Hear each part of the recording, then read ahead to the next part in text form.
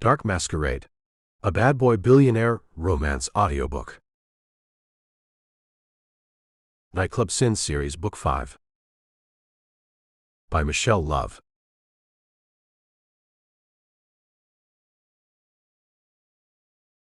Blurb.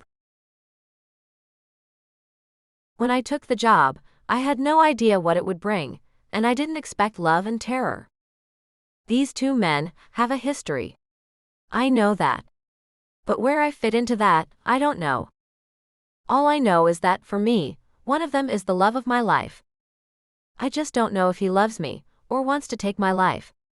Somebody does. Someone is watching me. It could be Aldo, or it could be Indio. Both of them are gorgeous, attractive, and rich as hell, not that money matters to me.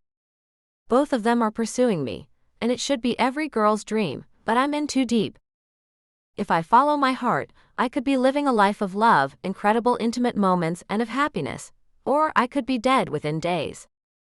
What do I do?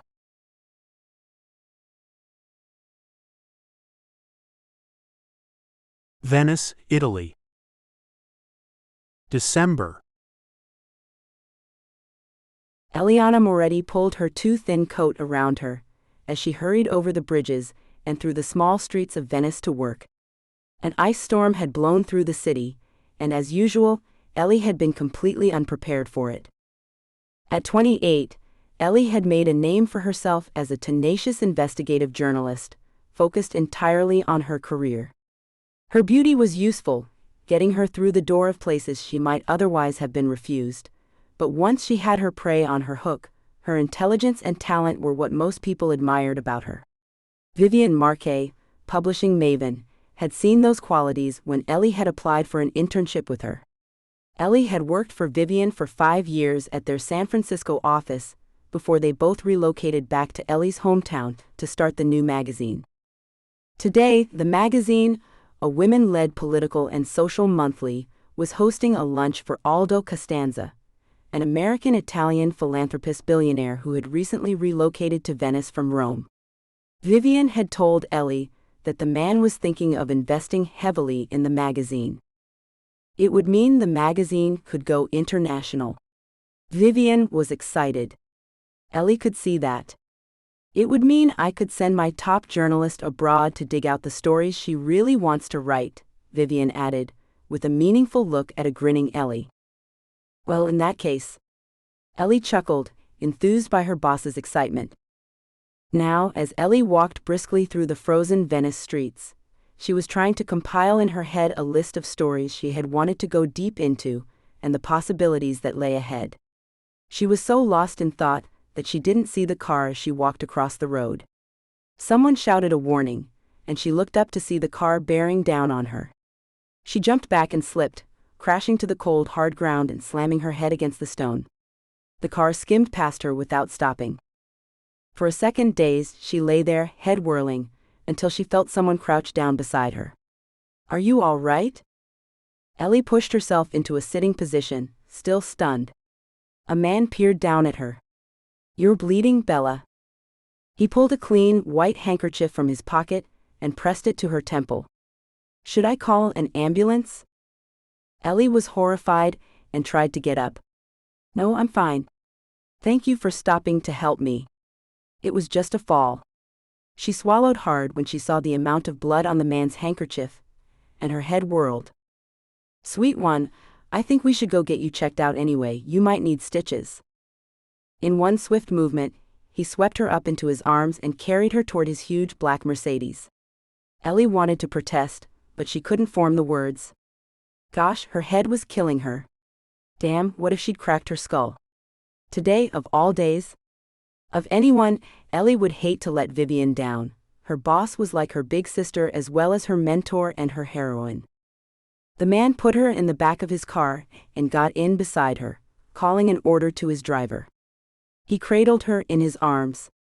Ellie felt her body get cold. Was she in shock? It was just a fall, damn it, but her head whirled, and she felt faint and nauseous. Her companion stroked her hair back from the wound. "Sweetheart, you must stay awake for me. What's your name?" "Eliana."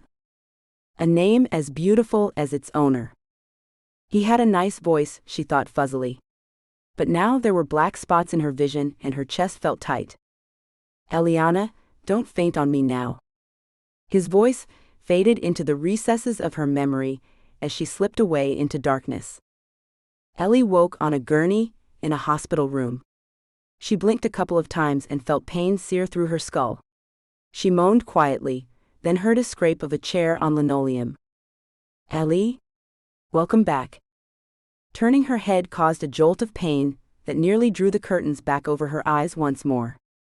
Stay still, the voice warned, coming closer until the face attached to it swam into view. Ellie squinted, making out dark hazel eyes, stubble, and light brown hair cropped close to his head. He looked vaguely familiar. Somewhere at the back of her battered brain, she also registered that he was seriously good-looking, but it hurt too much to put that into any kind of context. The man leaned down, bringing those warm eyes that much closer, and gently brushed her cheek with his knuckle. Heat flared through her for a moment, bright enough to dislodge the dizziness. Stay still, Bella, he repeated softly. You have a bad concussion. What happened? She asked in confusion. You were very nearly hit by a car. It could have been far worse, but you have a severe concussion, Bella, he repeated. They've stitched your head wound. You'll be okay, but you'll have to stay here for a day or two. Ellie sat up in horror, ignoring the pull of the IV tube in her arm. No, I can't. I have to work. I have to be there today. She could feel herself starting to panic, and he sat on the side of her bed and took her cold hand in his large, warm one. Again, there was a pulse of heat that moved through her body like a slow-burning flame. Sweet one, let me call your workplace. Where do you work? Il Mondo Italia, she rasped. Where? Magazine, yes, I know, he said, grinning. I'm a subscriber. You are? He laughed. Of course. And as you are Eliana, you must be Eliana Moretti. Your work is the reason I subscribe. She gaped at him. That's not true. Hand on my heart. Hi, Eliana Moretti. I'm Aldo Constanza. Vivian Marquez's eyes grew huge as she saw her best friend and top journalist, Ellie, complete with a bandage wrapped around her head and a bruised, pale face, being escorted into the magazine's offices by Aldo Constanza. Ordinarily, any unexpected appearance by Aldo would have been cause for scrambling in the office, but Vivian presently had no interest in anything but her friend. Ellie. She jumped out of her seat and rushed around to carefully embrace the woman who she called sister. What happened? Aldo greeted her warmly before Ellie could say anything. Vivian, how wonderful to see you again. This little one insisted on bringing me today, despite her accident. Ellie, please sit down before you fall down. Accident? What accident? Vivian demanded, easing Ellie into a seat and hovering beside her. She only just missed being struck by a car, Aldo explained. Her head took the brunt of her narrow escape. Why didn't you call me? Exclaimed Vivian in horror, very nearly pulling Ellie into a bear hug before realizing she might have other unseen injuries. She contented herself instead with taking Ellie's hand and holding onto it tightly. Aldo nodded at the head bandage. She was indisposed. The pavement has a dent in it, Ellie joked wearily. No major damage done to this hard head.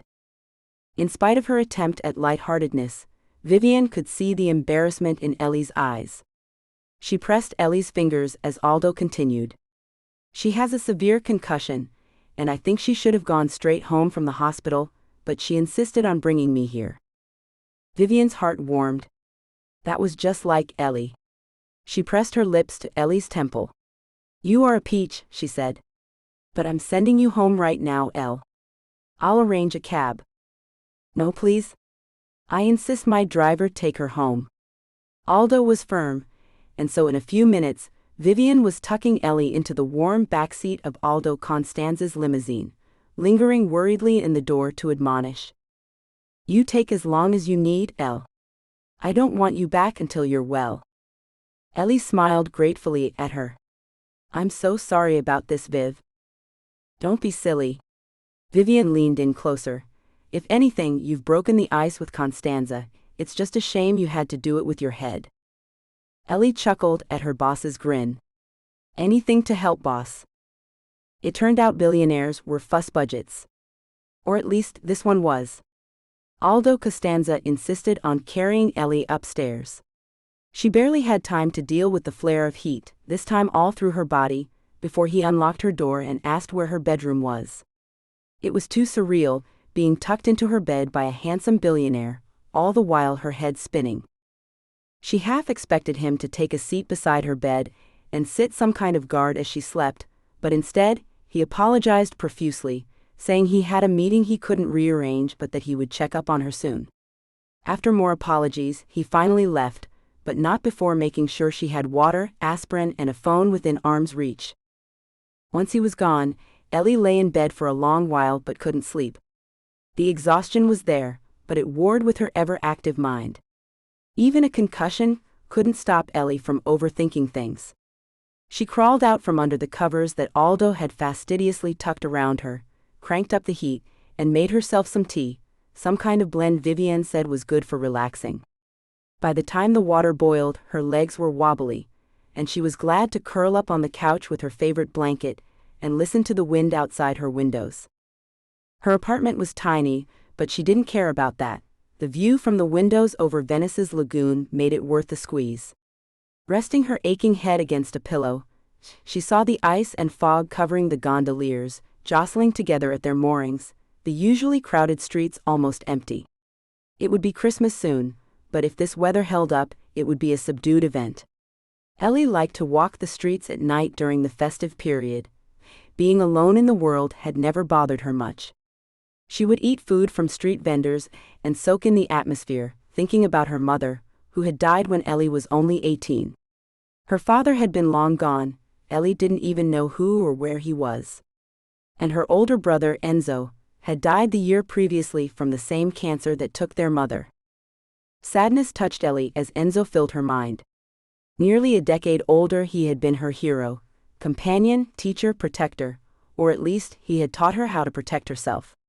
He had been an architect, designing some of the most beautiful hotels in Italy with his best friend, Indio. The sadness that Enzo's memory always brought Ellie was gently sidelined by a warm rush through her veins when she thought suddenly of Indio. Indio Navarro had been her first crush, her first love. She closed her eyes now and thought of his dark curls, his swarthy caramel skin, and his bright green eyes. She remembered the first time she had seen him when she was just 9 and he was 18. Gosh, he had looked like an Adonis, so beautiful, with huge eyes, a perfectly symmetrical face, and a hard-toned body.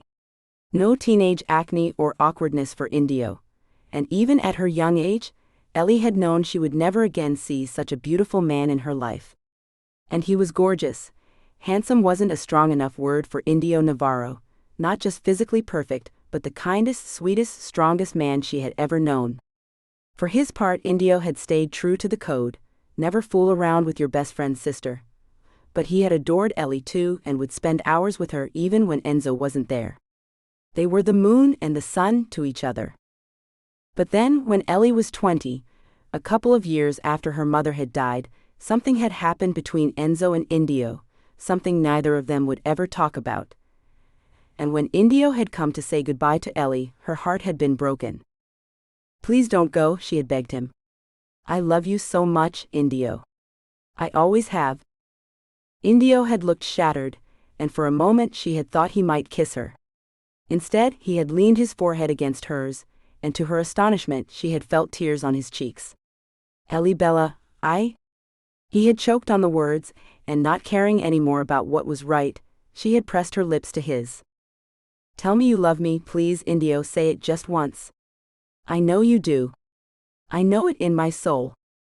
Indio had grabbed her head and kissed her, then pulled away, his hands dropping from her, his eyes closed. "I can't. I'm sorry, cara mia, I can't." And then he was gone, and Ellie had curled up into a little ball, her heart destroyed. When Enzo, pale and hollow-eyed, came to find her, she hadn't attacked him or blamed him. He was her brother, after all. Indio didn't love me enough, Ellie told herself for years, trying to mend her heart, but something had always told her that wasn't the truth. But when Enzo had died, her chance of finding out what had really happened between him and Indio was gone. Indio had left Venice and gone to Rome. Ellie made herself stay away from searching for him on the internet or reading about him in magazines. She knew he was a big deal in Rome and abroad, and his property nous and artistic aesthetic made him a billionaire. He had dated a string of beautiful women and married and divorced a former Miss World within a year, but lately had disappeared, gone to ground. Ellie sighed and pushed the thoughts of Indio away. She was a master of that. It was just in quiet moments like this one that she wished he was here with her, watching old movies and cuddling under a blanket like back in the old days. In bed alone, sometimes Ellie would think about what it might have been like to be intimate with him, his big body covering her tiny one, his mouth on hers. "You are 28 and still behaving like a lovesick teenager." Maybe it was the concussion that made her feel so melancholy. She dragged her thoughts back to Aldo Constanza and smiled. What a sweetheart of a man. His gaze had been intense on hers a couple of times, and her stomach had curled, warming at being so obviously admired. Her phone beeped from the bedroom. Grumbling, Ellie emerged from her cozy nook in the corner of the couch, carrying her blanket with her. She made her way the short distance to the bedroom and read the text message. "You may be hurting, girl, but you are also a magician. Aldo Constanza is investing, and he's investing big. I love you. Call me if you need anything. Viv XXX." Ellie smiled and returned to the couch. Putting the phone on speaker so she could keep her hands curled around the mug before all the warmth of the tea dissipated, she dialed the office. "Hey, Bruiser." Vivian's voice was typically cheerful, but with an edge of worry. "I didn't wake you up, did I? How's the head?" Ellie grinned, although her head ached badly now. "Better hearing that news." "No, I wasn't asleep." "You should have been," lectured Vivian. "You're supposed to be resting." "You texted me," Ellie reminded her. She took a sip of the tea and grimaced, wishing she could magically transport honey from the kitchen to the couch. "But trust me, Aldo tried to make sure I did." "Aldo?" Vivian repeated. "He carried me in." Ellie tried to gloss past that detail. "Oh gosh, Viv, I'm so happy for you, for the magazine. Thank God I didn't jinx it." "Far from it, Elle. Don't think you're getting away without giving me all the dirt." "But..." Constanza had one little request. "That you do an interview with him for the magazine, and in-depth, not a puff piece, don't worry, when you're better. I think you have an admirer, Ellie. A rich, handsome sweetheart of an admirer." Ellie flushed with pleasure. "He wants me to interview him?" Vivian sighed and laughed. "Trust you to focus on the work part. I'm telling you that man wants to foo."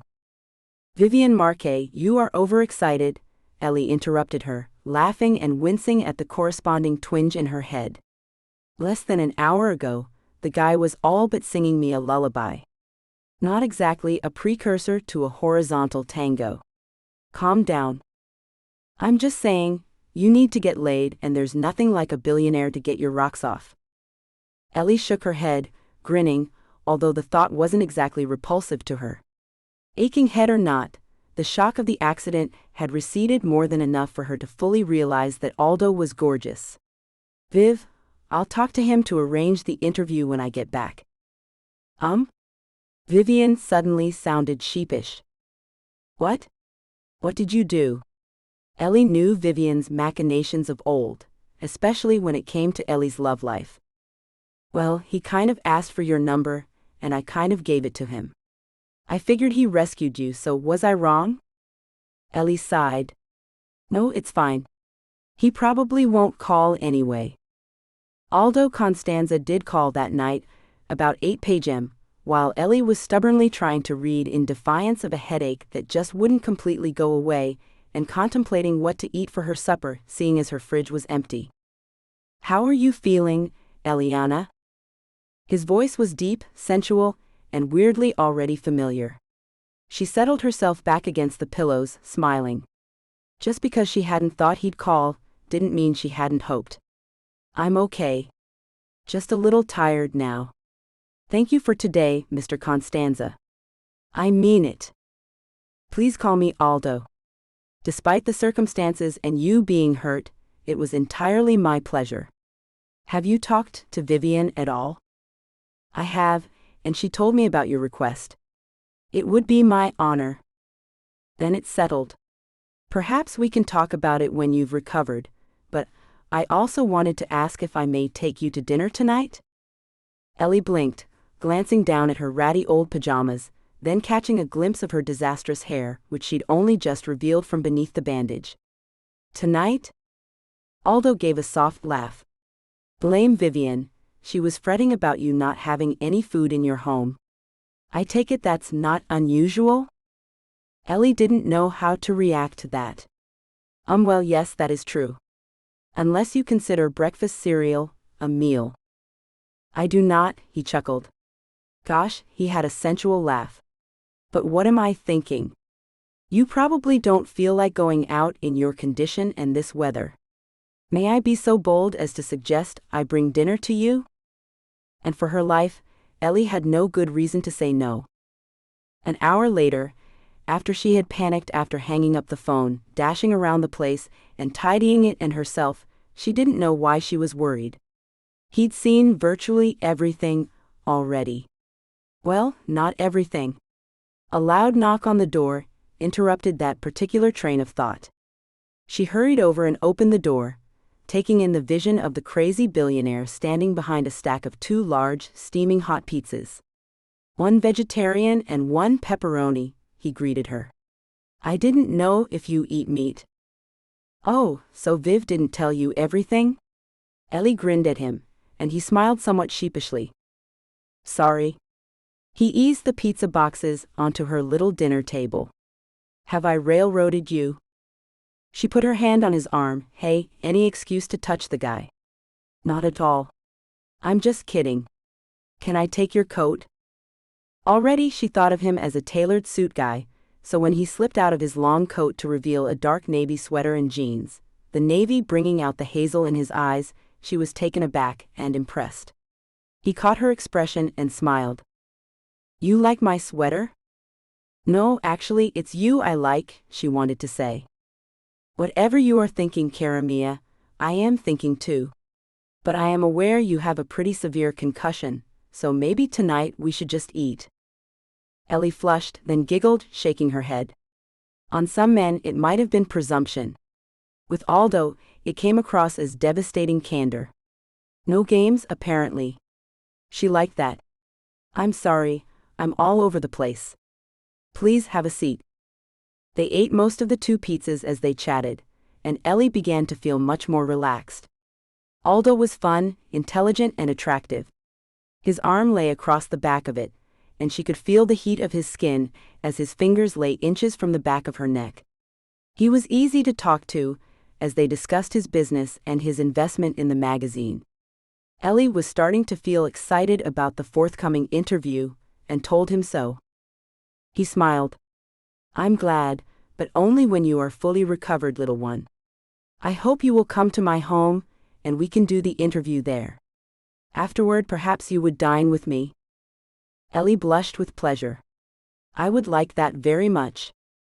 Just before 10 p.m., he announced it was time he left so she could get some rest. He kissed her hand, his warm lips seeming to linger over her skin, while Ellie stood in the doorway, heart rate surging.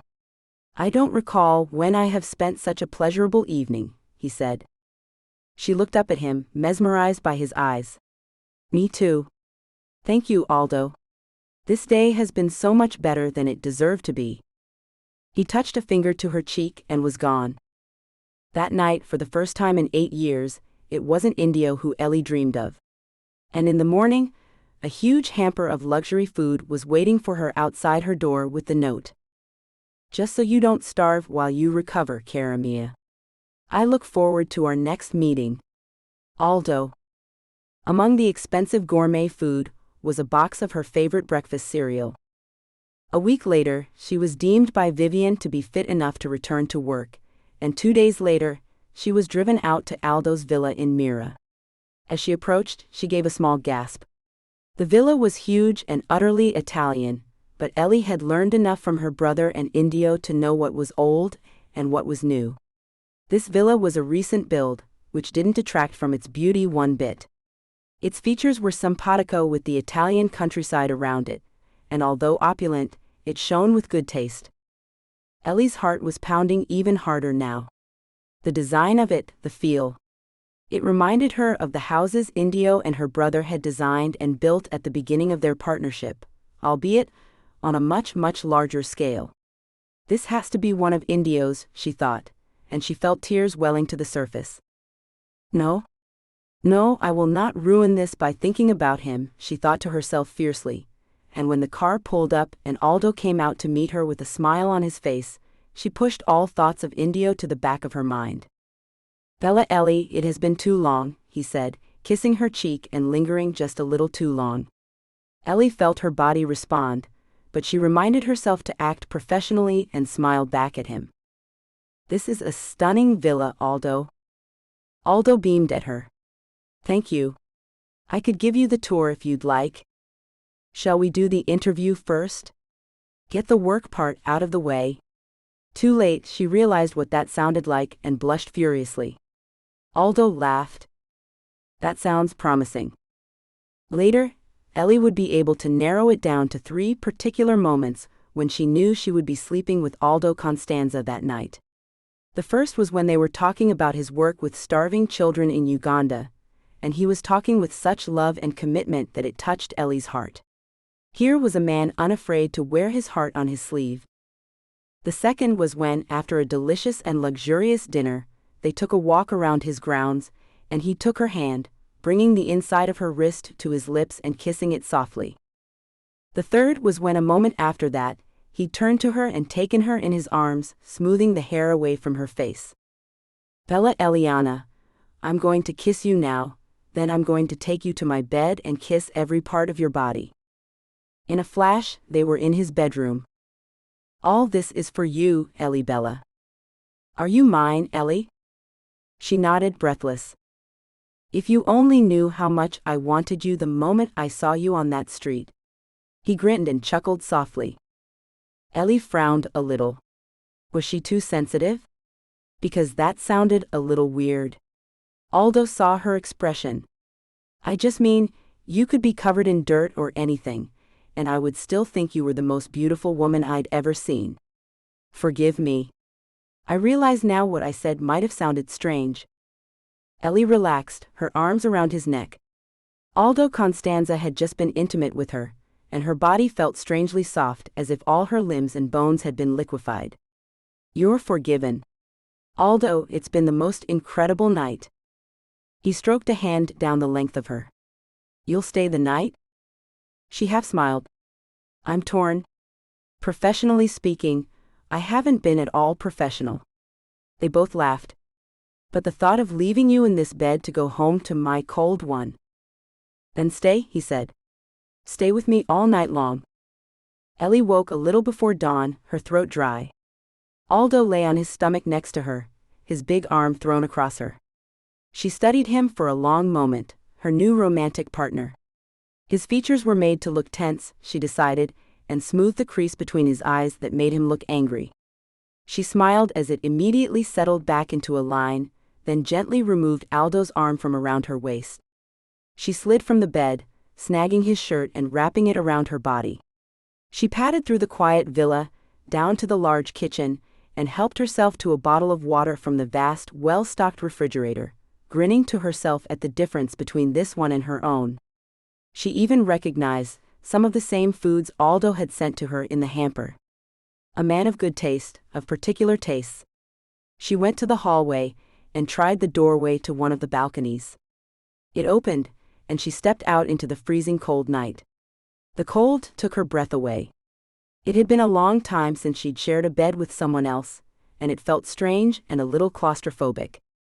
She started slightly as Aldo slid his arms around her waist. You'll catch your death out here, he murmured into her ear, and she grinned, moving to turn in his arms. No, stay like that. She rested her head back on his shoulder, panting for air. Her bare feet were freezing against the ice-cold stone of the balcony. Bend over the balcony for me, Principessa. Put your feet on mine if they are cold. Just before they got to the bedroom, Ellie saw a painting she hadn't noticed earlier. Wait. She gazed up at it. The woman in the picture had an ethereal beauty. Her dark brown hair was piled up on top of her head, and her large brown eyes were soulful, but it was the sadness in them that took Ellie's breath away. She had known this sadness, felt this utter desolation and heartbreak 3 times. Who is she? Aldo's eyes were suddenly wary. Her name was Yvetta. She was my romantic partner a few years ago. What happened to her? Aldo looked away from her gaze. Ellie touched his cheek lightly. Aldo, I'm sorry. I didn't mean to pry. It's all right. He coughed, clearing emotion from his throat and looking back at her with obvious grief on his face. She died. No, that doesn't even cover it. She was murdered. By an enemy of mine. Oh my gosh, Aldo. Ellie said in shock.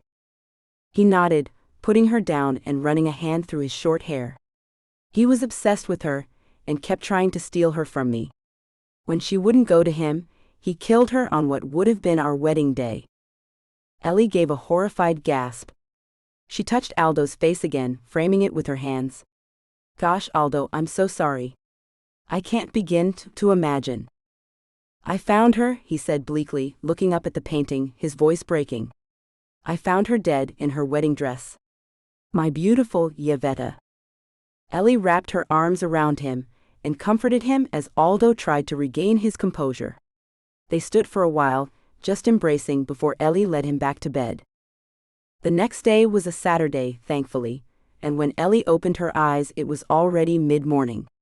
The bed beside her was empty, and at the end of the bed a fresh robe was placed, a note attached. Help yourself to anything you need, my sweet girl. I'll be down to study when you are ready. Ellie smiled and went into the ensuite bathroom, which was as palatial as the rest of the rooms in this villa. Ellie smiled to herself. Aldo Constanza did not do anything small. His business, his house, his intimate embrace. Stepping into the shower, Ellie felt relief as the warm water cascaded over her body. Soaping herself, she saw souvenirs of the night before written on her body. There were marks in the shape of his fingertips on her. It didn't bother her. She dressed quickly, stuffing her underwear into her purse, then went down to find Aldo. He looked up as she came in and smiled. Good morning, beautiful. He stood to greet her, brushing his lips tenderly against hers. How did you sleep? Wonderfully, thank you. She looked at his open laptop. I don't want to disturb you, though. Aldo smiled. It is unfortunate that I do have to work today. May I ask Umberto to drive you home? Ellie smiled. Of course. Thank you. And thank you for last night. He kissed her again. May I see you again, Ellie? She smiled and nodded. I would like that. But Aldo, I do have to say, I don't want this to interfere with my work. It is very important to me. I understand. I would never place any expectations on you, my sweet girl. Please, won't you stay and have brunch with me before you leave? I'll ask Umberto to bring the car around in an hour. If it won't keep you from your work, she said, but his hands were already snaking under her skirt and encountering bare skin. She grinned, looking up at him. I don't put yesterday's underwear on. With a feral growl, Aldo pulled her into his arms and kissed her, his lips rough against hers. An hour later, she was being driven through the snow back to her apartment. Before she got there, feeling energized and joyful, she decided she would go grocery shopping and ask the car to change directions. Wandering around the Christmas markets, she spent a leisurely afternoon shopping, and didn't notice how late it had gotten until the streets were emptying. Ellie hauled her full bags back toward her apartment, contemplating what she might make with the fresh ingredients. It began with a prickle up her spine as she walked down a dark alleyway. Ellie stopped and turned. Though an alleyway could suggest danger to some, this one was as familiar to Ellie as any main road. She'd never felt any kind of fear while walking through it, regardless of the time of day. But now she felt as if someone were watching her. She sucked in a breath and checked every dark corner she could see. Nothing. Not even a breeze. Picking up her pace, she walked quickly back to her apartment. Relocking the door behind her, she put her grocery bags down. Walking into her own home, she should have immediately felt secure, but the feeling persisted. Hesitating just a second, she grabbed a knife from the kitchen drawer. Her apartment had only 3 rooms, but she checked everywhere she could think of. Nothing and no one. Ellie shook her head. She had never been one to be paranoid, so why now? Was it just the seismic shift in her life from a week ago? A night ago? It must be that, she said aloud to herself, feeling her body finally relax, and went to unpack her groceries. She had just finished cleaning up the kitchen, and was getting into bed as her cell phone rang. "Hello, sweet girl. I just wanted to make sure that you're okay." Ellie smiled. "I'm good, Aldo, thank you. I've had a very decadent afternoon, and stocked my refrigerator." Aldo laughed. "I'm glad to hear it, although I do wish I was with you. I realized tonight what a big empty house this is." Ellie felt a little uncomfortable. "There'll be other nights, Aldo." "Oh, I know, sweet girl. Are you free tomorrow? Can I come see you?" Ellie came as she sighed, "Yes." Aldo gave a satisfied laugh. "Good, tomorrow then?" Ellie chuckled, still catching her breath. "Tomorrow, Aldo." All traces of her earlier fear had long fled as she said goodnight and fell straight asleep, thoroughly sated. 2 weeks later, Ellie and Aldo were in the same room. Vivian met with Ellie for lunch. After an enjoyable 30 minutes spent discussing everything under the sun, Vivian finally got around to work talk. Only because Vivian was Vivian and her radar missed nothing, work had a double meaning. "Girl, this article is one of your best. Hands down. How'd you get him to open up so much?" Ellie could feel her face burn a little, thinking of all the different kinds of opening up she and Aldo had been doing. "He's very loquacious when you get him on the right topic. His work in Uganda, his love of art. He even told me some stuff about his personal life, but I felt it didn't add anything to the article, and it would be taking advantage of a personal tragedy." "You're sleeping with him," Vivian said bluntly, not asking. Hiding things from her best friend was an impossibility. "Maybe." Vivian grinned from ear to ear.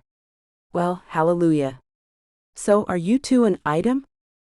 Ellie laughed then, taking a sip of wine. "Yeah, Grandma, we're a courtin'. No, I think for me it's just a pleasant fling." "And what about for him?" Vivian pressed, pushing her plate back and waving a waiter over to remove it before refilling her glass. "Aldo Constanza doesn't strike me as a man to do things by half. You sure he doesn't think you two are serious?" Ellie shrugged. "We haven't talked about it, but Viv, I won't let it affect my work here, I swear. I'm scared that if I get too involved and it ends badly, it could mean Aldo withdrawing his investment." Vivian looked vaguely horrified. "Ellie, your intimacy is your business. Don't let Aldo dictate things like that." "Oh, he's not, Viv. I'm sorry if it came out that way. I mean, my work is my passion. That's the most important thing to me." Studying her intently, Vivian covered Ellie's hand with her own. "Would you say that, if we were talking about Indio Navarro?" A bolt of pain shot through Ellie, leaving her feeling like she'd been ambushed. "But we're not?" Immediately remorseful, Vivian rounded the table and sat down beside Ellie, hugging her close. "Oh, sweetheart. I say this as your friend, and because I love you. It's been 8 years, Ellie. You have to start looking to the future. Indio's not coming back, however much you keep your heart hidden from everyone else. Aldo Constanza is gorgeous and delicious, and he believes in your work." Ellie sat back, looking away for a second to regain her composure. "I know, and you're right about Indio. Why did it still hurt so much to say his name? It was like 1,000 swords being plunged into her heart." Ellie rubbed her eyes, and Vivian smiled. "If I did that, I'd look like a panda," she said. I will never stop being jealous of the fact you don't have to wear makeup, girl. Just don't throw this thing with Aldo away because of an old attachment, no matter how much Indio once meant to you. That's all I'm saying. He didn't once mean something to me, Ellie muttered, reaching for her empty wine glass, just to do something with her hands. He still does, Viv. And he always will, I know. But you can temper that meaning, so that you still have a chance at a meaningful relationship, Eliana. A real relationship. As opposed to a ghost one. Ellie nodded, stifling a sigh. Yes. Yes. I know. Aldo came to meet her, as Ellie was leaving the office. He kissed her, not caring who saw them on the crowded street. I've missed you today, Ellie Bella. Ellie hated that he called her that. It had been Indio's nickname for her. Then she pulled herself up, so what? It was as sweet a name for her, but Indio didn't own it. He would never say those words again, so what did it matter? She smiled up at Aldo, stroking the short hair over his ear. Shall we spend tonight at my place? We always seem to be going to your home. Aldo tightened his arms around her. But there's more space at mine. Come back with me, Ellie. I have a surprise for you. Ellie pushed away from the annoyance she felt. Every time she had seen Aldo since the first time they had eaten pizza together, it had been assumed that they would spend the night at his villa. Did he think her place wasn't suitable for a man such as himself? She didn't want to argue, though, not out in public like this, so she agreed, giving him a half-smile as he took her hand and led her to his car. At his villa, he placed his hands over her eyes and then steered her into his vast living room. Open! Ellie opened her eyes and gave a delighted laugh. A huge Christmas tree stood, its lights twinkling in the dim light of the living room. Oh, Aldo, it's so beautiful. He kissed the soft skin on the inside of her wrist. I remember you telling me that you missed having Christmas with your family, and that your apartment was too small for you to have a tree. So I thought of this. Ellie felt tears in her eyes and felt badly for her earlier irritation. She touched Aldo's face, then went to examine the tree. She breathed in the fresh scent of pine and admired the glitter and sparkle of the gold decorations. It was opulent, extravagant, and exquisitely decorated, a far cry from when Enzo and Indio used to haul in a bedraggled tree from the garden and make paper decorations for it. Ellie knew that it was improbable that Aldo had decorated this tree himself, but it was still a thoughtful gesture. She felt his hand on her back. You like it? She nodded, turning to kiss him. It's beautiful. He took her face in his hands, studying her eyes. It pales in comparison to you, beautiful girl. His lips touched hers, and Ellie sank into the kiss. I have a gift for you. He bent down and picked up a box, gift wrapped in silver and gold with an off-white bow. Carefully, Ellie peeled the paper away, wanting to save it for no reason other than the memory. The box beneath matched the wrapping paper, metallic colors gleaming in the low light, as Ellie slid her thumbs into an indentation on each end and popped the lid off. She drew in her breath at the incredible necklace embedded in soft velvet, white gold and diamonds glistening at her, like the gleam in Aldo's eyes when she looked up to thank him. It's beautiful, she murmured, lifting it out and starting to put it to her neck, then stopping in confusion as she realized that there was a lot more to the opulent strand than she had initially thought. Smiling, Aldo reached for the piece of jewelry. It's a body chain. Here, let me put it on for you. He put the delicate chain over her head, the light metal feeling cool across her bare skin, and crisscrossed it between her chest over her belly. Ellie looked down at herself in amazement. She had to admit it looked good against her caramel skin, the diamonds twinkling in the light of the Christmas tree's own illuminations. Aldo stepped back and admired her body. Wow. Just wow, Ellie, you have the body of a goddess. Ellie shivered straight away, feeling vulnerable, and she heard Aldo give a low chuckle. That's right, Eliana, you're at my mercy. Her breath hitching and trembling, she waited for his touch. Aldo gazed down at the beautiful woman on his carpet and smiled. This is what he had wanted, having her helpless, desperate for his touch. You are mine tonight, Eliana. Later on they had dinner. They sat together drinking scotch and watching the tree lights twinkle. Aldo stroked Ellie's face and was quiet for a while. Ellie, spend Christmas with me. I hate to think of you, alone in that tiny apartment. Spend it with me here and we will eat too much food, drink too much champagne, and watch cheesy movies. Ellie half smiled at him. Are you sure? What about your family? Aldo sighed. My father will be skiing with his wife in Austria. My younger brother, Antonio, is at college in the United States and does not intend to beg around his boring older brother. So you see, I'm as alone as you. He looked playfully mournful, but Ellie felt stung by his words. Was she really that pathetic? She rubbed her forehead, trying to stave off a headache. She occasionally still got one in the aftermath of the concussion, but this one felt different. Are you all right? Always watching. The thought hit Ellie, but she brushed it away. Don't be unfair, girl. He's just concerned. A headache. Maybe I should go home. He kissed her cheek and looked at her in concern. Nonsense. Look, I'll get some aspirin for you and some water and you can go lie down. When she was alone, Ellie stared at the fire that Aldo had lit earlier, her emotions in turmoil.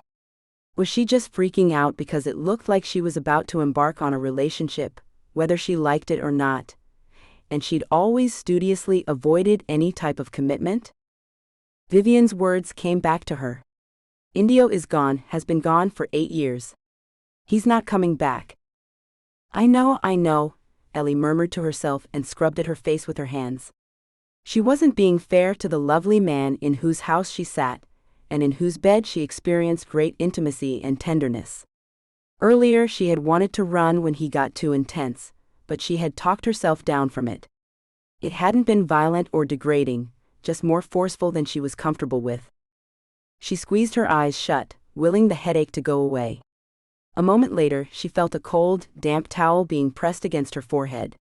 It felt so good, she had to smile. You are the sweetest man, she said softly, and Aldo responded by kissing her softly on her lips. Here, sweet girl, take these. He dropped a couple of aspirin in her hand and gave her the glass of water. You should go lie down. Ellie opened her eyes and smiled at him. If you come with me. Aldo smoothed her hair. Always. They lay in bed talking quietly, Aldo's hand stroking her face, until she felt herself drifting off to sleep, her head still pounding. The nightmare began with sweet memories of her, Indio and Enzo, down at Indio's mother's farmhouse in Tuscany, during the summer heat, and picking olives in the grove. Indio teased her, chasing her with a spider in his hand down the hill, until they were both breathless, laughing and collapsing together. Indio plucked a bloom from the field of wildflowers, and winded it around her finger. His lips were soft against hers. Sposami? Marry me? Ellie found herself in a white dress before she could even say yes, drifting down the hallway of Aldo Constanza's home. She was confused now. Why was she here of all places? Was it still Indio she was marrying? She pushed open the 2 huge white doors in front of her, to see an altar and Indio waiting for her at the end of the aisle. As she moved toward him, she saw her brother Enzo step in front of her. Don't do this, Ellie, please. He's not who you think he is, he's dangerous. I love him, Enzo. I've always loved him. Her brother's image faded away, and she turned, smiling at her groom. Listen to your brother. Another voice behind her. She turned. Yvetta, herself in a wedding dress, but with the hilt of a knife protruding from a huge blood stain on the bodice. Yvetta smiled, as beautiful as in Aldo's painting. He did this to me, Ellie. He will do it to you too. Ellie shook her head. You don't know him like I do, he isn't capable. Yvetta disappeared, and she was left alone with Indio. He took her hands and led her up the stairs toward a faceless priest, who began to read the marriage ceremony. If any person should have an objection. Yes. A man's voice, broken and full of grief. Ellie turned to see Aldo staggering up to the altar, heartbroken, his face streaming with tears. Please, Ellie, don't marry him, he'll destroy you like you've destroyed me. Please. Ellie closed her eyes. I'm sorry. I did love you for a time. I did. When she opened, Aldo was gone and she was married. Her new husband looked down at her. Come with me, my beautiful Ellie. Ellie followed Indio into the hallway. In a flash, Indio cuffed her around the head hard. Ellie went down, confused and shocked. She looked around and the blood froze in her veins. The knife Indio was holding was huge and lethal. Oh gosh, no. I'm sorry, Ellie, my beautiful Ellie, but you know it has to end this way, don't you? He walked slowly toward her, and she started to crawl backward. He smiled down at her, his eyes soft. I asked Aldo to come here to see if you would be tempted, to see if you were true to me, he said. I had to get him here so that you could be tested, my darling. And you failed. You fell in love with Aldo Constanza and let him put his hands on you. He crouched next to her and grabbed her wrists, winding a rope around them. He will find you here dead. It will destroy him, and that's all I want. Ellie kicked out and caught him hard on the knee. Indio went down, howling, and Ellie flipped over and started to pull herself away from him. She couldn't believe this. Indio, her beloved Indio, a killer. It wasn't enough. Indio attacked again. Ellie cried out in pain, gasped for air as he turned her over and tore open her dress. Ellie arched in agony. She was losing consciousness, her strength fading rapidly. Stop, she whispered, her voice weakening. But Indio's rage wouldn't be quelled. He leaned over and kissed her, a chilling parody of affection. This is even more satisfying than marrying you would have been, he hissed. Enzo knew the truth. Why do you think he warned me away from you all those years ago? Yvetta, poor sweet Yvetta, loving me while I could never love anyone but you. She was just a practice run. No, she couldn't believe it. She refused to believe that her Indio was capable of such brutality. Yet a chilling realization dawned on her. The violence she had glimpsed in his eyes, had she mistaken it for something else? Why, she whispered with the last of her strength. I love you, only you, Indio. Indio smiled. And you always will, for eternity, my love. No. Ellie screamed, bolting up in bed, then scrambling across the dark room. She tripped on something or other and went sprawling, nearly striking her head against a wall before she caught herself. Drenched in cold sweat, she trembled as she watched a figure rise in the bed a few feet away, broad shoulders turning toward her. Eliane? She relaxed slightly at Aldo's familiar voice, but not completely.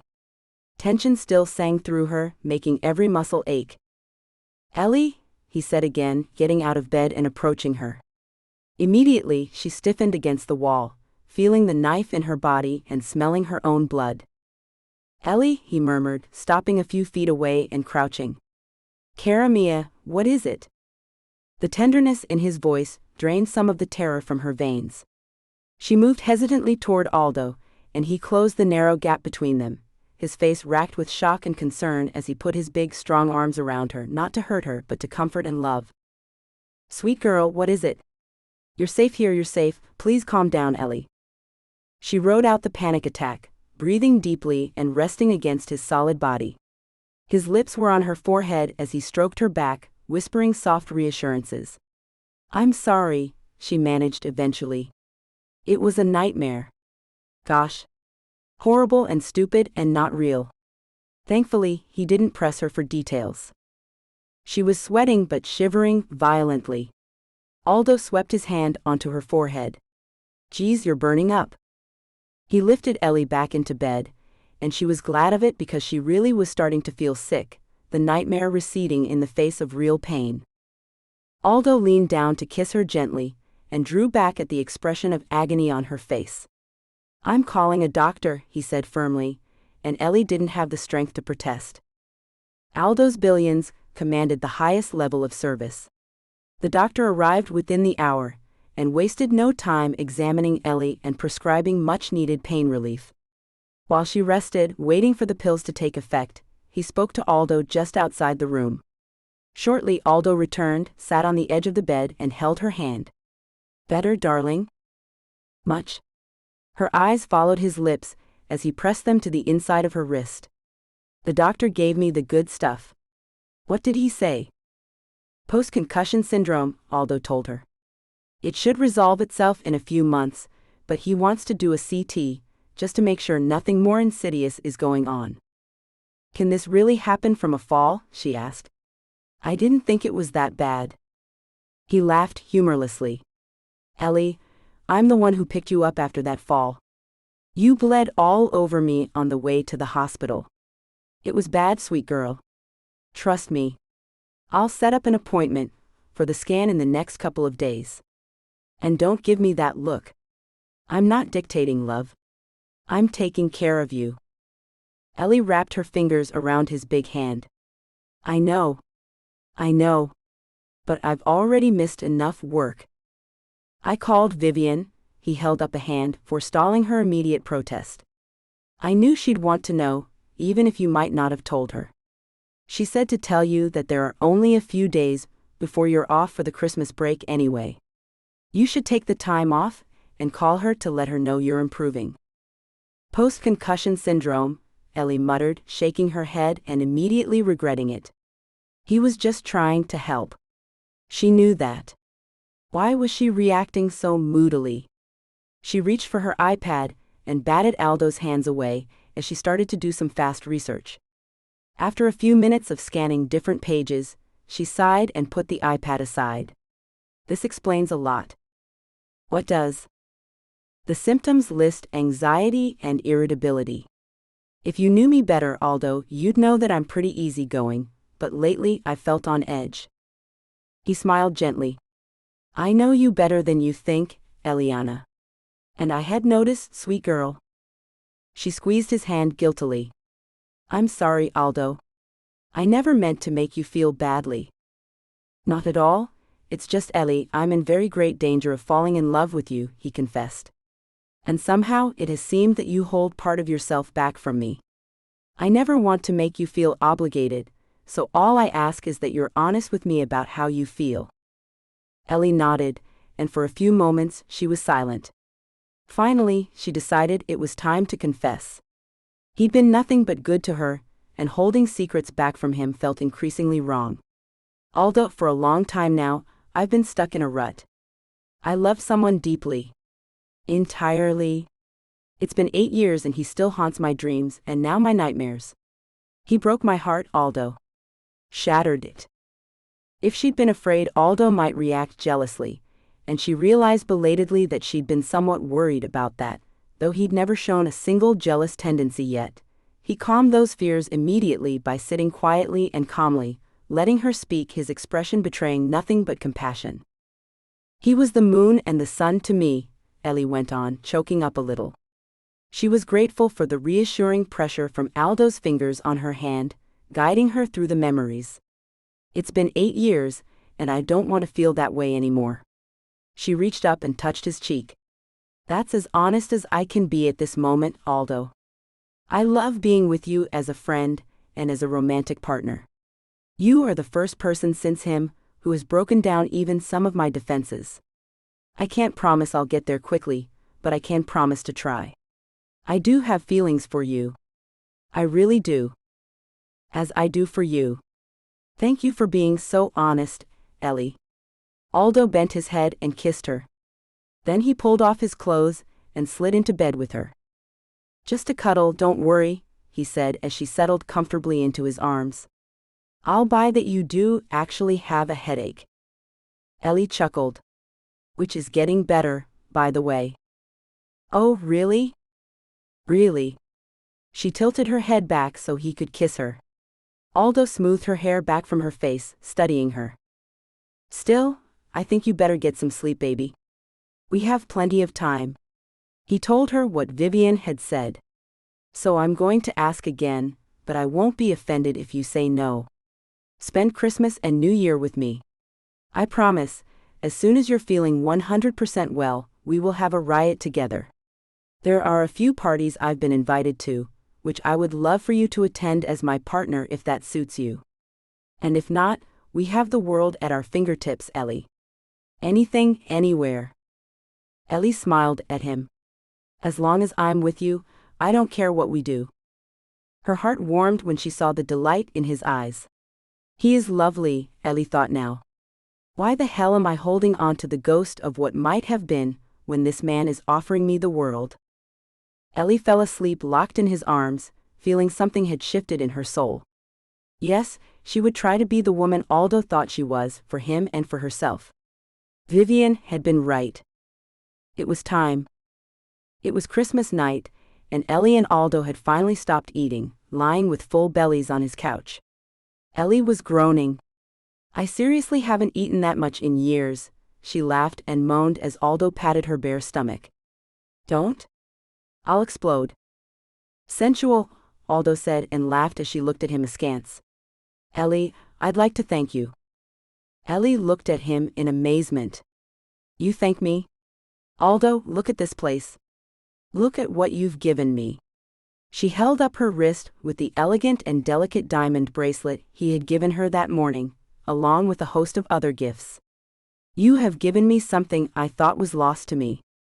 A family Christmas. Aldo looked delighted, but he also shook his head.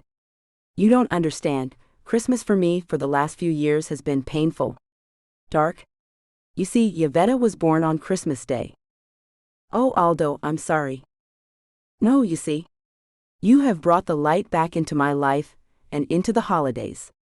You, Ellie, have given me more than I ever thought possible.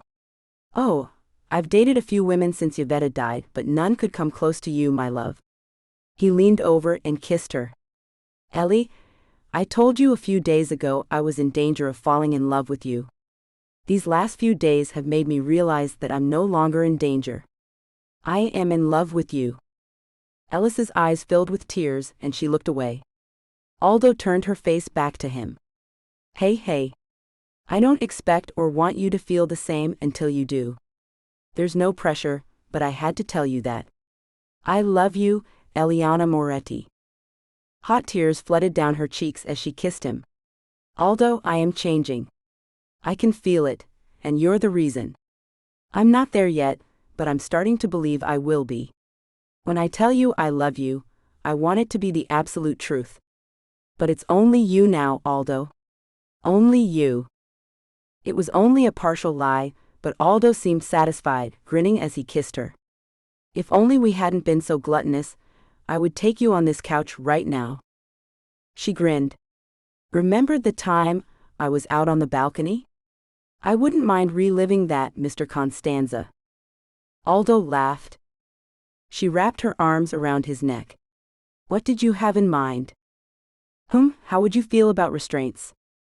Ellie nodded slowly. We could do that.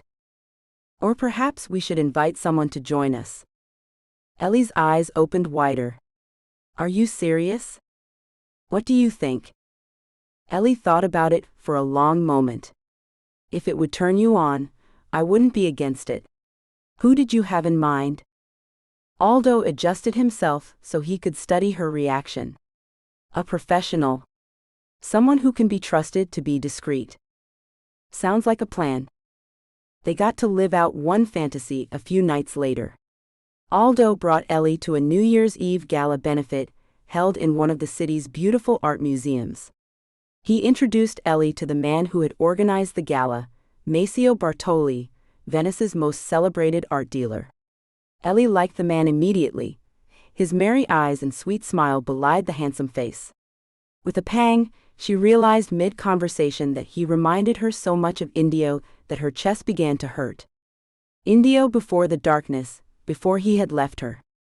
Maceo, his dark curls highlighted with silver, introduced Ellie to his wife, Orianthe, a dark-haired beauty who had as much mischief in her eyes as her husband. Ori bore Ellie off to grab some drinks from the waiters, who glided gracefully and discreetly around the gathering. Ori took an orange juice for herself, nodding down to her swollen belly. This one won't let me drink for another 3 months. She glows, Ellie thought, warming to the other woman. Is it your first? Ori shook her head, grabbing a canapé from a tray and shoving it into her mouth in a way that Ellie approved of. No, we have a son too. Dario. He'll be 8 soon, a charmer just like his dad. How long have you and Aldo been together? Just a couple of months. It's early days. Have you known him long? A while, but not well. He's kind of private. We don't see him out much. He's a homeboy, I think, especially since his fiancée died. Awful that was. I know something about being stabbed, so when Maceo met him just after Yvetta died, Maceo told him about our history. I think it helped to talk to someone who knew what it was like. Maceo was stabbed? Ori shook her head. No, I was. By a psychotic jerk who thought women were possessions. But I nearly died, and Maceo went through hell. At least I had morphine. So he could relate to how Aldo felt. I hope it helped Aldo come to terms. She smiled at Ellie. Sorry, this is morbid. Let's change the subject. Are you in love with Aldo's home? I have such envy, not that Maceo wouldn't build one for me if I asked, but still. Whoever designed and built it for Aldo was a genius. Ellie felt her chest clench a little, but she asked the question anyway, keeping her tone casual. Do you know who the architect was? Ori shook her head and leaned in conspiratorially. I don't, but I heard he was some kind of player. Don't quote me on this because I don't know for sure, but there were rumors that Yvetta was sleeping with him, and that he may have had something to do with her murder. Of course it was never proved, and her murder is still unsolved. Hey, are you okay? Ellie had paled. It couldn't be Indio. It couldn't. He would never hurt another person, would he? Her nightmare came back to her and she shivered. She tried to smile at Ori. I'm fine, honestly. Just such a lot of pain to cope with. I just feel for Aldo. I know. Hey, Ori said, apparently wanting to distract her. You're a journalist, right? I read your interview with Aldo, and was inspired to read some of your other stuff. You're really talented. Ellie flushed with pleasure. It meant a lot to her that this lovely woman liked her work. Thank you, Ori. You're very kind. If you ever wanted to tell your story, please think of me. Ori hooted a little. I'm not that interesting, believe me. Come on, let's look around. An hour later, Aldo, catching up with her, bent his mouth to her ear. Meet me upstairs on the small balcony above the O'Keefe. Do you see it? She nodded, and he disappeared. In a minute or so, she left Ori with Maceo and followed Aldo upstairs. The marbled hallway echoed with the chatter from below, but it was empty.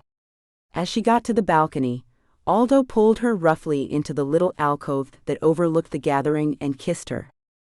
That was such a rush, she whispered, and Aldo grinned, nodding and kissing her again. Thank you for helping to fulfill that particular wish, he said, and she laughed. It was my pleasure.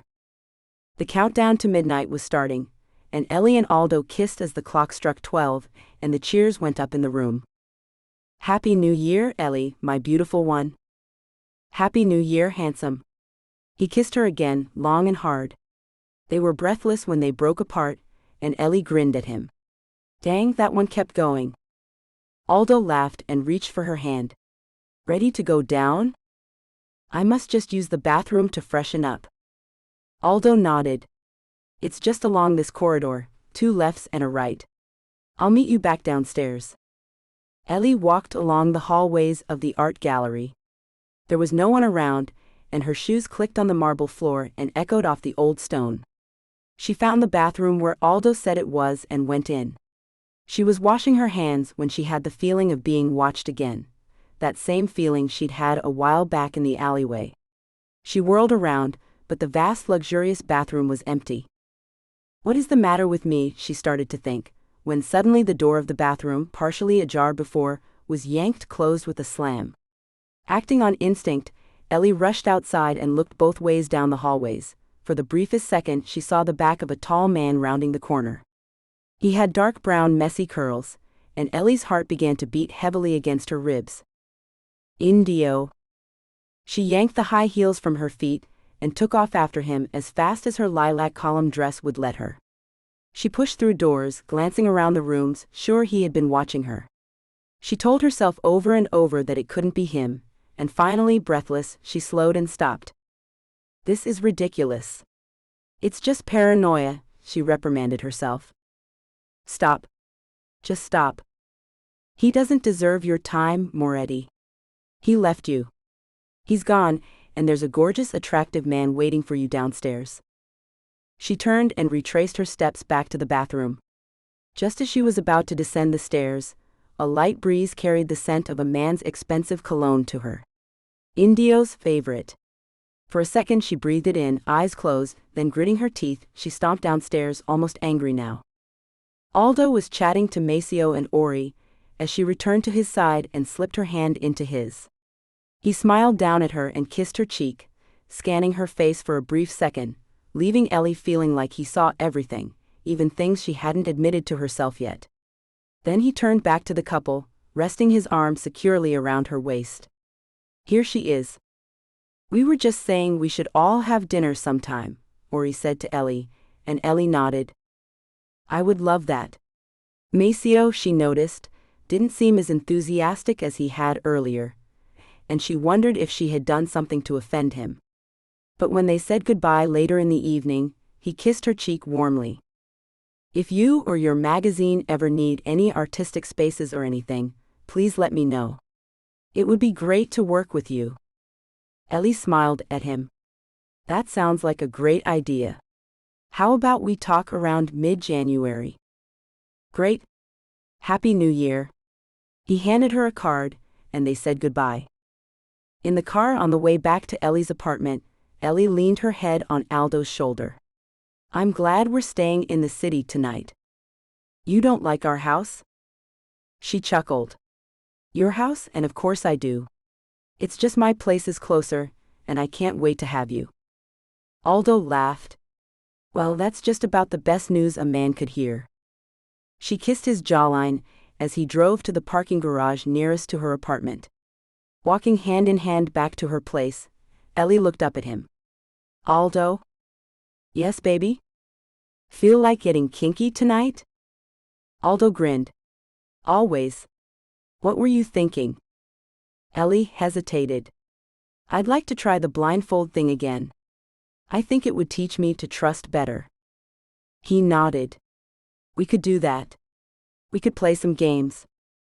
In bed with her a short while later, he wound his tie around her eyes. Can you see? No, she grumbled. And it's torture knowing you're naked, and I can't see you. Aldo laughed. And you won't be able to touch me either. I'm going to tie your hands behind your back, beautiful. You are? Yep. On your stomach, Moretti. Ellie laughed and obeyed, and Aldo bound her hands, tucking them into the small of her back as he rolled her onto her back again. Ellie wriggled, smiling. You like that, huh? She laughed. Surprisingly, yes. Now tell me about this game. Well, you see this beautiful soft belly of yours? He ran a finger down her stomach, and she sighed happily. Well, we're going to play a game of guessing. I'm going to stroke various objects down it, and you have to guess what they are. Are all these objects attached to you? Some of them will be. They were both laughing now. Some I will have culled from your place. Ellie giggled. Dirty boy. She heard Aldo go back to the kitchen, then the living room. I'm not trying to sway you, but you might want to look in my nightstand. She heard him come back into the bedroom, the drawer of her nightstand opening. Oh ho ho, he said with a chuckle. You've been holding out on me, you little minx. Ellie smiled. She felt Aldo climb onto the bed, then his fingers stroking her belly. Too easy. That's your hand. Did I say I had started? I was just preparing the playing field. Ellie started to giggle now, both with amusement and nervous anticipation. She felt him kiss her belly.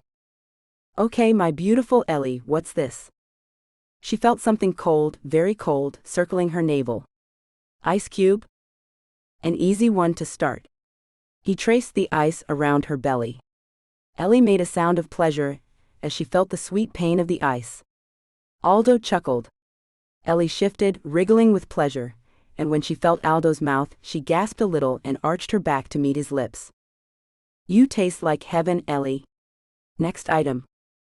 Ellie, enjoying the game, and guessed the next 3 items as well. A crystal ornament Vivienne had brought her from Paris, the edge of a wooden box from her desk, and the cold metal of her fountain pen. Aldo kissed her. You have 5 correct already, baby. We could just stop here if you want, she said, but Aldo laughed. No way, this is too much fun. Next one? Ellie felt something cold and metallic touch her skin. At first thin, like a needle, and then flat against her skin, like a knife. Ellie's blood ran cold, and for a second she couldn't breathe. A knife, she said hesitantly. She heard Aldo's sharp intake of breath. Of course not, Ellie. What do you think I am? It was my watch. I'm sorry, Aldo. I wasn't accusing you of anything. Some people like knife play. I'm just not one of them. Me neither, Ellie, especially after what happened to, his voice choked off, and Ellie felt terrible. She couldn't reach out to comfort him, her hands still bound behind her. Gosh, Aldo, I'm sorry. I was insensitive. Please let me up so I can hug you. No. It's okay. I understand why you would have guessed that. Let's just put it down as a wrong guess. Next one? It was hard but soft at the tip against her skin, almost silky. Ellie, trying to cheer him up, smiled at him. Afterward they fell asleep together, lips almost touching, Aldo's big arm locked around her waist. To Ellie's great relief, the nightmares didn't make another appearance, and when she woke in the morning, she felt rested and safe.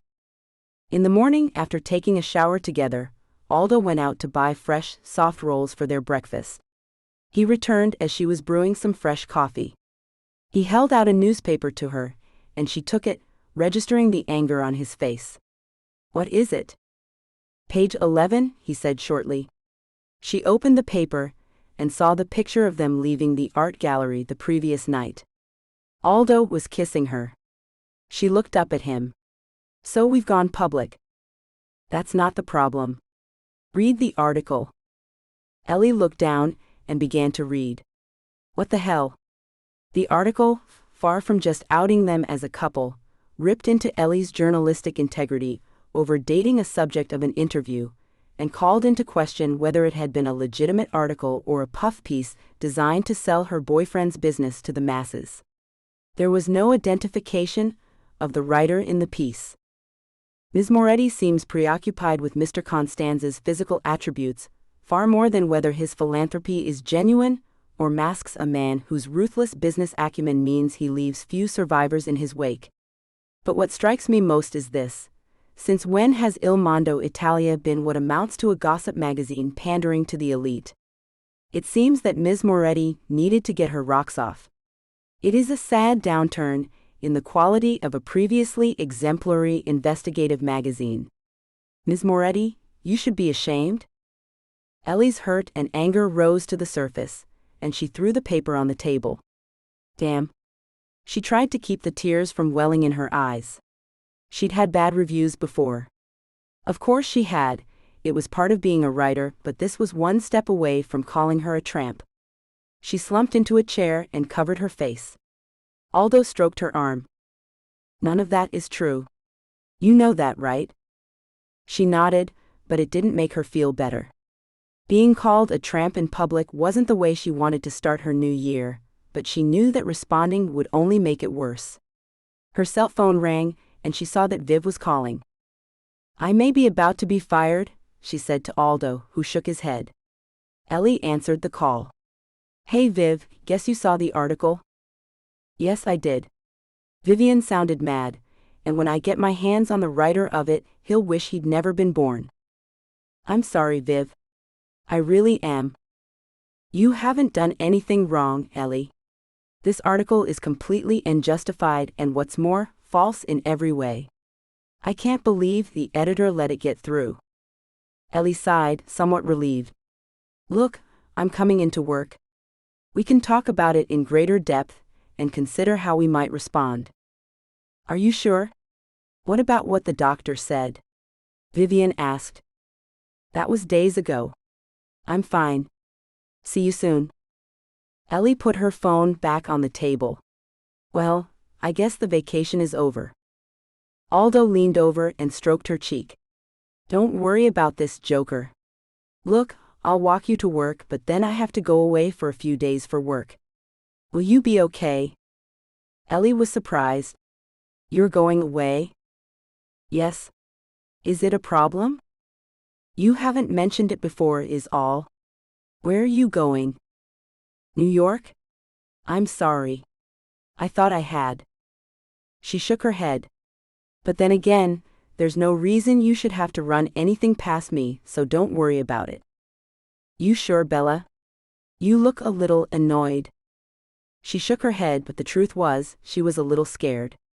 This business trip seemed to come out of nowhere, and she wondered if Aldo thought a little distance between them would be a good thing after the article. Aldo was watching her, and as she got up, he pulled her onto his lap.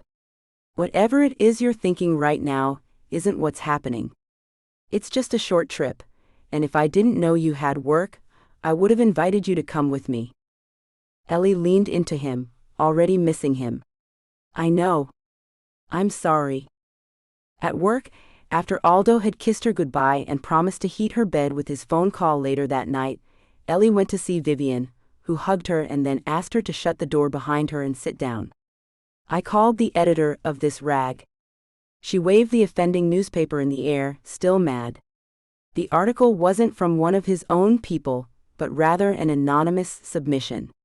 He thought it made good points, which, by the way, it doesn't, and put it in.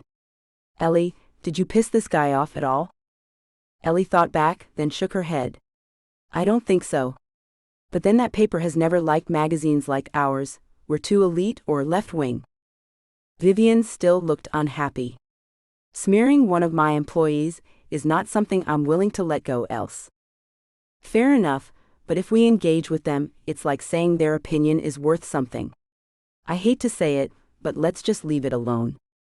I'll just have to make sure that my future articles are as good as they always have been, Vivian said a little forcefully. Do not let this jerk make you feel as though you're not talented. You were born to do this, Ellie, and you know it. Thanks. Ellie got up. I'm going to distract myself with some work. I'm fine, she emphasized before Vivian could check up on her yet again. Sitting around at home won't do me any good. As promised, she immersed herself in her work. It felt good to be back in her office, calling some of the shots in her life. She did some general research on some pending pieces, then called Maceo Bartoli and set up a meeting with him to discuss working together. I'd love it if we worked on something that was both investigative and beautiful to look at, Ellie told Maceo. If we could do something actually in your own gallery, I've heard it's a beautiful space. Maceo laughed a deep sensual chuckle. You should come to have lunch with Ori and me sometime and have a good look around. Then you'll see it's chaotic and frenzied, but yes, I adore it. We've managed to build it up over the last few years so that we have a family atmosphere.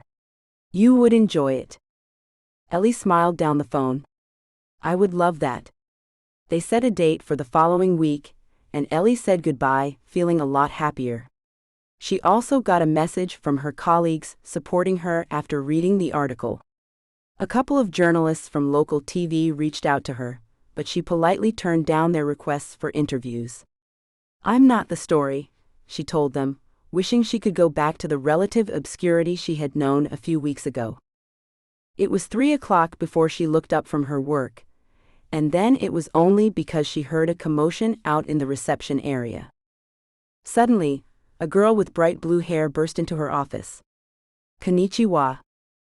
Ellie gaped at the girl. Tandy? Oh my gosh. She got up, and the two women embraced, hugging each other tightly.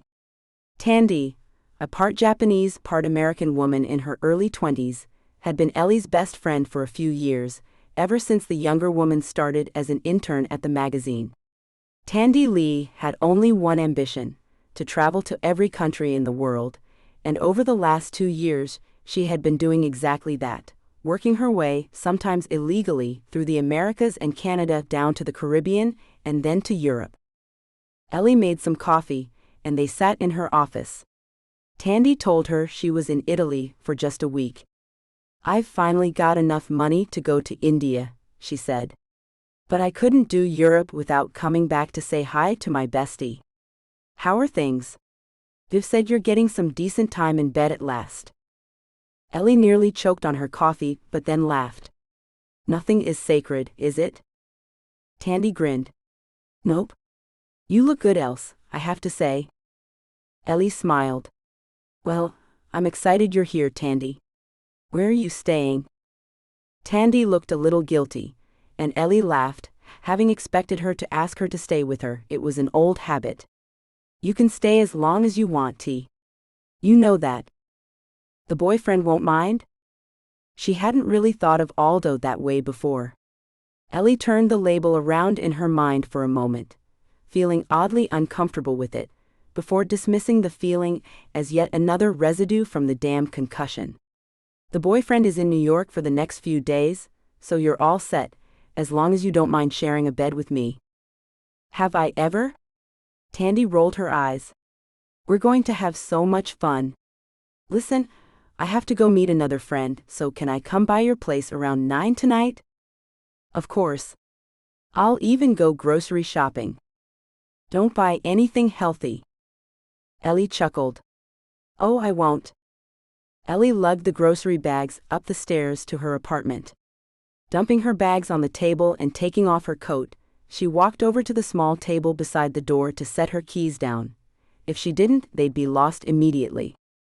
As she leaned down, she spotted a plain brown manila envelope just poking out from beneath the door. Frowning, Ellie picked it up and turned it over. There was no name on it, nor was it addressed to anybody. Walking back into the kitchen, she set coffee brewing, then opened the envelope and shook out the contents. A photograph slid out, face down, and when she flipped it over, she felt a cold fist in her stomach. It was a picture of her, from about 20 minutes ago. She was emerging from a bakery several blocks away, looking sideways down the street, so she'd missed whoever it was who had the lens pointed her way. What the hell? She studied the envelope and photo minutely, but could not see any trace of a clue as to who might have sent it. It was such an invasion of privacy, and so creepy. She remembered how she'd felt at the art gallery on New Year's Eve, and that same prickling feeling chilled her skin. "If this is you, Indio Navarro, stop it. I've moved on." Maybe he had seen the picture of her and Aldo kissing. Don't kid yourself, girl. Why would he care? Ellie shook herself and stuffed the photograph and the envelope in the trash can.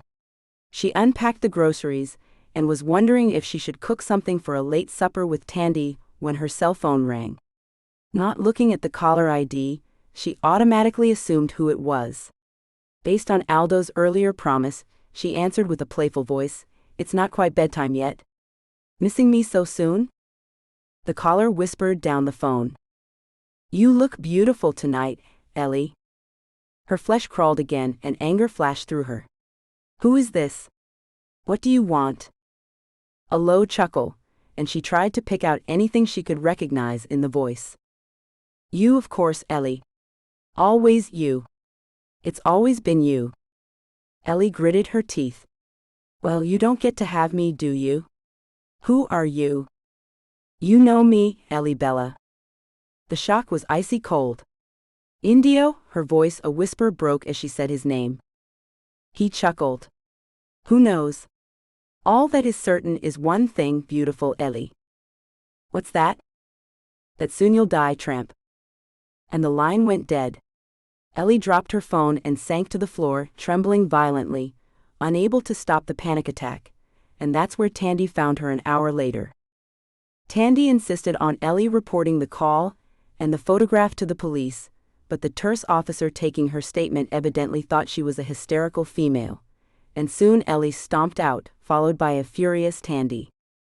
"Son of a gun," she raved as she wrapped her arm around Ellie's shoulders.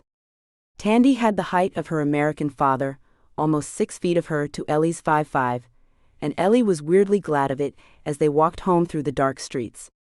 It was bitingly cold. Ellie looked at Tandy, little sheepishly. This isn't the homecoming I wanted you to have, Tandy. Maybe I'm making too much of this. A death threat? No way, Ellie. This is scary stuff. Tandy sighed, shaking her head. You know what's weird, though? What? Tandy glanced at her. Don't take this the wrong way, but I always was waiting for something like this to happen to you. Ellie was shocked. Why? Because look at you, Ellie. You're so beautiful, so friendly, and yet when anyone gets close, they're banging up a brick wall. Someone was always going to get nasty, and I think this is it. Ellie was silent. So it's my fault? Hell no. Tandy was vehement. It's the fault of a civilization that leads men to believe they're entitled to any woman they want, and that murder is an option open to them if they don't get what they want. But I have let someone in, Ellie insisted. I hope you get to meet Aldo. He's just the sweetest, most attractive guy. And he and I are growing closer every day, in every way. Ellie flushed, and Tandy grinned. Then he's probably not the one playing these games. Of course it's not Aldo, Ellie said in surprise. He would never do anything to hurt me. Of course, of course. Tandy waved her hand. I was being facetious. Ellie, I know you won't want to go down this path, but do you think it might be Indio? Tandy knew everything about Indio and Ellie's love for the man. Ellie sighed. I would hate to think so. Besides, Indio knows that if he came back, you would dump Aldo in a second if Indio showed up. Ellie was stung. I wouldn't. Hey, I'm not judging, but are you being honest with yourself? Ellie could feel the tears coming again, and she looked away from her friend. It was a moot thought anyway. Indio was never coming back, so what did it matter if Tandy just might be right? Please don't make this harder than it is, she said in a soft voice. Tandy hugged her. Sorry. Now let's forget this nonsense and go eat our body weight in front of the television. Tandy did a great job of distracting Ellie for the evening, but when Tandy fell asleep on the couch just after midnight, Ellie put a pillow underneath her head and blanket over her and went to her bedroom, realizing she'd never gotten the promised call from Aldo. She grabbed her laptop and opened Skype, hoping he would be online. She had been debating with herself all night whether to tell him about the threats, but when she saw his smile as he logged on and greeted her, she demurred. Hey gorgeous. Hi Aldo. How's the Big Apple? Lonely without you. I only got in a little while ago. Did you talk to Viv about the article? Gosh, the article. She hadn't thought about that at all since the threats. It's all good. We're not going to respond to it. Aldo looked a little surprised. Wow.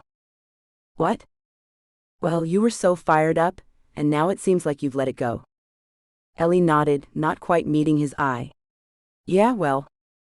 You okay? Absolutely. Actually, she said, seeing Tandy stumble into the bedroom bleary-eyed and using it to change the subject, I do have to tell you that I'm sharing my bed with someone else tonight. She grinned as Aldo's eyebrows shot up, and Ellie moved the laptop around to where Tandy was crawling into bed. Say hello to Aldo. Aldo, this is Tandy, a good friend of mine. She's crashing here for a few nights on her way to India. Aldo chuckled and said hello to Tandy, who greeted him, then promptly went back to sleep. Ellie grinned at Aldo. She showed up at the office today. No warning. Serendipitous, Aldo nodded. I like you're not alone. Ellie gave a half smile. I'm a big girl now, Aldo. I don't need a babysitter. Sorry, he smiled ruefully. I'm overprotective, I know. Scoozy. You're forgiven. They chatted for a little longer, until Ellie felt herself wilting and said goodbye. Aldo blew her a kiss, clearly seeing that their evening rendezvous was a no-go tonight. I love you, Ellie. Sleep tight. Good night, Aldo. I miss you. After she'd shut her laptop, she lay back. She felt guilty about not telling Aldo she loved him when it had been on her mind lately, that she might be falling for him. Certainly, she was very, very fond of the man, and she loved the intimate moments. Aldo being a billionaire didn't faze her. She had never been the gold-digging type. It was his money, not hers. Ellie closed her eyes and was asleep in minutes. She wasn't sure how long she slept before the nightmares came back, bloody and violent, and she woke crying. Tandy inevitably was woken by Ellie's panic attack, and sat beside her friend as she gradually calmed down. "It's still Indio, isn't it?" Tandy eventually said. Ellie sighed. "Less so. I think I just need closure, you know? I have no idea where he is, even Googling him brings up his company, but nothing, and I mean nothing, about him personally. It's as if he's wiped himself off the face of the earth. Even gossip sites have nothing on him, and seeing he was married to that model, I'm surprised." Tandy sighed. "Look, I wasn't going to tell you this, but I saw him. Now, because I never met him, I could have been wrong, but I don't think so. You can't replicate his kind of beauty. In Seattle. He was having dinner with a couple. This was about 6 months ago. He looked tired, worn down, and they were having a pretty intense conversation by the looks of things, as if he were upset and they were trying to help him." Ellie's heart was thumping with a sad heaviness. "He looked tired?" Tandy nodded. "I didn't feel as if I could go over, so I thought it would be best if I didn't tell you. But he is out in the world, safe, if not happy. Does that help?" Ellie considered. "I don't know." She hesitated. "I keep thinking I see him, just a brief glimpse, and then he's gone. Sometimes I think I'm going crazy. If it hadn't been for Aldo, I might have." Tandy smiled. "You like Aldo, don't you?" Ellie smiled. "He says he loves me, but I haven't been able to say it back yet." "Where is he at the moment?" "Four Seasons in New York. He'll be back on Friday." "Huh." Tandy was frowning. "What?" Tandy shook her head. "No, just something struck me. He's a solid gold billionaire, right?" Ellie half smiled, half frowned at her friend. "So?" "Well, it's just, if I had his money, I would be staying in the penthouse suite. From what I saw, that wasn't the penthouse of the Four Seasons." Ellie shrugged. "Maybe it was already booked. It was a last-minute trip." "Yeah, maybe. Anyway, I'm getting off the topic. You've probably heard this a million times from Viv, Ellie, but Indio is history. Concentrate on the attractive man in your life now." "Yeah, and I know you're both right. I am trying." Tandy scooched down in the bed and tucked her arm around Ellie. "Good. Now let's get some sleep, or you'll look like crap in the morning." "So will you," Ellie laughed. "Not possible. Go to sleep." When her friend left for India on Thursday morning, Ellie hugged her tightly. "Please come back soon. I miss you too much." Tandy got a little choked, but hid it with her usual bravado. "Don't get all mushy. I'll be back before Christmas." "Too long," Ellie grumbled, but waved her goodbye at the gate and headed to the taxi stand. She caught a cab back into the city and went straight to work. It was still early, 6:30 a.m., and the office was empty as Ellie sat down and flicked on her computer. She filled the coffee pot as she waiting for her ancient laptop to boot up, then wondered if she should grab some pastries for breakfast. She patted her flat belly. She could do with gaining a couple of pounds, she thought. She had lost weight lately, mostly due to the Olympic intimacy she'd been having. She decided to go down to the nearest bakery, a couple of streets away. Venice was just coming to life in the dark January morning, but there were few people around. The bakery was just opening, and Ellie bought a couple of breakfast rolls and some pastries for her colleagues when they got into the office. She was almost back, walking down the short street that led to the magazine's back entrance when it happened. Suddenly, she felt someone slam into her from behind, knocking her flat against a stone wall. Ellie cracked her head hard against the stone.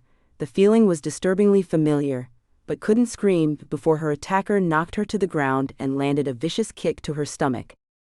Ellie tried to curl up in a ball, pain ripping through her, too shocked to cry out or fight back, but her attacker straddled her, his face obscured by a black mask, and reached into his pocket for a knife. "Oh gosh, no. Please don't." As he raised the blade to drive it into her, there was a shout. Ellie heard footsteps running towards them. Her attacker took off, and Ellie struggled into a sitting position on the ice-cold ground.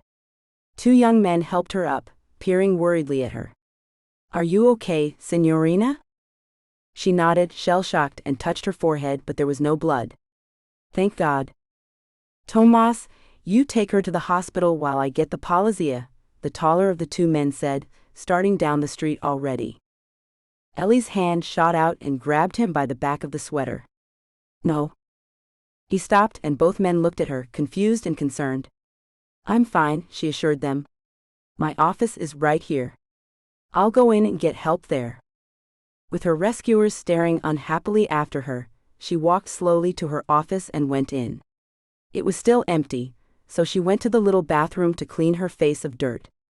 There was a small bump that she knew would bruise badly, but otherwise, aching stomach muscles apart, she was unhurt.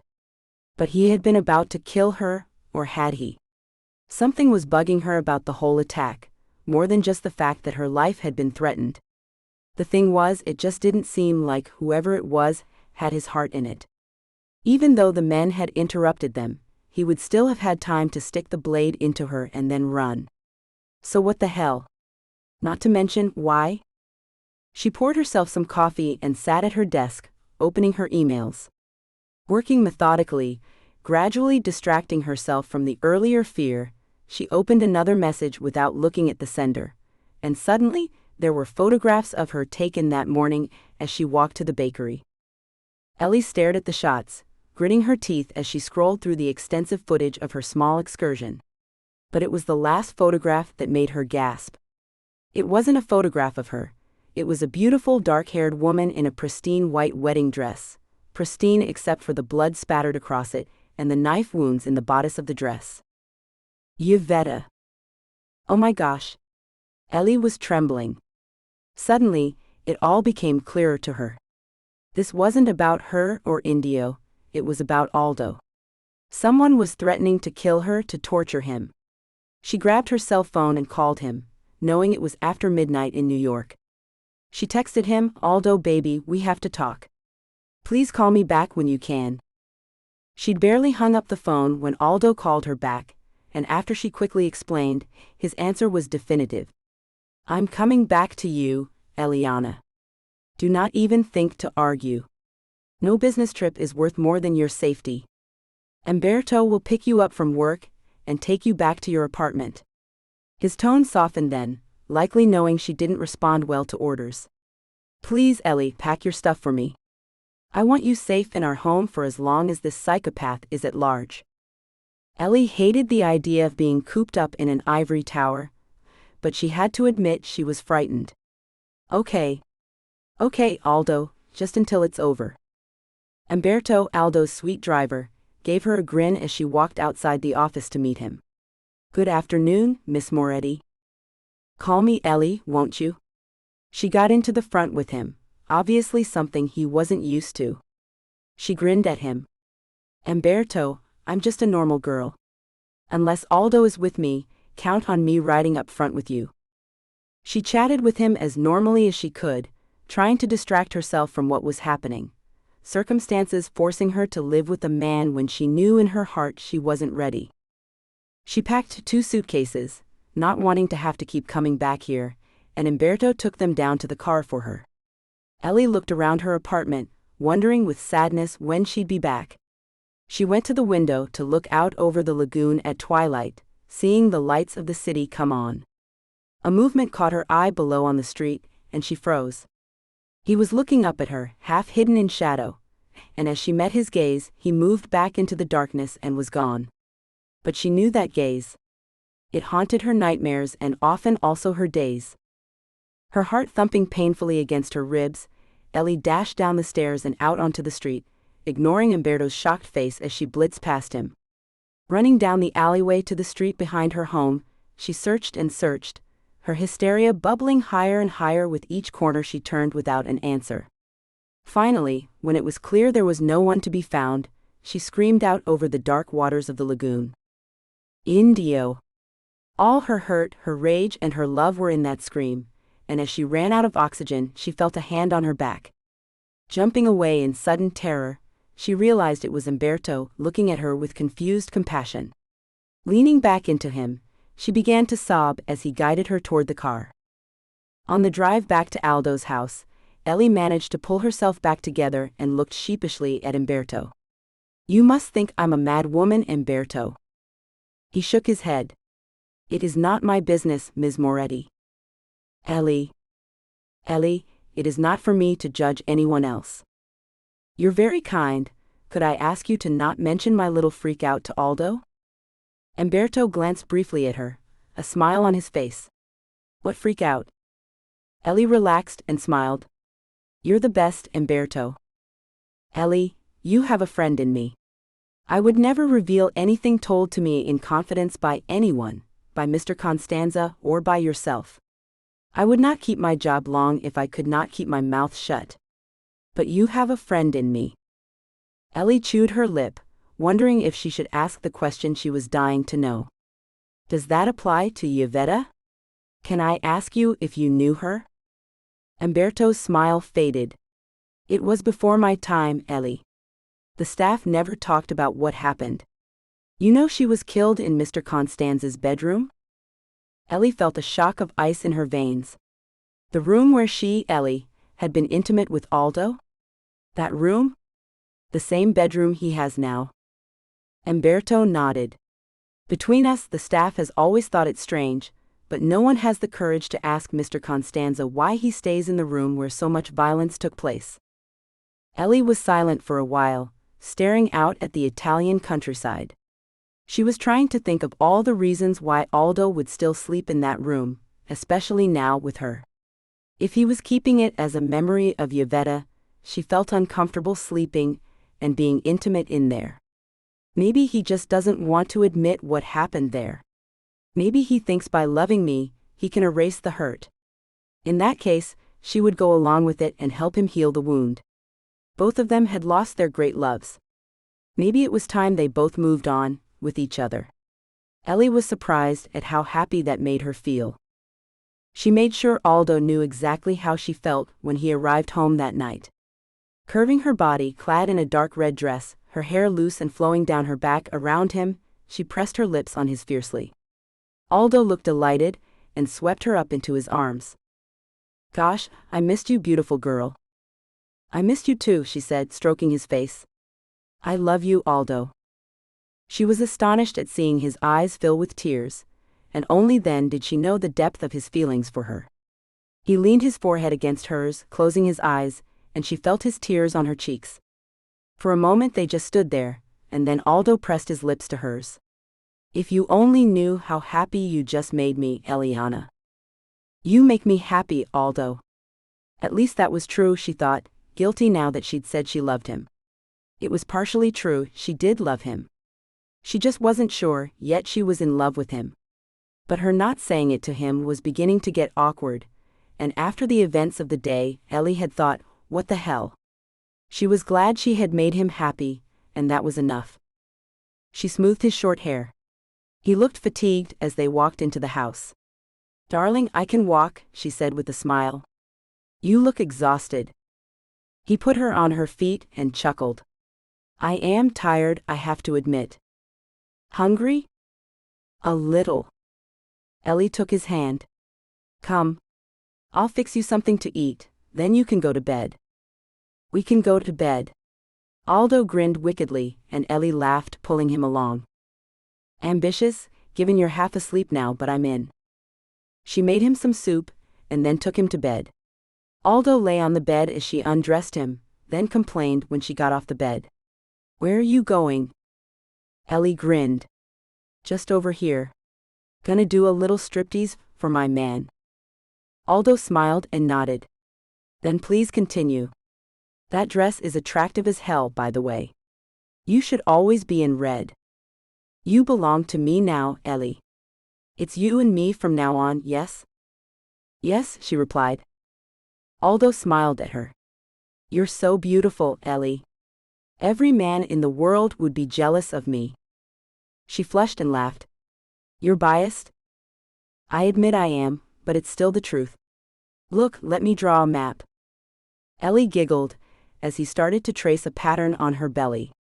Venice, Rome, London, Paris, New York. Aldo was grinning, knowing he was tickling her and feeling her abs quivering. Seattle. Ellie froze. What? Aldo frowned at her. Is something wrong? Don't you like Seattle? I've never been. Ellie felt her face burn and she regretted saying anything. Sorry, I guess I was just expecting San Francisco or something. Silly me. Aldo still looked bemused. You would love Seattle. I have friends there. It's about time we took a trip together. Ellie felt panic rise in her. No? No way. She would spend the entire trip looking for Indio everywhere. Gosh. No? I really can't take any more time off at the moment, Aldo. Maybe later in the year? Aldo shrugged. As you wish. Anything to make my girl happy. They made love again, until Aldo decided he really was exhausted, and Ellie wrapped her arms around his neck and pulled his head onto her chest. Later in the early hours, Aldo had fallen into a deep sleep, but Ellie stayed awake. She wished Tandy hadn't told her that Indio was in, or at least had been and had people in, Seattle. Ellie wanted so much to live in the now, with this wonderful man. And I will, she swore. We will have a happy life together. She tucked herself into the curve of Aldo's back and tried to sleep, only succumbing just as the sun started to rise. A month later, and Ellie was starting to believe she could do it. She and Aldo spent their time together laughing and talking and making love, as well as making plans. She found Aldo, for all his wealth, loved the simple things she loved: home-cooked meals, art, and books. They took long walks together out in the Italian countryside near his home, and spent one weekend in Rome together. I was born in New York, but raised here, Aldo told Ellie one day, as they strolled through the manic and crowded streets of the capital city, worsened by the crowds that were arriving in preparation for Carnevale di Venezia. Vivian always gave her staff part of the festival period as a vacation. Somehow, in the last few years, I gravitated toward Venice. I must have known you were waiting there for me. Ellie smiled at that. You're sweet to say that. Aldo shrugged. I love you. I am starting to believe, Ellie, that you are the love of my life. Ellie felt uncomfortable. What about Yvetta? I will always love and miss her, but even with Yvetta, there wasn't such a complete connection, you know? Ellie smiled but changed the subject, not really knowing how to respond to such a declaration. I love Carnevale, she confided as they walked past a vendor hawking excessively expensive costumes. She lifted a glittering mask and held it to her face, winking at Aldo from behind it, and laughing when he swooped in for a kiss that ended up with a feather almost poking out his eye. I love walking among all the masked figures, even when they creep me out. Aldo chuckled. I have to admit it gives you pause to think who's behind them, he said. There's always a frisson of danger and sensuality. Speaking of which, he leaned in closer to kiss her, his big body shielding her from the crowds shoving past. Ellie smiled, her lips curving up against his. Fortunately, Venice was a city of romantic partners, and no one paid any attention to them as they clung to each other. I have something to tell you about, Ellie. Something that might interest you. Aldo's smile was mischievous, and Ellie laughed. Why do I think this has something to do with something intimate? Guilty. Aldo looked around comically and lowered his voice, drawing Ellie off to the side of the street to try and avoid most of the crowds. I'm a member of a certain club, shall we say. We only meet once a year, at a villa just outside Venice during Carnival Week. Very exclusive, if you know what I mean. Exclusive and open-minded. Ellie felt her pulse race, both intrigued and a little nervous. Go on. For one night, we leave all our inhibitions behind. Anything goes. And you've taken part in this? Aldo nodded, watching her seriously. You already know I'm a pretty uninhibited guy, Ellie. Ellie considered for a long moment. Is it safe? Of course. He leaned forward, tracing his finger on her bottom lip. Ellie, do you think I'm strange? No, she said carefully. I think whatever turns you on is fine. And I want to make you happy. What would make you happy, Ellie? She smiled, knowing he would feel better if she revealed her own personal fantasy. You know, being with two men, as long as one of them was you, wouldn't be objectionable to me. She considered it, and realized she was actually excited about the prospect. Aldo had definitely released the kinkier side of her, and that could only be a good thing, she thought. Will there be anyone we know there? Not that you know. I believe Maceo and Ori are always invited but never come. Ellie was relieved. Good. I don't know if I could face them again if they were there. Since January, she had been spending a lot of time with the Bartolis, and they had become good friends. Aldo laughed. You realize we all wear masks all the time, right? Anyway, afterward, some of us head to Maceo's gallery for his carnival party. There you will know a few people, obviously. So what do you say? Ellie kissed him, buoyed by his enthusiasm and her sudden arousal. Let's do it. 2 days later, she wasn't so brave as they traveled to the mansion. She clutched Aldo's hand, feeling very exposed and vulnerable. Aldo leaned over to kiss her, his mask alongside hers, in a box on the opposite seat of his limousine. Don't be scared, baby. No one will touch you unless you give your permission.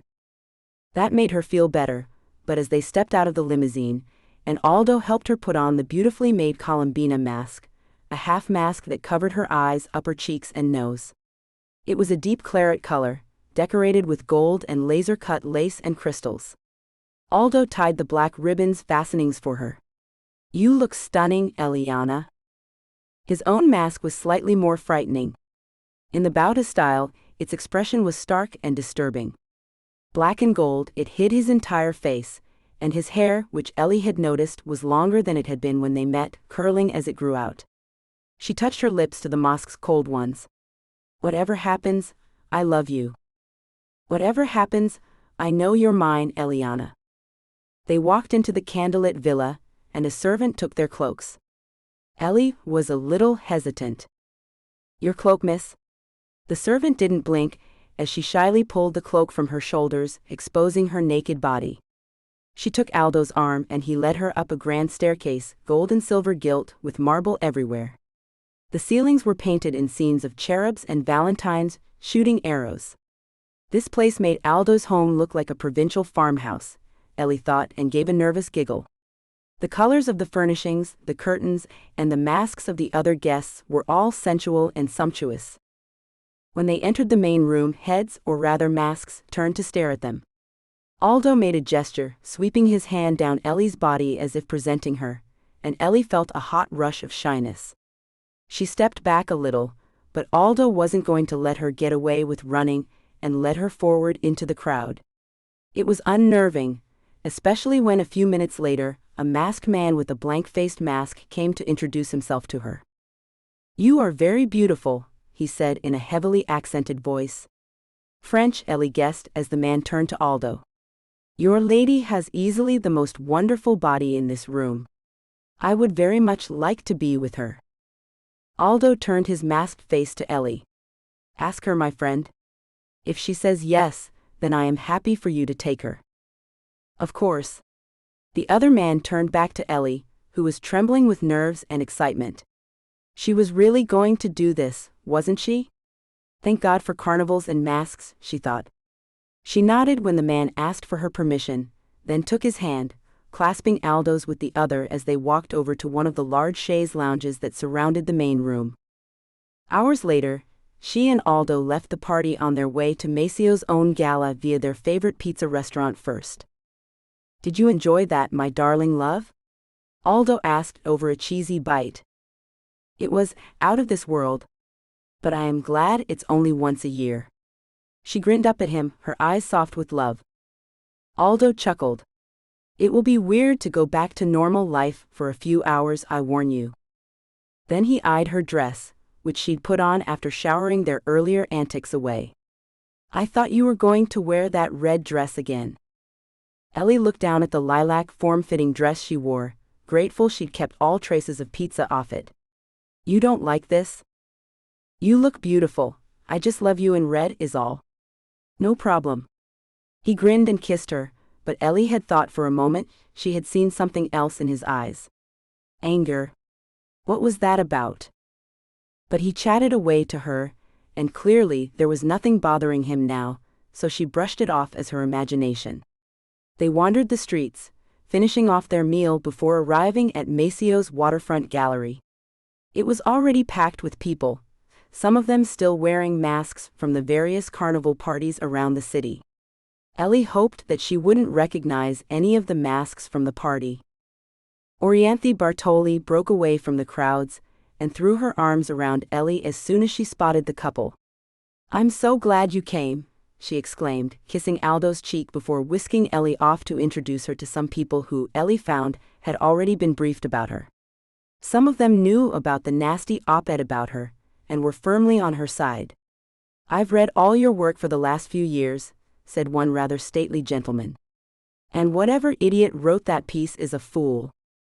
Several other people said the same, and Ellie was starting to feel appreciated and valued as she talked to the people Ori introduced to her. She spent what felt like hours discovering the artists and artisans who worked with Ori and Maceo, and was introduced to some of their international friends too. Grady Mallory and his wife Floriana, Theo and Jessica Storm, and Maceo's best friends, Benoit and Lysander, both alone, as their wives were both home with their children. Ori grinned at Ellie. They have 1 million kids between them. Personally, I don't know how Shiloh and Kate keep up. Do you have plans for any more after this one? Ori glanced down at her swollen belly. Right now, I'd rather shove needles in my ears, but ask me again when this little monster is 2 or 3. Of course by that time, she said in a stage whisper as she saw her husband approach. Maceo will be way too old for any more kids. Maceo, gloriously handsome in his early 50s, chuckled. Yeah, well, that'll teach you for marrying an old man. Ori chuckled. My old man, she said and kissed him.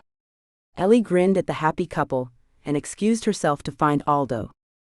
She saw him talking to Theo and Jess Storm. Jess smiled at her as Ellie took Aldo's hand. Hello again, oh, are you two together? Ellie nodded, smiling.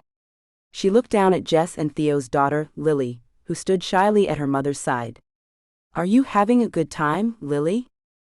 Lily blushed red and nodded, half hiding behind her mother. Jess chuckled, looking apologetically at Ellie. She's still a little jet-lagged. We only got to Italy this morning. How long are you here? It would be lovely to have lunch sometime. Jess looked regretful. Only until tomorrow, I'm afraid, but if you ever get over to Seattle, I would love to see you. Seattle. There it was again. Ellie smiled at Jess as she, Theo, and Lily said goodbye. Then Aldo turned his attention back to Ellie. I take it those were your Seattle friends you mentioned? Aldo smiled. Yes, and now that you've met Theo and Jess, maybe I can persuade you to take a break with me there? Ellie laughed at his mischief. You can, but not just yet. We have a busy month coming up. She was starting to feel tired now, and she noticed that Aldo kissed her cheek. I just have to go speak to someone, he said. I'll be back in a moment, and we'll go home. Ellie used the time alone to look around at the artwork, wondering why she'd never come here before. She was staggered by the beauty and artistry in the gallery. Maceo Bartoli had certainly put on an exquisite show. Ellie finished her drink and looked for somewhere to set her glass down.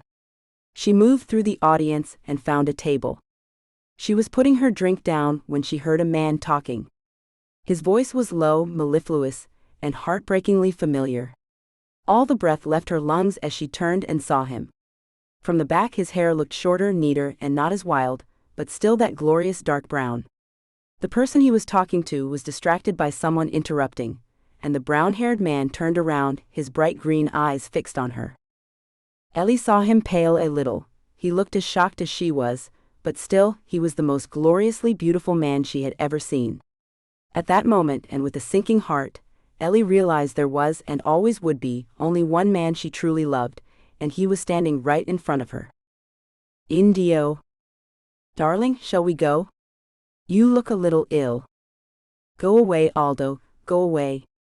Ellie pushed past him and sought out her lost love, but he was gone. The look he had given her had been one of hatred. Indio hates me. Why? How? She pushed through the guests, getting more and more upset as she sought out her lost love, the man who had broken her heart, her Indio. She wanted to scream his name out to make him stop and come to her, but she couldn't find him anywhere. She was on the steps of the art gallery when Aldo caught up with her, his face creased with concern. What is it, darling? What happened? Ellie couldn't speak for a moment. How cruel to give her that one look, that one glance of him. Was it a cruel joke? Just as she was getting used to letting a new man into her heart? Gosh. Aldo's hand was on her back now, and she forced herself to turn to him, knowing her pain was written all over her face. I just saw an old friend. A friend of my brother's. I haven't seen in him 8 years. And I still love him. God help me, but it only took that one look to prove that Indio Navarro has my heart captive. Ellie started to cry, and Aldo, seeming to sense her despair, merely wrapped his arms around her and held her as she sobbed. Usually his arms warmed her, but tonight she found no comfort or heat against his big body. Even when partygoers looked at her in concern, Ellie couldn't find a way to pull herself together, until Aldo finally led her to a car and guided her inside. He patiently sat with her in his lap, not asking any questions, but simply accepting her sudden torrent of grief. And even that infuriated Ellie unfairly. Why didn't he ask more questions?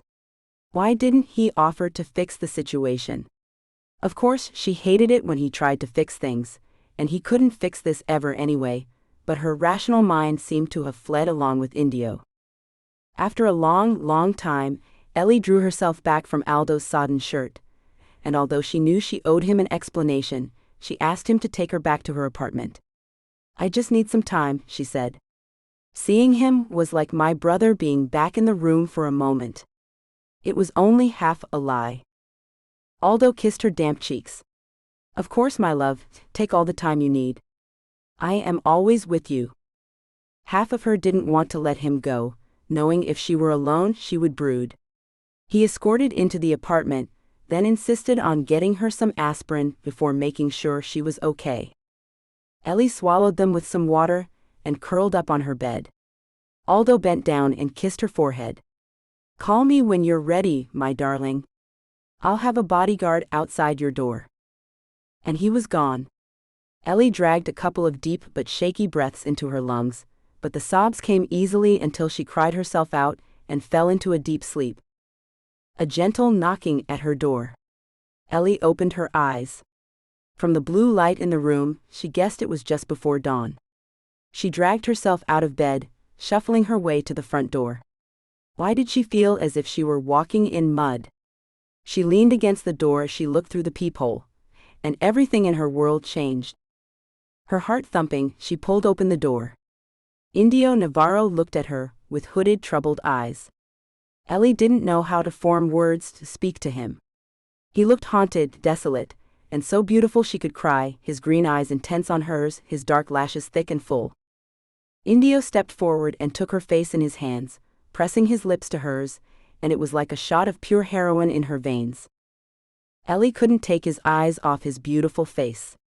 She wanted to tell him how much she loved him and would always love him, but it somehow didn't need to be said. This was love. Ellie knew it in her soul. She tangled her fingers in his dark curls as he gazed down at her. You are mine, I am yours, forever. Ellie woke, shivering and sobbing, still wearing the lilac dress she had worn to the exhibit. For a long moment she panicked, stumbling out of bed to try to find him. But Indio was nowhere. It had been a dream, he had never been there. Ellie sank to the floor, her head in her hands, and sobbed until she had no tears left. Somehow a week passed. A whole week since the private party, Maceo's party, and of course, seeing Indio again. Aldo was patient as always, but she knew he was getting frustrated by her preoccupation and by the obvious half-truths she was telling him. When questioned, she would insist that it had brought back memories of her brother and that she missed him terribly, but she realized Aldo knew that it wasn't just her grief. Still, he didn't press her. Nor did he push her for intimacy, which they hadn't had since that night. Ellie couldn't. Something in her had closed off at the sight of Indio, even as wild questions had opened up. Why was he at the party in the first place? Why had Indio looked at her like that? If he didn't want to speak to her, he could have just smiled and nodded, then walked away. She would know then that he was happy and safe, that he still cared, but he still had to go away from her. That would have been fine, Ellie thought. But the anger in his eyes. What had she done to deserve it? Why does he hate me? And then there were the phone calls. Her stalker was back, and his threats were ever more violent and descriptive. Aldo reported it to the police, and even had his own people try to trace the calls to no avail. It was remarkable how much her tormentor could say in under a minute, the threats keeping her sleepless and scared. Ellie finally decided that she needed to be proactive. She went to Maceo Bartoli's gallery and asked to see him. People obviously couldn't just stroll straight in and ask to speak to such an important man, but as soon as the receptionist gave Maceo Ellie's name, he hurried downstairs. Maceo was surprised but delighted to see her. He gave her a hug and kissed her cheeks. "Ellie, please come in. I'll make some coffee." She went into his plush office, the one he shared with Ori, and there was artwork everywhere, both desks piled high with papers. Maceo brewed some coffee, and they sat on one of the velvet couches next to the huge glass window overlooking the lagoon. The beautiful afternoon light reflecting off the water almost brought Ellie a sense of peace, as it once had. Almost, but not quite. They chatted informally for a few minutes before Maceo got to the point, obviously busy. "So, what can I do for you, Ellie?" "I'm sorry Ori isn't here, but she's gone to Milan with Lucia to see an artist, despite the fact she'll give birth any moment, the crazy woman. She never stops. She'll be sorry she missed you." "And her Maceo, but it's you I've come to see." Ellie took a deep breath. "I need to ask you about one of your guests, and I hope it's not overstepping, but this guest and I go way back." Maceo's smile faded, and he sighed. "Indio." Ellie was shocked. You know about Indio and me?" Maceo nodded. "I have been friends with Indio for the last few years. He doesn't often come back to Venice. Once when we were drinking, I asked him why. He told me that the woman he loved was in Venice, and that if he saw her, he would break her heart again. I saw you two staring at each other at the party, and guessed who that woman was." Ellie's heart was beating out of her chest, and she almost stood up from the couch. Her nerves were so wired suddenly. "He loves me?" "Completely. But he's also haunted, I think, by his past.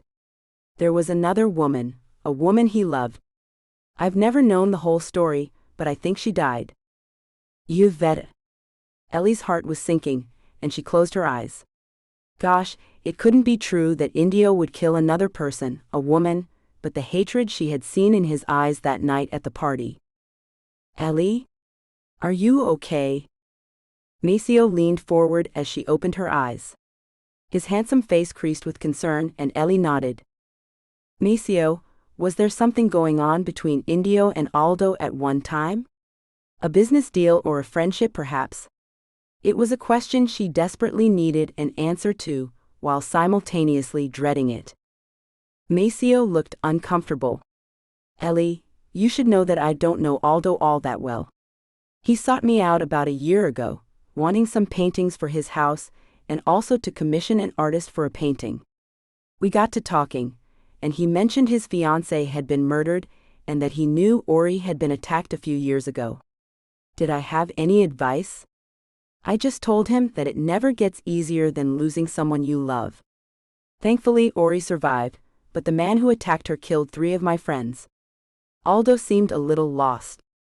When we saw him with you, he looked like a new man. He smiled at her, and Ellie felt the tension lift a little.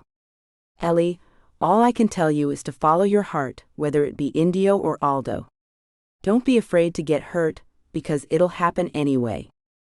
He got up and went to his desk, scribbling something down on a piece of paper. Indio will probably kill me for this, but here. He handed it to Ellie. It was an address out in the countryside. It's where Indio is hiding out. He still designs and builds houses, except now he doesn't have to advertise his business. Go to him. Talk. Be happy. Ellie stared at the address, thoughts tumbling through her before she got to her feet. Thank you, Maceo. I mean it. And good luck with the baby. Maceo grinned. Thank you. I can't wait to see him or her. I'll let you know when the baby arrives. They exchanged a goodbye kiss on the cheek, and Ellie departed, feeling lighter as she walked home from the gallery through the streets and over the bridges, breathing in the smells of the canals, the street food, and the people. She would go and see Indio and finally have it out with him, seek closure so she could give herself entirely to Aldo, as he deserved. There was a small hope inside her that Indio would beg her to stay with him, to love him, and Ellie knew in her heart she would go. No, stop it. You're going to him for closure, and that's it. Aldo loves you, and you love him. Ellie drew in a deep breath, and when she got back to her apartment, she was happy to see Aldo waiting for her outside. He smiled at her, but it didn't quite cover the hurt in his eyes. I haven't seen you for days, he said lightly. So I thought I'd come to you. I was about to text you to see if you were nearby. Ellie took his hand and led him upstairs. She made him sit with her on her couch. Aldo, I haven't been honest with you, and I'm sorry. Please know this first. I love you. You are the best man for me in this world. Why do I sense a but? Aldo's eyes were wary, even though he stroked her cheek with his hand.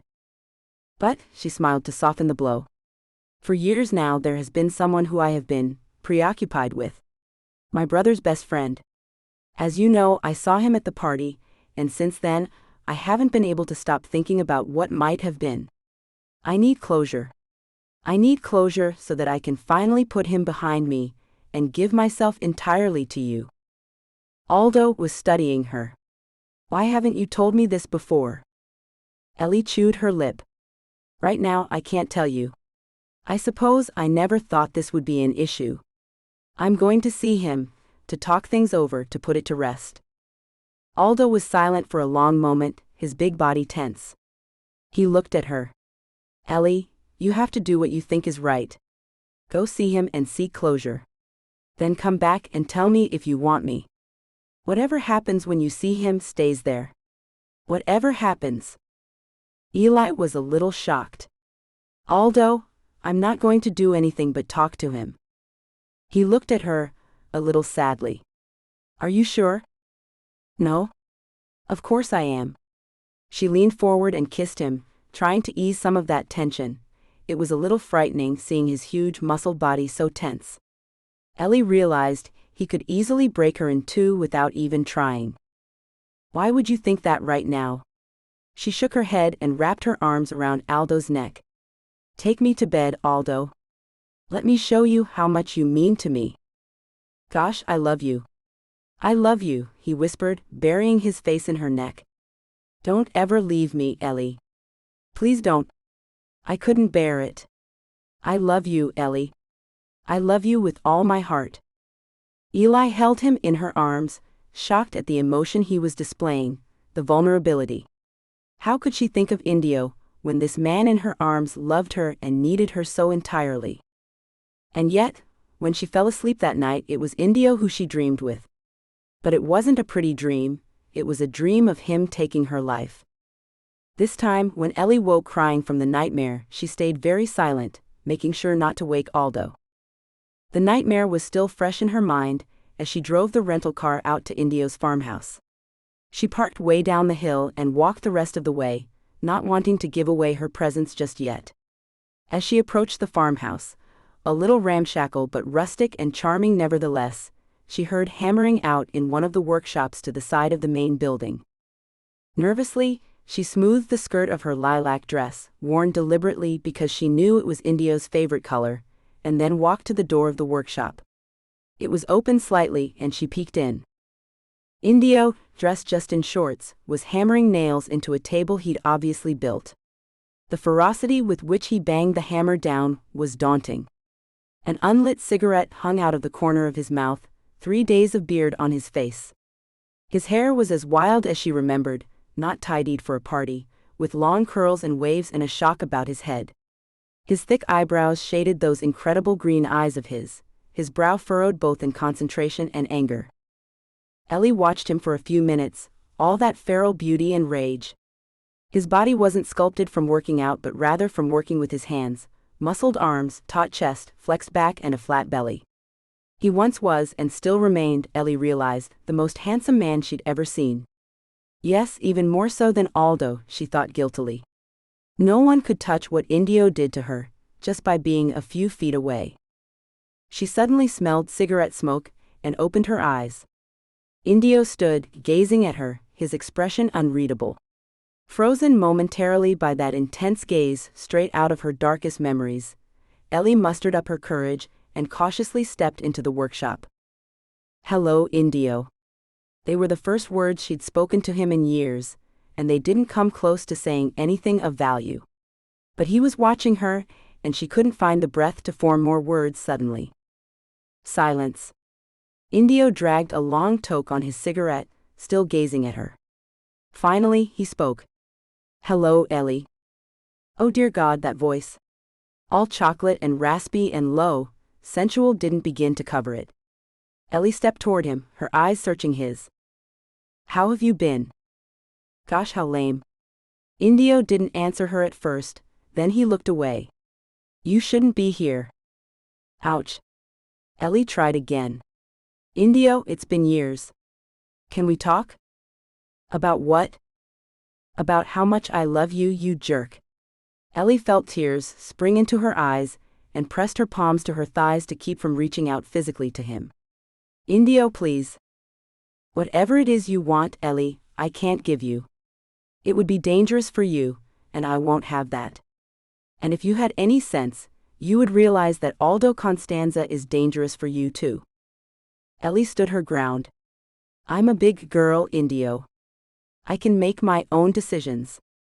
Indio gave a mirthless laugh.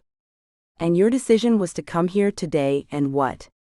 What is it you want, Ellie?" Ellie drew in a breath, and decided to go with the plain truth. "You, Indio. I want you." Indio dropped his cigarette on the ground, and crushed it out. "You want me? How? How do you want me?" Ellie was trembling, but she was too far gone now. "With me. I love you, Indio. I've always loved you." In 2 steps he was with her, crushing his lips against hers. Ellie gasped at the kiss, and when he pulled away, the desire and anger in his eyes. "You want me?" She nodded. Everything and everyone flew out of her mind. "I love you. I love you," she whispered over and over, crying with happiness. Ellie knew that this was where she wanted to be. "Go. You need to go, Ellie. Now. And don't come back. Please trust me in this. If you stay, you'll be in danger. Please. Indio. Go." He roared and stood, hauling her to her feet and marching her to the door. "You got what you wanted. Go." Ellie was shocked to her core. "No, Indio, please don't." He tried to shove her out of the door, then seemed to realize how violent he was being and let her go.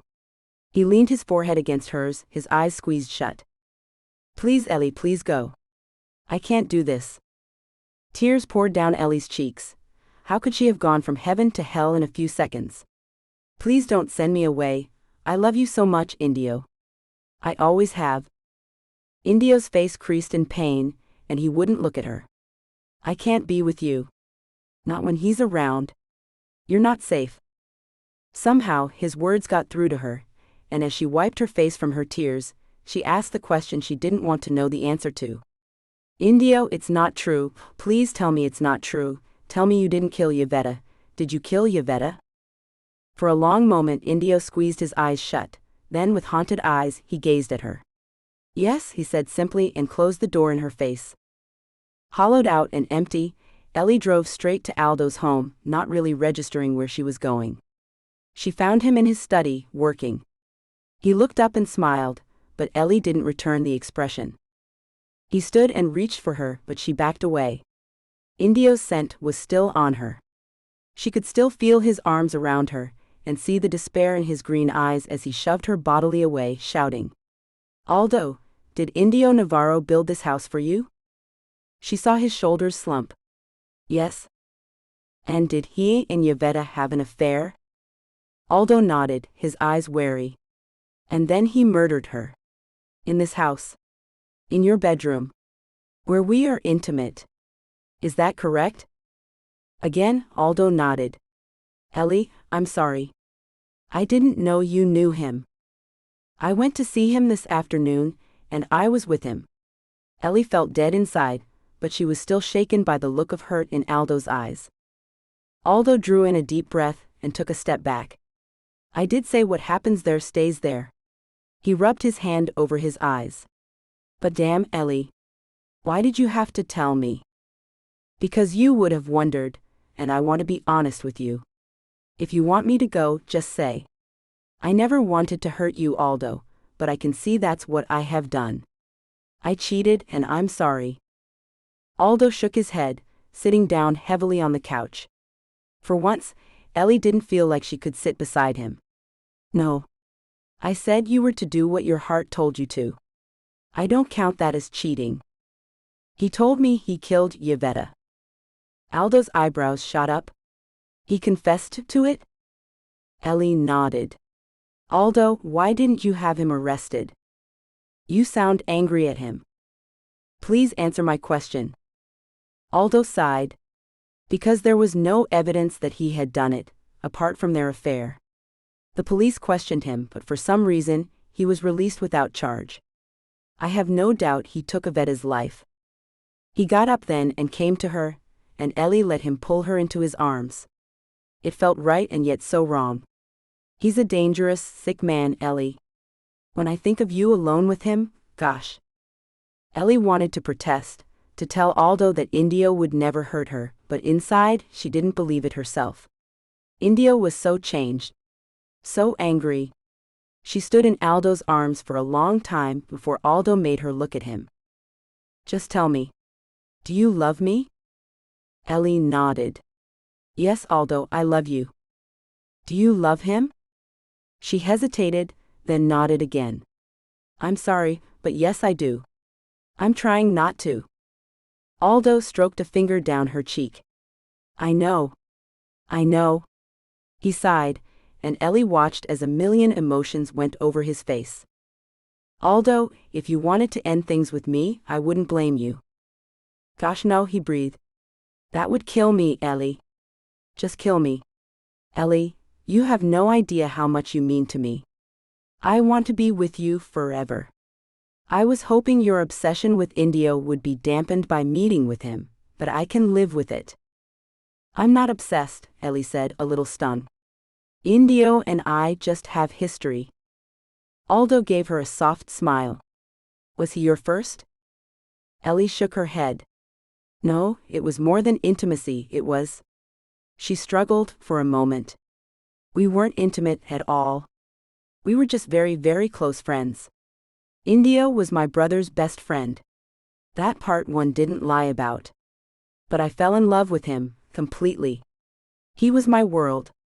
Then something happened between him and my brother, and he went away. You were heartbroken. Yes. And it didn't start to heal until I met you, Aldo, and that is the truth. Aldo leaned over and pressed his lips against hers, apparently not caring that she'd been kissing Indio only minutes back. But Ellie cared. Indio's lips were so different. Aldo's lips held a kind of despair of their own, though she realized as he kissed her hard again and then pulled back. Ellie, we've both made mistakes. Maybe your brother discovered Indio's true nature. I don't know. But gosh, Ellie, please, don't go near him again for your own safety. I couldn't bear it if he hurt you. I still see the blood on Yvette's dress. There were so many wounds that the medical examiner had to check and recheck he'd counted right. He gutted her. Indio Navarro gutted Yvette because she wouldn't leave me. If he were to do the same to you. Aldo dropped his head in his hands and gave a sob, and Ellie wrapped her arms around him. He won't, Aldo. I swear. It's over now. I have closure. Ellie wondered just how many times she would have to tell herself that before she believed it. A bottle of scotch and 2 packs of cigarettes, both now empty, lay on the ground next to Indio. He sat back against the stone wall surrounding his property, staring into the inky black night. He was aware that it was still winter and that the temperature had dropped to just above freezing, but he didn't care. He felt as if he had been hit by a sledgehammer, worse than when he'd seen Ellie weeks back, dressed in lilac at the party. Turning around and suddenly seeing his Ellie Bella, his best friend's little sister, looking more beautiful than he had ever dreamed, he'd been torn between storming over to her and running away. She was staring at him in that same way she had the last time they had seen each other, when she had told him she loved him, and he had wanted so desperately to tell her that she was the love of his life, the one person he would never hurt, and yet he had done just that. That day he had broken not just his heart but hers too, and he would never forgive himself. 2 steps, a voice told him. She's 2 steps away. Go to her, kiss her, tell her you're sorry, and never ever let her go. Ever. He had taken 1 step, and then seen a man take Ellie's arm. The spell was broken. Indio had felt another sledgehammer, this time one filled with hatred and loathing. Aldo Constanza. You bastard. No, you don't get to love her. You don't get to touch my Ellie. But by the way, Aldo was behaving. There had obviously been something more than friendship between them. He'd watched Aldo bend down and kiss her perfect mouth, then Ellie's shocked look of dismay as she looked back at Indio to see if he had seen it. He had. And he had fled. Indio rocked his head back against the stone wall, welcoming the light thud of pain. Ellie. His Ellie Bella had come here, and finally, after all these years, he had felt joy. He'd imagined the first time he and Ellie would be together to be a relaxed, fun time together, laughing just like they had in the old days. He had lived for the moments when the shy young girl would come to see him. Enzo would roll his eyes and make himself scarce, and Ellie would snuggle under the blanket with Indio to watch old movies. They had never even kissed, until that terrible day when he'd gone away. He knew she was in love with him, of course, because he felt the same way. He was done. He had the girl of his dreams, and he was done. Ellie was his entire world. There wasn't one cell in his body that doubted they would be together forever. Then Enzo's girlfriend, Imelda, for whatever reason, had accused Indio of assaulting her. Indio denied it vehemently, but the damage to his and Enzo's friendship was fatal, even if Indio could see that Enzo didn't believe his girlfriend. He and Imelda had broken up anyway, and Indio had been banished. There was no way Enzo would let him near Ellie, regardless of his innocence. Indio had begged him not to send him away, but Enzo wouldn't bend. And so Indio exiled himself. For years he worked everywhere else but Italy. He settled in Seattle for a time, making friends, but then he met Yvette and his world fell apart. Indio pulled himself to his feet and shuffled into the house, falling fully clothed onto his bed. If he died right there, he couldn't have cared less, except Ellie was in trouble. Real bad, desperate trouble, and he didn't know if she knew it. The terrifying thing, Indio thought as he gave into drunken unconsciousness, was that he didn't know if he could save her, or if he would end up causing her a long, painful death. 2 months. Ellie counted the days since she had seen Indio, touched him, kissed him, and knew she shouldn't torture herself. Things with Aldo had been steady, but now he wanted more from her. It had started with him insisting she join him for a business trip to America. Ellie had arranged the time off from work apologetically, as she knew they were busy. Vivian had taken her aside. I'm worried about you, Else. You're too pale and you've lost a ton of weight. I'm good, honest. Ellie hadn't told Viv about seeing and sleeping with Indio. She couldn't bear to say his name aloud, not even to her close friend. Darling, Aldo isn't being too controlling, is he? I've noticed. Lately, he's around more, telling you what to do. Ellie shook her head. It's fine. He's worried about my psycho stalker, is all. Well, I can understand that. Any news on that? Ellie half smiled. Well, whoever he is, he's certainly imaginative in the ways he's thought of to kill me. Vivian shuddered. Don't joke. There, see? That's how Aldo feels, so I'm handing over a little bit of control to make him feel better. He knows better than to push it. But Ellie wondered if he did know the boundaries she had set. As they packed, he told her to bring certain dresses or clothes, mostly red or white, and in the end she got annoyed. Who made you Anna Wintour? She half joked, half snapped at him. He didn't find it funny. I'm just advising you because you haven't traveled in the same circles as me, and I don't want you to be humiliated. Ellie flushed with anger. Are you concerned that I'll be humiliated, or you'll be humiliated? I'm sorry I'm such an embarrassment to you, Aldo. She threw some of her favorite clothes into the case, pinks, browns, blacks, and lilacs, and then left him alone. She went out to the balcony to see, but 5 minutes later she felt his arm slide around her waist and his lips on her neck.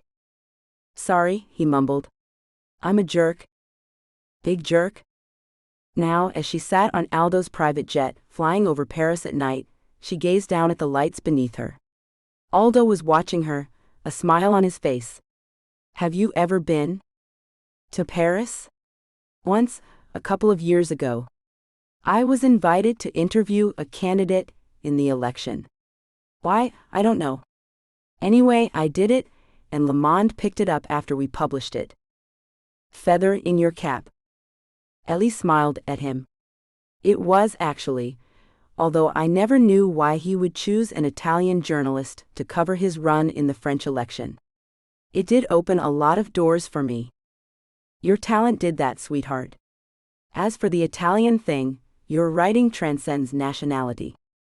She smiled at him. Thank you, baby. Aldo got up and came to sit next to her. Ellie, we can be happy, can't we? Of course. Because right now, I don't think you are happy. He swept her hair back over her shoulder.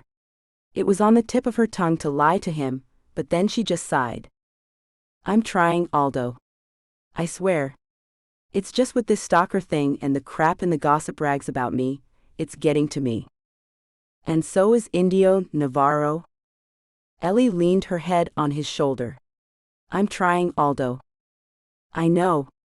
We'll have fun in Seattle, I swear.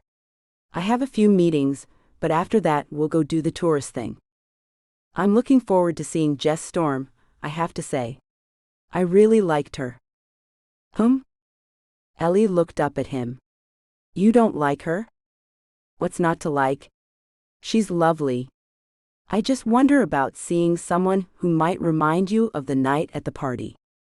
Ellie nuzzled his neck.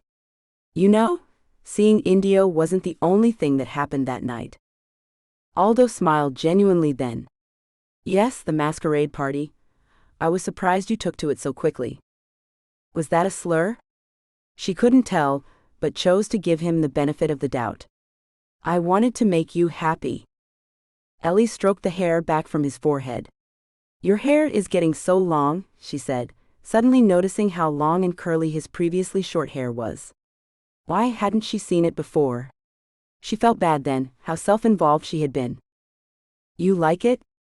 She nodded. I do. She didn't add that it reminded her of Indio's unruly mess of hair. That would kill the mood in a minute. A little while later, Ellie fell asleep, and when she woke, it was lighter outside the plane windows. Rubbing her eyes, she was suddenly aware of Aldo's angry and shouting voice in the main cabin. She pulled her dress back on and patted in to see what was wrong. Aldo's face was red and contorted with anger as he yelled into his phone.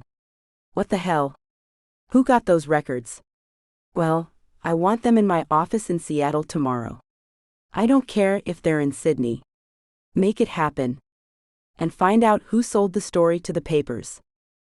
He hadn't seen her, and Ellie watched him with growing anxiety, beat his head with his hands, his face red and full of rage. Baby? Her voice was small, and he looked up. For a second, the murderous rage in his eyes terrified her. But then his expression softened. I'm sorry, little one. I didn't mean to wake you. She went to him, and he kissed her. Did you sleep okay? She nodded. What is it, honey?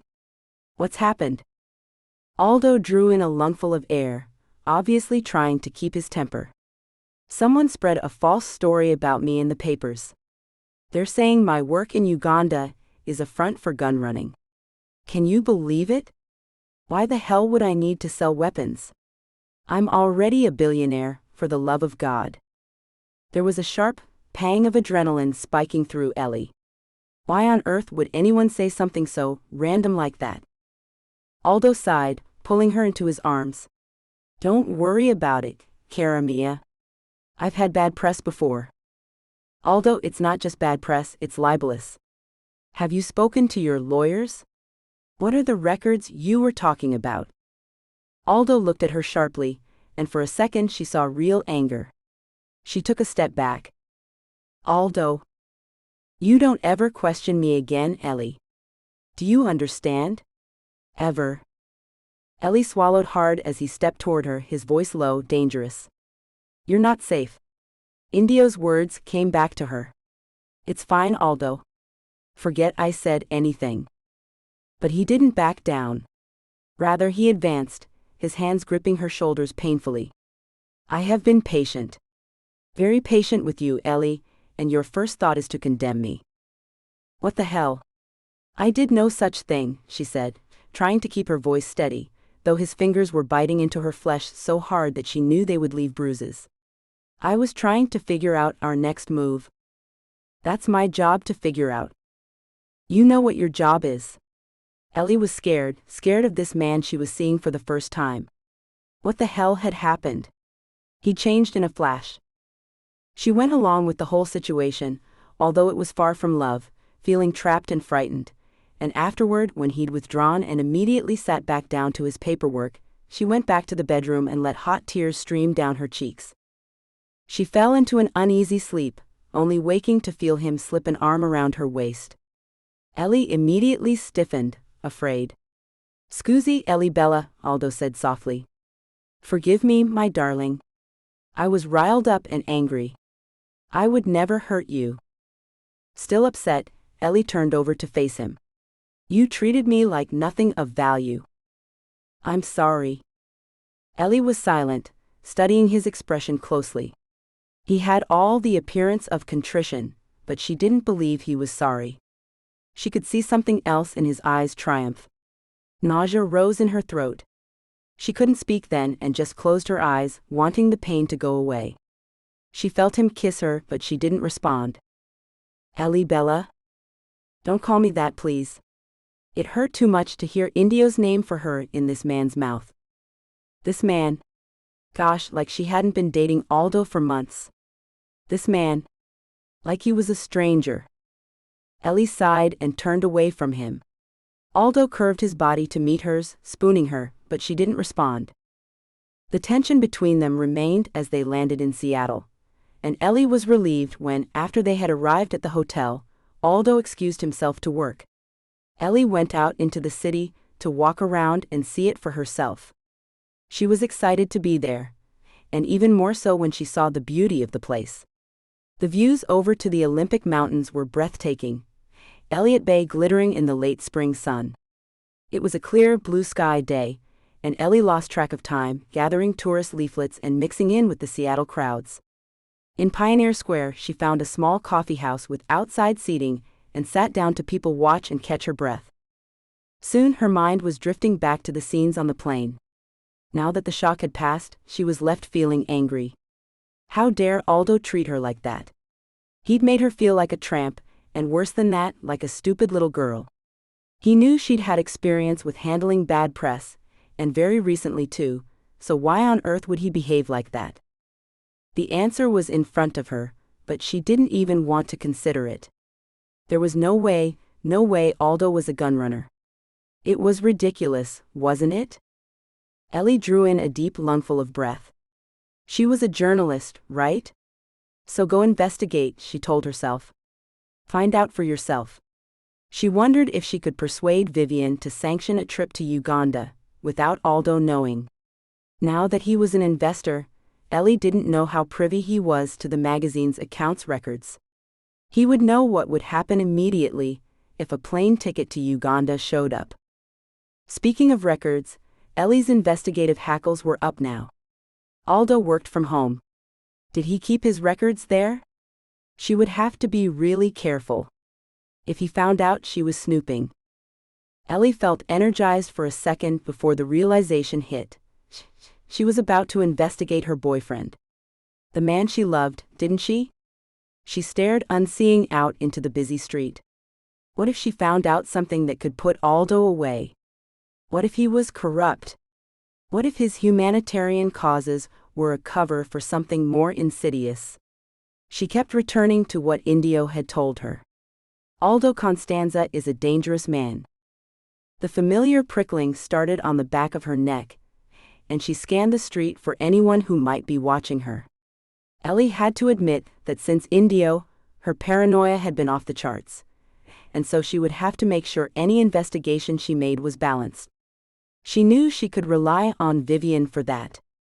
Eliana Moretti, what are you doing in Seattle? Her heart suddenly soared, and she jumped up, turning to see Tandy Lee grinning at her. Almost in tears, Ellie hugged her friend. Oh my gosh, Tandy. Tandy hugged her, and when Ellie released her, Tandy was frowning at her. What's up, bro? You look weird. Ellie tried to smile, but her emotions were in turmoil now, and instead, much to her great embarrassment, she burst into tears.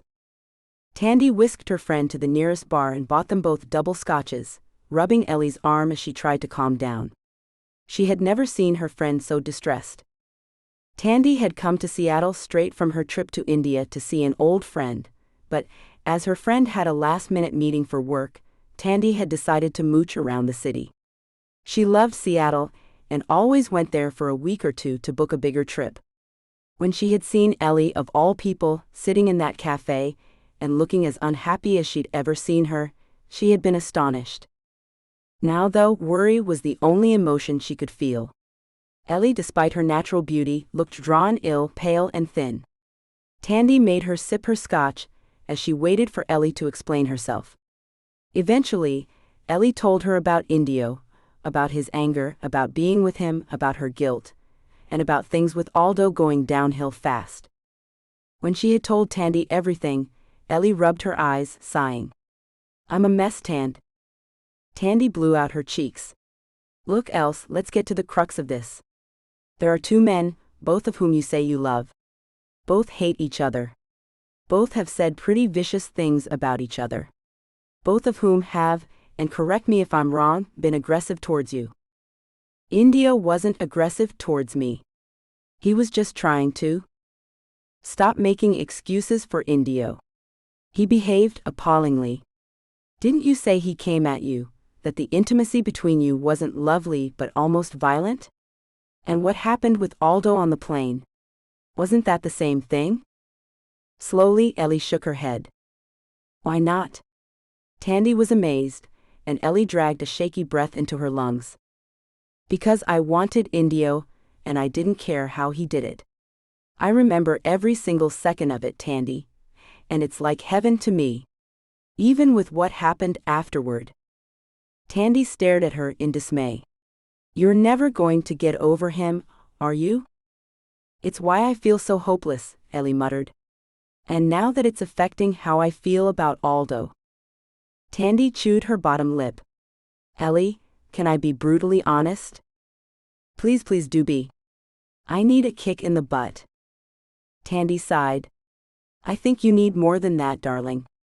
I think you need to break things off with Aldo and get some space from both of them. Go back to work, do your thing, and be you again. Don't sleep with Indio again. At least not while you get your head together.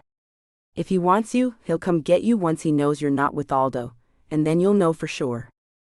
Ellie listened to her friend, and Tandy could see her shoulders easing and the tension fading. You're right. You're right. Gosh, of course, that's what I should do. Space. Tandy's cell phone rang. Excuse me, bub. Yeah, hey, Jess. She listened as her caller spoke. Well, sure. I do have another friend with me, Eliana Moretti. She listened, then laughed and handed Ellie her phone. Someone wants a word. Eli took the phone. It's a damn small world, Ellie Moretti, Jess Storm said, and Ellie laughed. Yes, it is. Jess met them a half hour later, hugging them both, her lovely face lighting up as she greeted them. Two of my favorite people, she said as she sat down, and Ellie felt a rush of warmth. She'd only met Jess once, but she had formed an instant bond with the other woman. Jess Storm was a stunningly beautiful woman with big brown eyes, long chestnut hair pulled up in a scrappy, messy ponytail, and jeans and a t-shirt that were her obvious choice of uniform. A tomboy, Ellie thought with a smile. Just like me and Tandy. Jess tucked her legs up under her, as she took a sip of soda. Tandy ribbed her gently about not drinking, and Jess flushed. Tandy gawked at her. You're not? SSH. I'm not supposed to be telling anyone yet. I'm not even 3 months. We haven't even told Lily yet. Jess grinned widely. It was an accident. We hadn't planned to have any more, we were happy with Lily Bean. But now gosh, I cannot wait to see him or her. She suddenly studied Ellie's face. Hey, are you okay? You look a little stressed out. Ellie smiled. I'm okay. Just jet-lagged. Tandy gave a noise of disgust. Ellie, we're all friends here. Tell her. Stammering slightly, and first asking Jess to keep it to herself, Ellie told her an edited version of what she had told Tandy. Jess frowned. Indio? Are you talking about Indio Navarro? Ellie's eyes opened wide. Yes, geez, it is a small world. How do you know Indio? Jess's eyes were warm. He's a good friend. A very, very good friend. He built our house out in the San Juans a couple of years ago. He became a part of our family. Oh gosh, I just realized. What? Jess squeezed her hand. You must be her. He would talk about his great love and how he broke her heart and his own when he had to go away. He said it was his only regret. Ellie felt her throat close. He did. Jess nodded. I can always see it in him, Ellie. He carries you with him in his heart and soul. Ellie could feel the tears, threatening. He doesn't want me now, Jess. He made that very clear. Jess studied her, then shared a look with Tandy, who nodded. Ellie, I have a confession. You may think that because we invited you and Aldo both to come see us, we're close friends of his. Ellie, we're not. We only know Aldo very slightly, and mostly from what Indio has told us. It's you I wanted to see again, so I asked Theo to extend the invitation to both of you. I wanted to talk to you, and I didn't want Aldo to grow suspicious. Ellie stared at her. Jess, you're scaring me. Jess took her hand. Sweetheart, listen. I know something or two about dangerous men. She pulled up her t-shirt, and with horror, Ellie saw a mass of silvery, jagged scars on Jess's belly. Courtesy of my now-deceased stepbrother. Jess dropped her shirt. I never underestimate a man's propensity for violence. I know that might sound melodramatic, but I had to put a bullet in Jules' head, or he would have killed me and Theo and Lily while she was still inside me. Indio told me about Yvetta.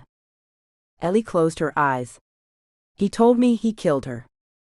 Jess sighed. He thinks he did. He thinks it's his fault she was murdered. But no, Ellie, Indio Navarro did not stab Yvetta to death. Who does Aldo say Yvetta was to him? His fiancée. The love of his life. Jess shook her head. Yvetta was Indio's fiancée. Indio's romantic partner. Ellie was shocked to her core. Did you meet her? Jess shook her head. Yvetta died 3 years ago. Almost immediately after, Indio came to Seattle, and we met him. He was hollowed out. He eventually opened up about Yvetta, his devastation at her death, and his guilt over not protecting her. Jess and Theo were the people I saw Indio talking to the time I mentioned to you before, but I hadn't met them at that time, Tandy said. Ellie chewed her lip.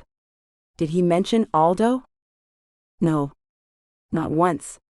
Indio alluded to something else. He said the man responsible for Yvetta's murder had something on Indio that meant Indio had to leave Italy. He wouldn't say exactly what, but now, Ellie, I'm positive it had something to do with you. Why are you so sure? Because all Indio would say is that he failed to protect Yvetta, and he would not risk that happening to her. I think he meant you. There was a strange mix of emotions inside Ellie, both an icy fear and a little relief. Then he couldn't have been talking about Aldo. Aldo loves me, he. She broke off, seeing the look on Tandy's face and knowing she was skeptical. I won't believe that he was the one who killed Yvetta, and for Christ's sakes, he hadn't even met me then. How the hell would he know about me? Something jogged in the back of her mind, something from the day she had met Aldo. Your articles are the reason I subscribe to the magazine. But how would he have known about her and Indio? No? But hadn't. Just an hour or two ago, she had been planning to investigate Aldo. What Jess had told her merely fanned that flame. Jess sighed. Look, this is all conjecture, really. What does your gut tell you? Ellie rubbed her hand over her forehead. Gosh, Jess, I'm so conflicted right now. I told her to get some space from both of them. Tandy was picking off the label of her beer, looking annoyed. I concur, Jess said. But you're a big girl, Ellie. Just know you have allies. Ellie smiled at her. That means the world. The one drawback to the afternoon with her friends, Ellie thought, as she walked back to the Four Seasons, was that it had to end, and now she had to go back and see Aldo and pretend as if nothing had happened. He greeted her with a smile and a kiss on the cheek. Hello, darling. I missed you. Ellie gave him a half smile. You were busy, honey. I didn't want to interrupt your work. He pulled her into his arms. You can interrupt me anytime. He kissed her and she tried to respond, but after a moment Aldo drew back and studied her. What's wrong? She shook her head. Nothing. His eyes narrowed. You know I don't like it when you lie to me. Oh gosh.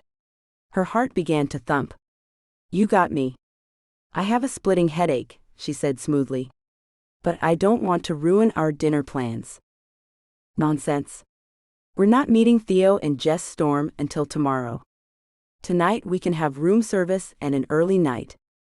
Ellie smiled gratefully at him. That sounds perfect. You liked Jess, didn't you? Are you looking forward to seeing her again? Was she paranoid to hear accusation in his words? She brushed past it, not wanting to give anything away. Of course.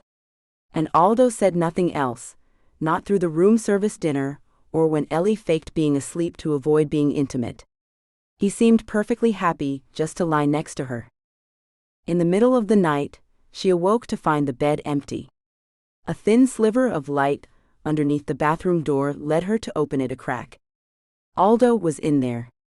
She was about to close the door and give him some privacy when she heard the frenzied whisper coming from him. As she focused on the words, her stomach clenched with horror as her romantic partner whispered another woman's name over and over. Yvetta. Yvetta. Yvetta. They arrived back in Italy, and Ellie intended to break things off with Aldo immediately.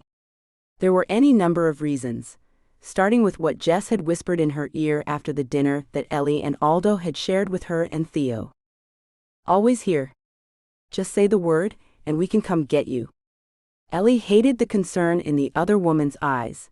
Was she really in as much danger as everyone seemed to think? She couldn't be with a man who frightened her. That was one thing. Then, on the flight back to Italy, a different kind of fear struck Ellie, one involving biology. The thought that she could possibly be pregnant with Aldo's child had left her cold. And then, thinking that it might actually be Indio's child, Ellie had closed her eyes and allowed herself the fantasy that it was, and that Indio would welcome her and the child, and they would live in his farmhouse, running around having fun and making furniture in his workshop. She didn't even want Aldo's child. That was another thing. And then there was the fact that, even if he was as clean as his public persona would suggest, she now knew she didn't love Aldo and could never love anyone but Indio. She'd rather be alone forever than stay with a man out of convenience. It wouldn't be fair to Aldo. For all those reasons, Ellie tried to finish things, but he deflected her, trying to talk to him with a mention of another party. "I'm sure you'll enjoy this one too, my love," he had said. "Some of our friends will be there." Ellie bit her tongue and went along with it, distracting herself with work. She also wanted to get a look at Aldo's study, and see if she could find anything in his files about his business concerns in Uganda. So she went along with the plans, keeping out of his way during the day. She would return to work on Monday, which would give her some breathing space.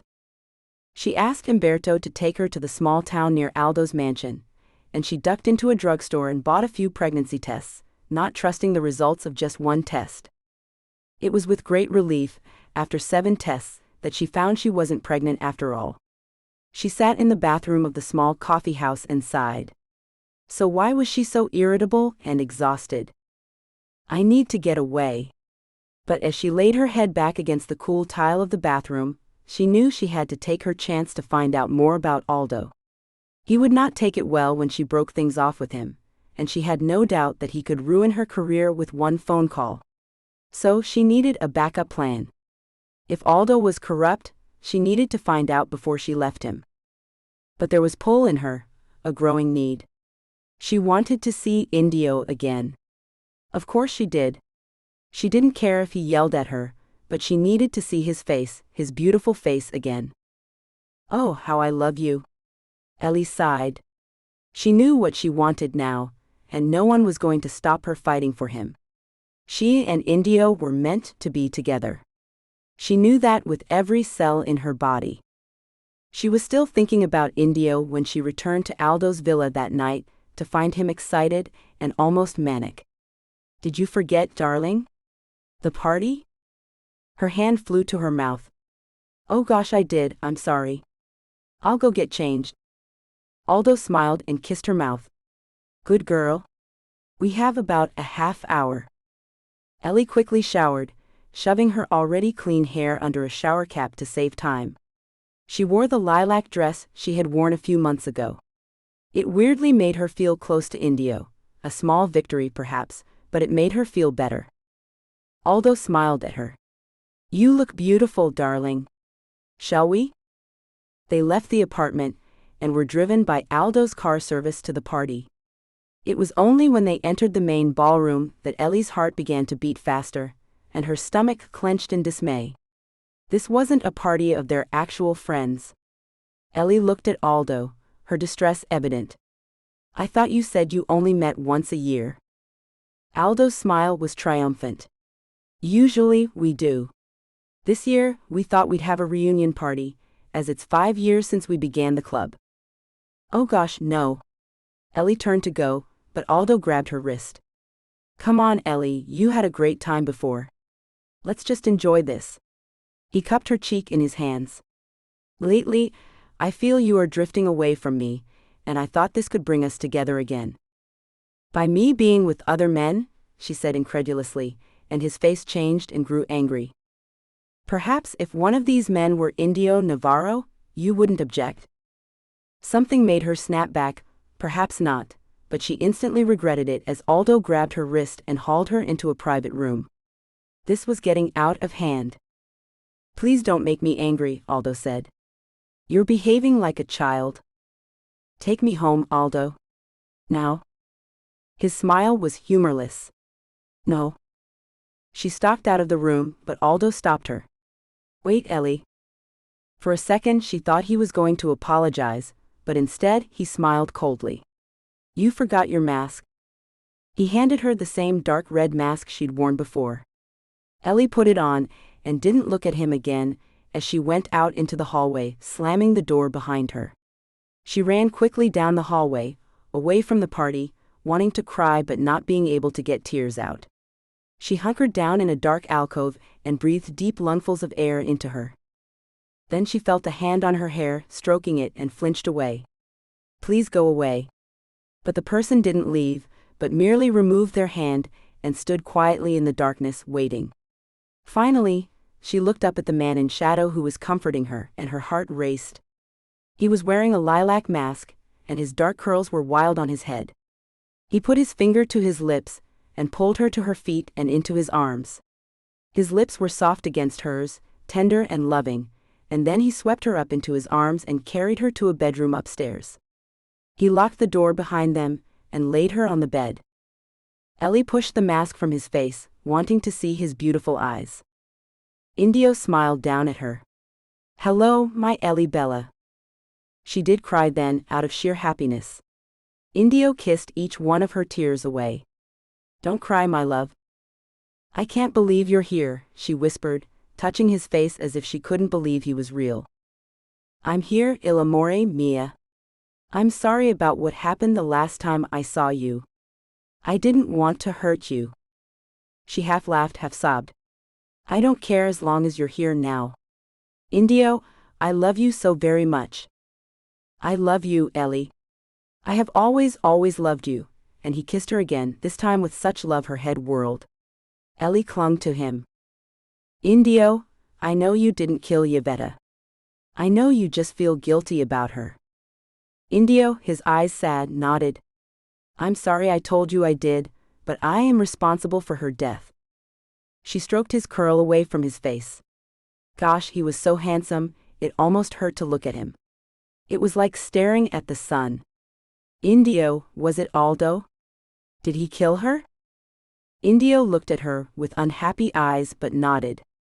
"And Ellie, what scares me most is that ever since her death, he has focused his malevolence on someone else. The love of my life." Ellie knew he was talking about her, but she needed to hear him say it. "You mean?" Indio smiled a little and kissed her gently. You damn frustrating, beautiful, wonderful girl, woman, sorry. You are the love of my life. You always have been. Every cliché in the book, that's what I feel for you, Eliana Moretti." But his smile faded. "Aldo Constanza targeted you, Ellie, and I don't mean that to sound insulting. Any man would want you, but Aldo sought you out.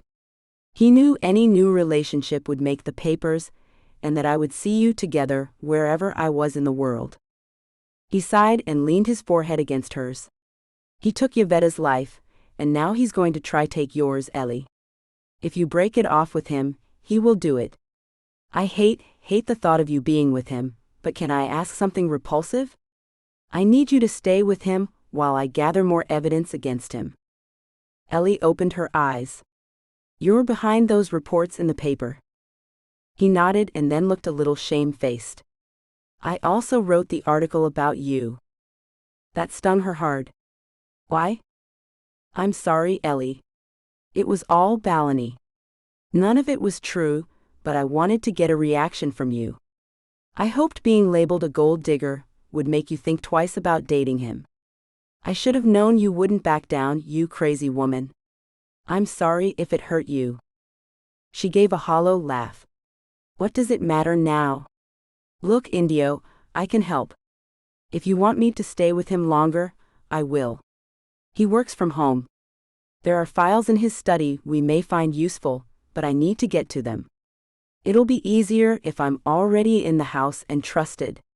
Although I'm not sure Aldo trusts me much anymore. We've been having problems." "You have?" Her mouth hitched up in a lopsided smile. "Something about me being desperately in love with this gorgeous guy they first once knew." Indio laughed softly and looked at the door. "Will he miss you?" "No, and I don't care about him. I'll just tell him I got upset and went to the bathroom." She wound her arms around his neck. "Indio, we can make this work, can't we? I'm going to do everything to make sure you're safe and that we're together. We just have to bring Aldo down first, or you'll never be safe. I hate that I'll be sending you home with him tonight. The very thought made her cringe in disgust and fear, even though she knew that until she had a plan, it would never be safe to try and just walk away from Aldo's insane obsession. Indio, were you watching me? He nodded. Only for protection.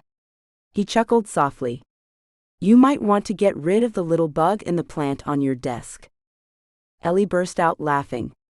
I should be mad, but I don't care. I love that you've been close all this time. His eyes were soft with love. It killed me to send you away, but Constanza told me after he killed Yvetta that, and I quote, next time my knife will be gutting the girl you've really been in love with all this time, if I didn't leave Italy and stay away from you. He knew about you years ago. I think he's been manipulating your career too. I think Yvetta must have told him about you. I was not the romantic partner she deserved because I was already in love. There were times when it got too much for her. Aldo wore her down. What was she like? Lovely. You would have liked her. But I was wrong to be with her when I loved you. She deserved so much better. When Aldo started to harass her, I didn't take it seriously. Thinking back now, if it had been you, I would have gone ballistic. Instead, I treated it as a joke until Aldo got way too physical with her and she came to me. She told me she had tried to make friends and let him down gently, but he had assaulted her, tying her up, blindfolding her and threatening her with a knife. Ellie swallowed hard, remembering the times Aldo had blindfolded her. Indio brushed his lips on hers before continuing. I reacted badly. I beat him, and he fired me, only to hire me back the next day with an apology and a huge hike in pay. He also apologized to Yvetta, and afterward he did leave her alone. I felt bad that I hadn't taken her seriously, and I knew I could never come back to you, so I proposed. Ellie's eyes filled with tears again. You could have come to me. I waited and waited. Enzo died. Whatever happened between you two was over, and you knew that. I thought you didn't want me anymore. I carried you in my heart. Every day I missed you, and it felt like I was dying. And you were going to marry a woman you didn't love. I was going to marry her out of a false sense of responsibility, Ellie. It was my fault she died. Because of my own damn stupid pride, I forced his hand and he killed her. He did it on our wedding day. A day that should never have been because I knew and she knew that my heart belonged and will always belong to you. Ellie was crying now, sobbing, the tears just never ending, and Indio took her in his arms. I'm sorry, Ellie Bella, scusi, ti amo. She pressed her lips to his and pulled his jacket from his shoulders. Indio shrugged out of it, and his hands were at the straps of her dress, pulling them down her shoulders. I always loved this color on you, he murmured, and Ellie smiled. I know. I've been wearing a lot of lilacs lately, it makes me feel close to you. Indio kissed her. I am always with you, my beautiful girl. Always. I love you, Indio Navarro. So much. My Ellie, he said again and again, kissing her tenderly and drinking her in with his eyes. This was the reunion I dreamed of for 8 years, he whispered. With you, I know I can handle anything, she said, stroking his face before her face fell. Gosh, Indio, I cannot bear to let him touch me again. I know. I hate the thought of it. But listen, you have to do what you have to do to stay safe. Nothing is more important than that. Nothing. Their gazes locked and she nodded, knowing what he was saying. When this is all over, I'm marrying you, Eliana Moretti, and we're going to be the happiest people in the world. There were fresh tears then, but she smiled through them. For a proposal, that was pretty damn good, Mr. Navarro. He chuckled, then looked regretful. Gosh, it destroys me to say this, but you had better get back to the party. He grimaced. I hate that you've been involved in this sort of thing. Don't be. The first time it was my choice. Adventure. She grinned at him. It was the word they always used when they were younger, when they set off to get into trouble. "Adventure," he said, and kissed her again. They dressed slowly, and then Indio pushed up the window of the room. Ellie giggled. "Seriously, you're going out of the window?" Indio grinned and kissed her. "Adventure. I love you, Ellie. I promise we'll be together soon." He hooked a leg over the windowsill, but Ellie suddenly grabbed him. "Wait. Just know, Indio, that when he touches me, I'll be wishing it was you. You are the reason I breathe in and out every moment. I've always loved you, Indio. I always will." Indio kissed her again, holding her tightly. "Il amore mia, go now before I take you away from here and blow any chance we have of taking Aldo down. I love you. Never forget." And he was gone. Ellie lay quietly for as long as she dared, reveling in the sudden peace and joy she felt after being with Indio. It was only when fear crept back in again that she forced herself up and out of bed, into her now wrinkled dress and back downstairs. Almost immediately, Aldo appeared, gripping the top of her arm hard. "Where have you been?" Ellie wrenched her arm away from him and gave him a supercilious smile. "I was with another man. Isn't that what you wanted?" His eyes glittered with anger. "Why are you behaving this way?" Suddenly, Ellie wanted to goad him, and her anger was great. This man was a psychopath. She knew that now. "Because, Aldo, you treat me like a tramp. You should have warned me this was another one of those parties. You should have given me the right to decide whether I wanted to take part. Once again, you treated me trash." Aldo's shoulders slumped, and he passed a hand over his face. "You're right. Of course you're right, I'm so sorry, Ellie." Ellie was taken off guard by this sudden change. "Aldo, shall we go home? I'm tired." They didn't speak on the drive home, but Aldo took her hand and stroked the back of it with his thumb. Ellie fought the urge to pull it away. To her great relief, Aldo went to sleep almost immediately, his arm locked around her waist, and Ellie lay on her back staring up at the ceiling. All she could think of was Indio making love with him, and the relief of knowing that underneath everything he was still hers. He loved her. She fell asleep, still smelling his scent on her skin, but in the middle of the night she woke to find Aldo in bed. Ellie fought the urge to scream and kick him away. Even though every cell in her body was crying out that this was wrong.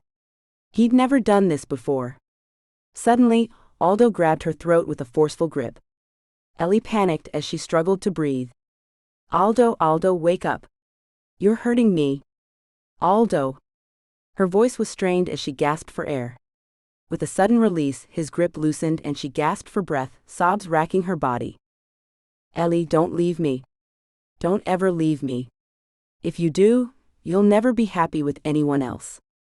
I'll make sure of it. Gosh. Yvette, please." Ellie's body went cold. Vivian squinted at Ellie as she came into work on Monday morning. "It's summer. Why are you wearing a scarf?" Ellie gave her a too sunny smile, knowing that alone would tip her friend off to there being a problem. "Fashion, of course. Hey, listen, I've got an idea for a new series. Can I take you to lunch to talk about it? We can talk right now if you want." Ellie shifted uncomfortably. "I'd rather do it out of the office if you don't mind." Vivian's smile faded, and she nodded. "Gotcha.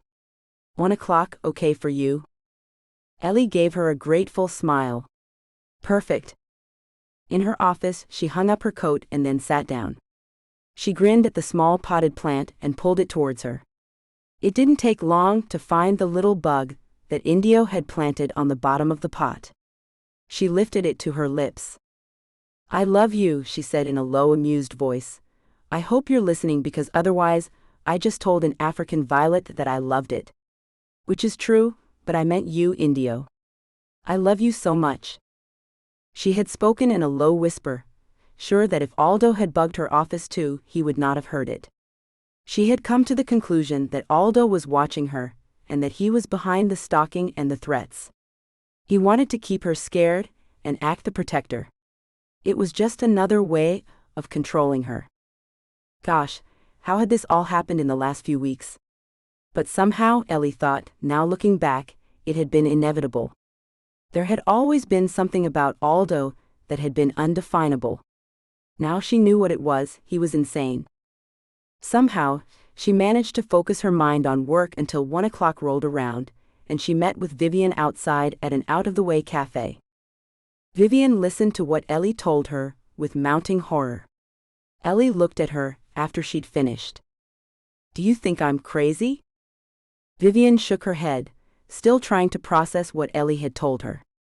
"Ellie, playing devil's advocate here, do you think you should immediately trust what Indio is telling you?" Ellie flushed. "I can understand why you ask me that, but yes. Finding proof will confirm it, but yes, I believe Indio." "Geez, Ellie, then why are you still living with Aldo?" "Because if I leave him, he will take my life." Vivian blanched. "Isn't he planning that already? Just leave and we'll arrange protection." "There's also Aldo's investment in the magazine. He could pull the rug from underneath us and bring the magazine to its knees, and he knows it." "Screw the magazine. Your life is worth more. Gosh, when I think I encouraged you to." Vivian suddenly reached up and plucked the scarf from Ellie's neck. The dark bruises on her throat were stark against her skin. "Oh my gosh, Ellie." Ellie put the scarf back on. It was unintentional. This time, he was asleep. He was appalled when I told him what happened. "This time?" "Geez." Vivian dropped her head in her hands for a moment, then looked at her friend, her expression fierce. "Okay. Look, we get proactive. I'll start looking for another investor quietly, and I think you could use some space to snoop.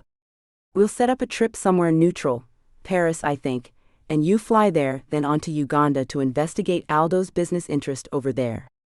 I'll pay for that ticket out of my own pocket, so it doesn't have to go through the magazine's accounts. I don't want you there more than a couple of days though. He's obviously got spies everywhere." The waiter interrupted them then. "Excuse me ladies, can I refill your drinks?" They both nodded, and the waiter took their glasses. In a second he was back, but on the tray he left, there was a napkin covered something bulky. Ellie and Vivian looked at each other, before Ellie picked up the napkin. On the tray sat a burner phone covered with lilac-colored rhinestones. It looked so tacky that they both laughed, and Ellie grinned as it began to ring. Vivian looked confused. "Hey baby," Ellie said as she answered the call. She mouthed an apology to Vivian, who waved in assent. Indio chuckled. "Hello gorgeous. I thought you would appreciate the bling." "You lunatic. I love you." "Love you too, cara mia. You look beautiful right now. Don't turn around.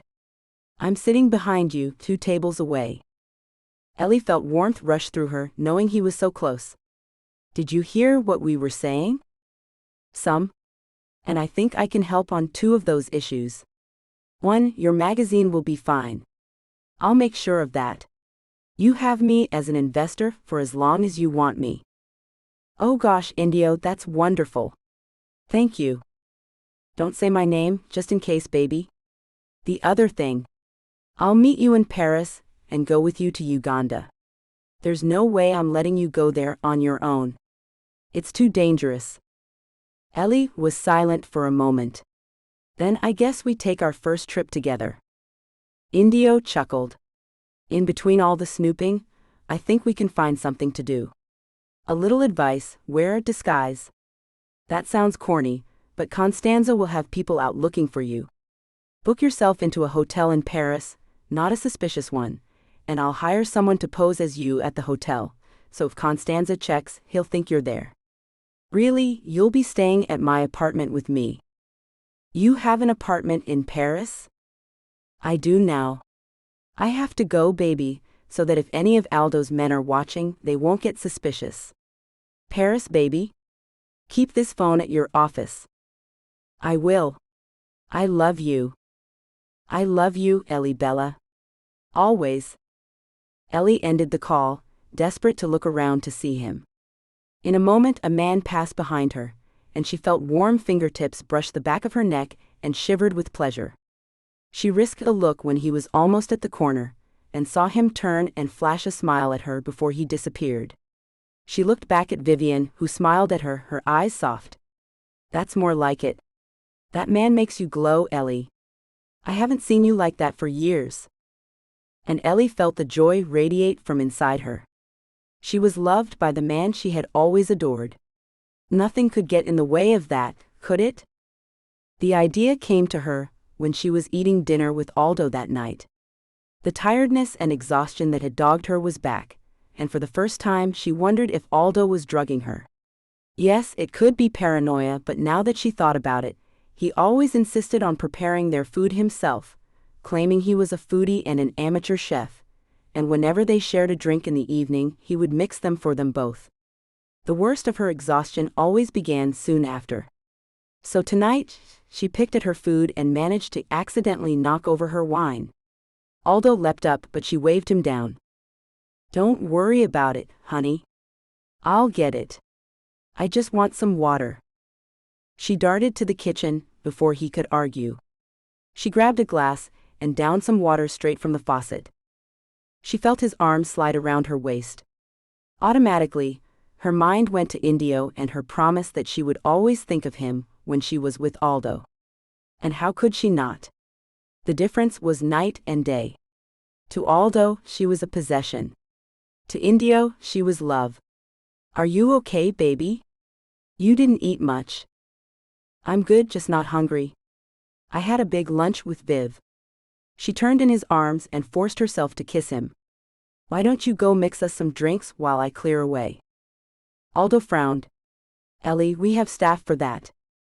She laughed softly. "Aldo, sometimes I like to feel we're at least a little normal. I love cleaning up. It relaxes me. And you've never objected to me being relaxed before." She looked up at him from beneath her eyelashes and smiled. For a second, Aldo stared at her as if trying to work out if she was playing him. Ellie stood on her tiptoes to kiss him, lingering over the kiss. Aldo smiled and touched the worst of the bruises on her neck, his expression contrite. "Does this mean I'm forgiven?" Ellie chuckled softly. "Oh, you're forgiven." He tipped her chin up for another kiss. "Scotch or vodka?" "Either. I'm not drinking it. You choose." "I won't be long." Ellie gave him a minute before silently following him to the drawing room. She heard the clink of the crystal decanter against the glass, and edging the door open a crack, looked in. Sure enough, Aldo was pulling something from his pocket, a vial of white powder, and adding it to one of the glasses. Ellie gritted her teeth. She slipped back down to the kitchen, tidying up the dinner things, and then went up, forcing a smile on her face. She pushed open the door to see he had lit candles. Good. Dim light was what she needed now. Occam's razor, Ellie thought to herself as she went to him and curled up on his lap. Or a version of it. The simplest way is the best way. She kissed Aldo, pretending for a moment that it was Indio, and seemingly delighted, he kissed her back. The side table was just to the side of them, and as Aldo worked his way down her body, Ellie reached up and switched the glasses. She took what she hoped was the non-drugged one and downed it, making a big deal of smacking her lips after. She gave Aldo a smile as he looked up. "Just getting relaxed, baby." Aldo laughed, and Ellie held her breath to see if he would notice the switch in glasses. From the way he drained the other glass, she guessed not, and a surge of victory swept through her. She played her part like an Oscar winner, then led him back to bed. She had to put up with him before he fell into a deep sleep. She waited a half hour, then shook him. "Aldo?" "Nothing." She shook him harder. "Aldo?" Louder. "Aldo?" She leaned in and screamed in his ear. "Aldo! You monster, can you hear me?" Nothing. Her heart thumping and adrenaline rushing through her system, Ellie sprang out of bed and pulled her robe over her shoulder before padding silently to Aldo's office. She went to his filing cabinets first, locked of course, but Ellie hadn't had Enzo and Indio as partners in crime for nothing. She grabbed a paperclip and picked the locks. She flicked through every file quickly. Most of it she didn't understand, but there was nothing incriminating that she could see. Frustrated, she managed to lock the cabinet, then scooted to his desk, opening his laptop. It was password protected, but Ellie, grinding her teeth, typed both her and Yvette's names, and she was in. Stupid, stupid Aldo. Your arrogance and complacency will be your undoing. She had to search, but eventually she found a folder marked simply Girls and clicked on it. There were subfolders, 2 of which were marked Ellie and Yvette, and needing some courage, she clicked on Yvette's first. There were perhaps thousands of photographs of the woman, although in most of them, she either looked unaware that she was being watched or looked uncomfortable. There was a haunted look in her eyes. Another subfolder was labeled Videos, but when she clicked on it, there was only one. Ellie checked the sound was turned down and listened for any noise in the house. Silence. She clicked on the video and had to stifle a scream. Yvette, beautiful in her wedding dress, was backing away from the cameraman, terror in her eyes. Ellie turned the sound up a little, trying not to be sick. No, please don't, please don't. Then a sickening sound, as the killer took Yvette's life. Ellie watched in horror as the killer took her life, her cries dying down as she lost consciousness, until all Ellie could hear was the attacker's pants for air. The video ended with a close-up of the knife, and blood everywhere. Had Aldo kept it as evidence, or had he kept it as a memento? Ellie knew the answer. Oh gosh. Ellie was shaking uncontrollably, but she had to know. She clicked on her own folder. Again photographs, this time of her. Some she had seen already, sent to her by her stalker. Jerk, she whispered.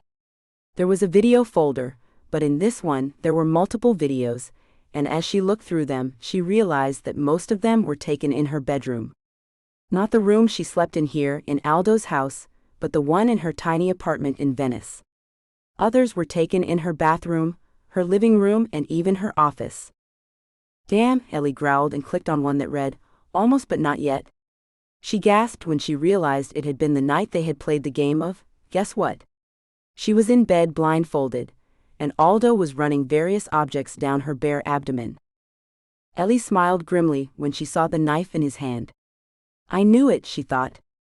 The sick man. Aldo ran the tip down until it dipped into her navel, then she watched him turn to grin at the camera, raising the knife and making a stabbing motion repeatedly, only just stopping above her skin. She heard herself say, a knife? And Aldo raised his finger to his lips to the camera, then made a shocked face. Of course not, Ellie. Who do you think I am? It was my watch. So, he was planning to take her life to get back at Indio? Tough luck, you make me sick, she thought as she dug around in his drawer and found a flash drive. She copied everything she could to it, then shut the computer down. She scrubbed her fingerprints from everything in the room, and went back to the bedroom. Aldo was snoring loudly, and she stood over him for a moment, wondering if she had the courage to kill him. Because right now, she wanted to more than anything in the world. You are the reason Indio and I were apart.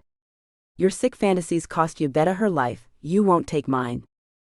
She tucked the flash drive into the lining of her jacket, then lay down, keeping as far away from Aldo as she could. Soon she would be in Paris with Indio, and away from this man. She fell into an uneasy sleep as dawn approached, and woke a couple of hours later, feeling scratchy and queasy. Aldo was still asleep, and she had to smile, karma.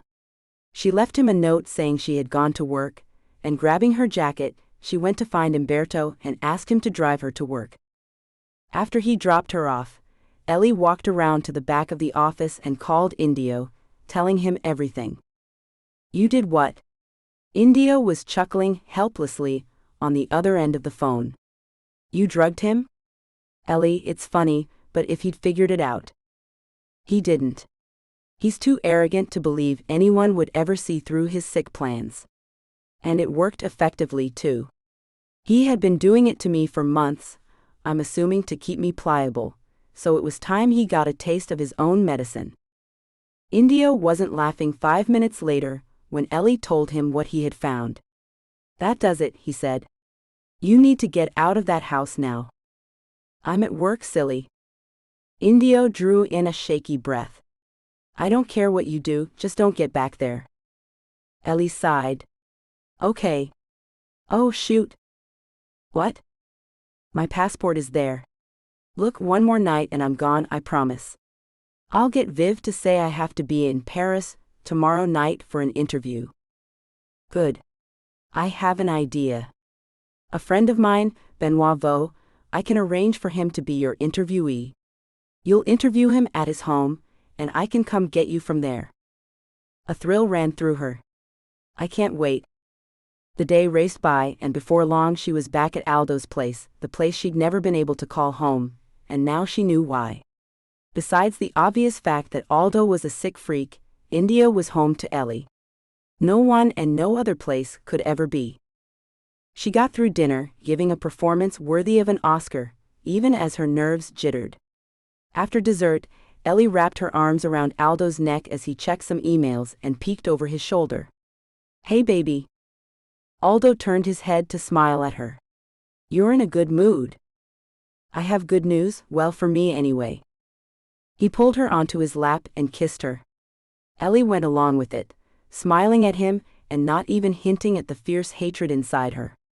She nipped at his bottom lip with her teeth playfully, and Aldo grinned. Tell me. I am interviewing Benoit Vaux tomorrow. His eyebrows shot up. Vaux? Wow, that's a coup. He doesn't like publicity, normally.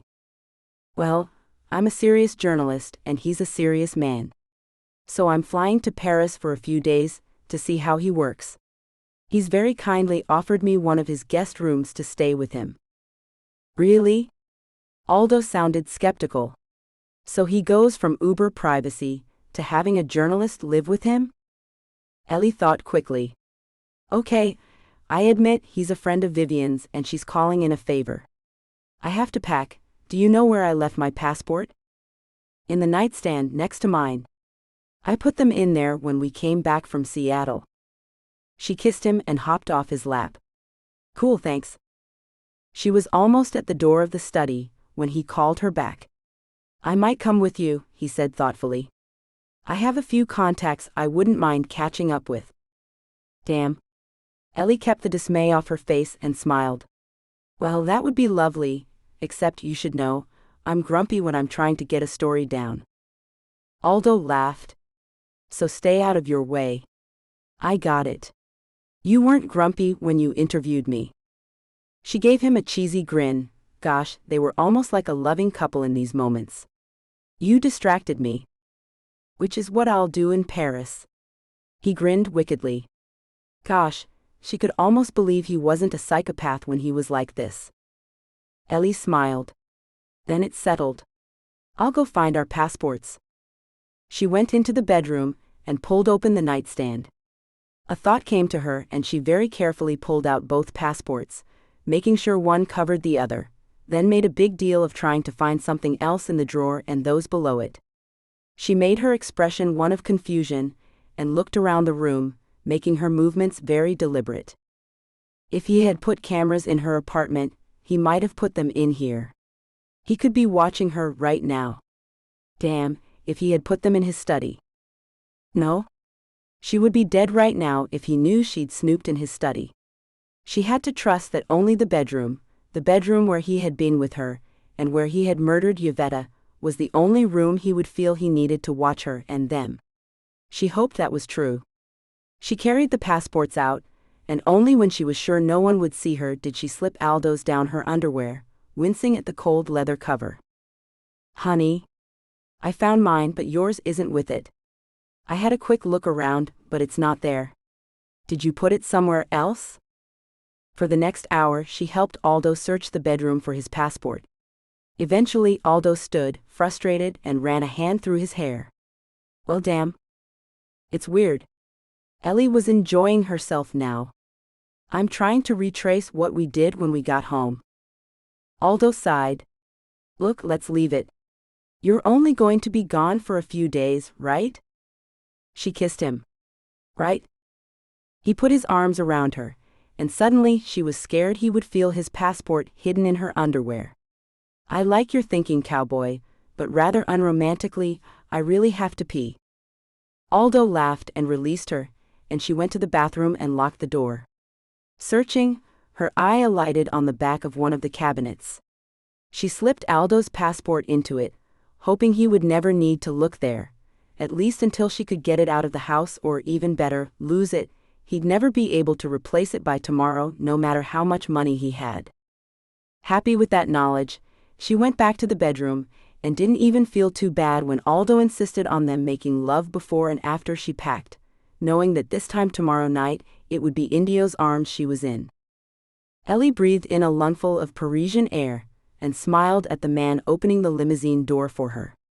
In a few minutes, she would be whisked to Benoit Vox's left bank apartment, where Indio would be waiting for her. As she traveled through the city, she was staggered by the beauty of the place, the manic traffic, and the speed of life there.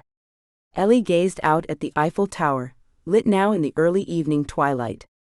In the world's most romantic city, she would finally be able to love Indio freely and openly. He was waiting as she stepped out of the car, and he whisked her inside and kissed her, leaving her laughing and gasping for air. His arms were tight around her. They gazed at each other for a long moment, no need for words. There was a discreet cough behind them, and Indio turned and laughed. A tall, dark, handsome man gave them an amused smile. Indio chuckled. "Sorry, Ben?" Benoit, grinning, kissed her cheek. "It's wonderful to see you again, Ellie. Please come upstairs and meet my family. I warn you, our daughter is still awake and causing trouble." He led them upstairs, where he introduced Ellie to Shiloh, a tall, willowy blonde with a friendly smile, and their daughter Lily. "Hi Lily," Ellie said. "That's a beautiful name. My friend has a daughter called Lily too." Lily, unlike her namesake Lily Storm, wasn't shy at all. She nodded. "It's a popular name," she said wisely, and her mother laughed. "Precocious 9-year-old, she said with a smile. "Please Ellie, come on in. Indio's made himself at home already." She said this with a fond glance at Indio, and he grinned back. Ellie could see the friendship between them all, and it made her heart warm all the way through the delicious dinner with Benoit and Shiloh. Then, after midnight, Indio and Ellie left by the back entrance and were driven to Indio's place across town. Ellie's eyes widened at the beauty of the apartment. "Wow. And you just moved in?" Indio grinned. "Yesterday, but I've had my eye on this place for a long time." The walls of the high-ceilinged rooms were painted a delicate lilac, and Ellie grinned. "Gosh, it's lovely. Nothing compared to what I'm looking at right now." He took her in his arms and kissed her. "Hello again, Ellie Bella. It's so good to hold you when we have no fear of discovery or any anger between us." Ellie relaxed into his arms. "Gosh, Indio, it's all I've ever wanted." He smiled, and taking her hand, they walked to his bedroom. Ellie leaned against him. "You know, I could do with a bath. To get the journey off me. Your wish is my command." In the bathroom, he ran hot water into a vast tub. Ellie eyed it with a grin. "Big enough for two. You know, I've never done it in a bathtub." Indio pretended to be serious, stroking his beard. "Really?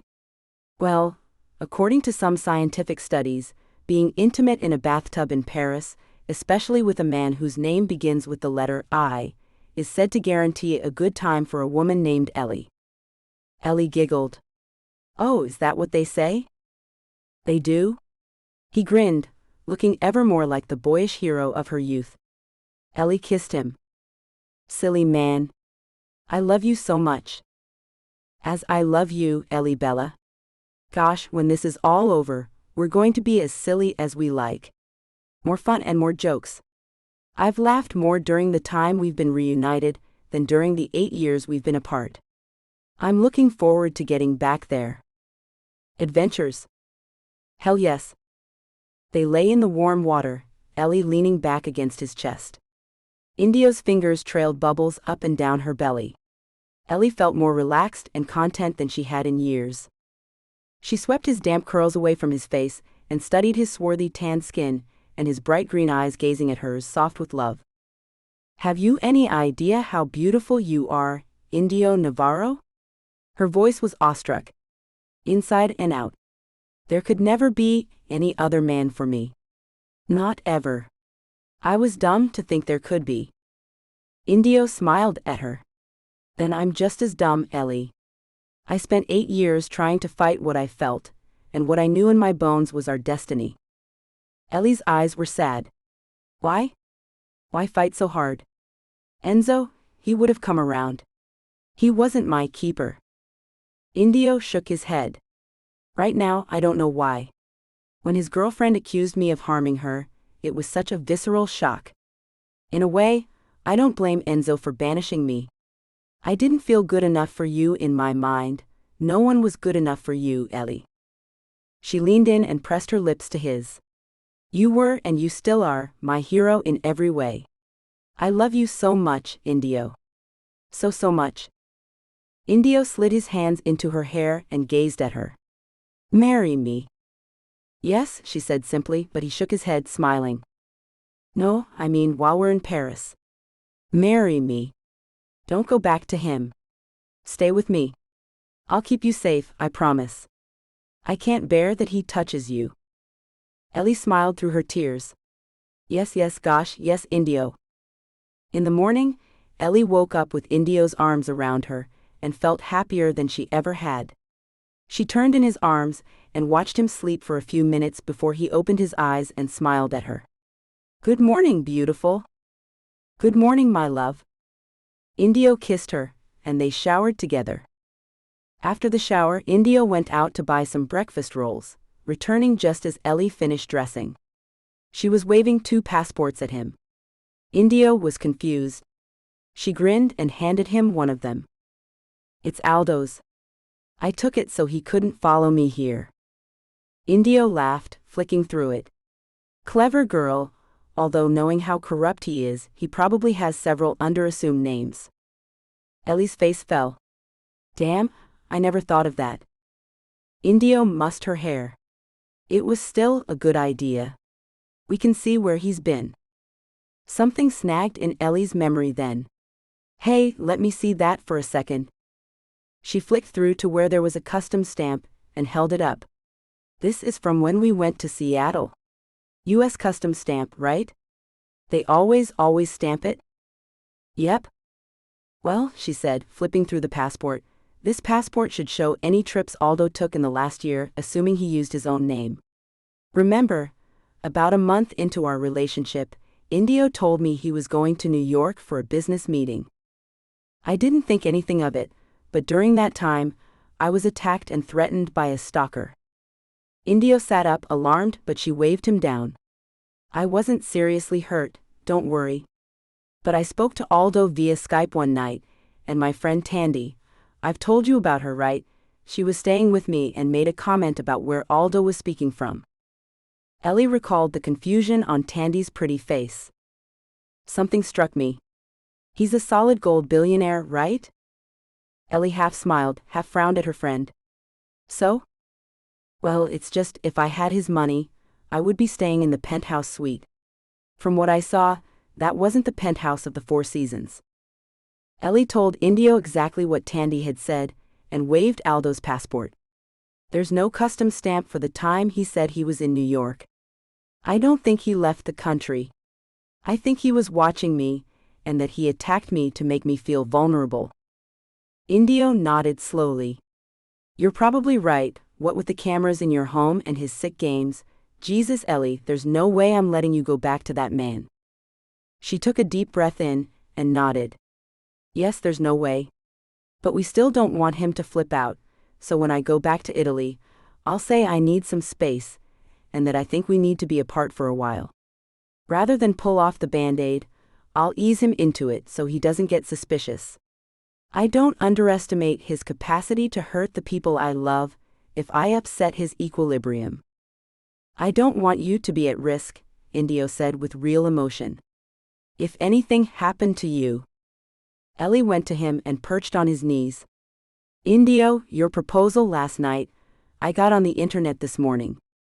We can get married here, but we need to be residents for 30 days for it to be legal. His arms tightened around her. Damn. I wanted to be your husband right now. She chuckled. And I wanted to be your wife. We should go somewhere in Paris that's totally cliché, and have our own little ceremony. Then, as soon as we get back to Italy, I'm yours, baby.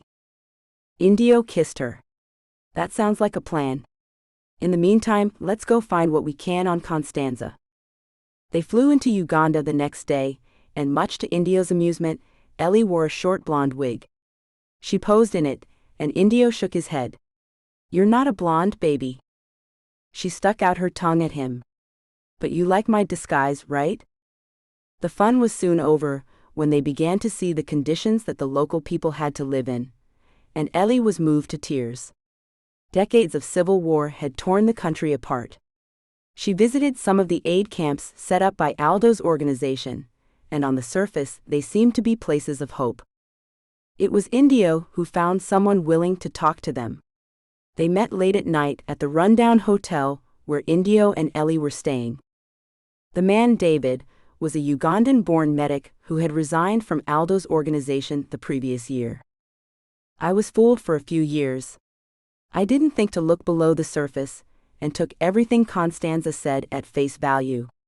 He comes here often, and it took a while to realize that after his visits, every time, there would be a child or 2 or 3 who went missing. All girls.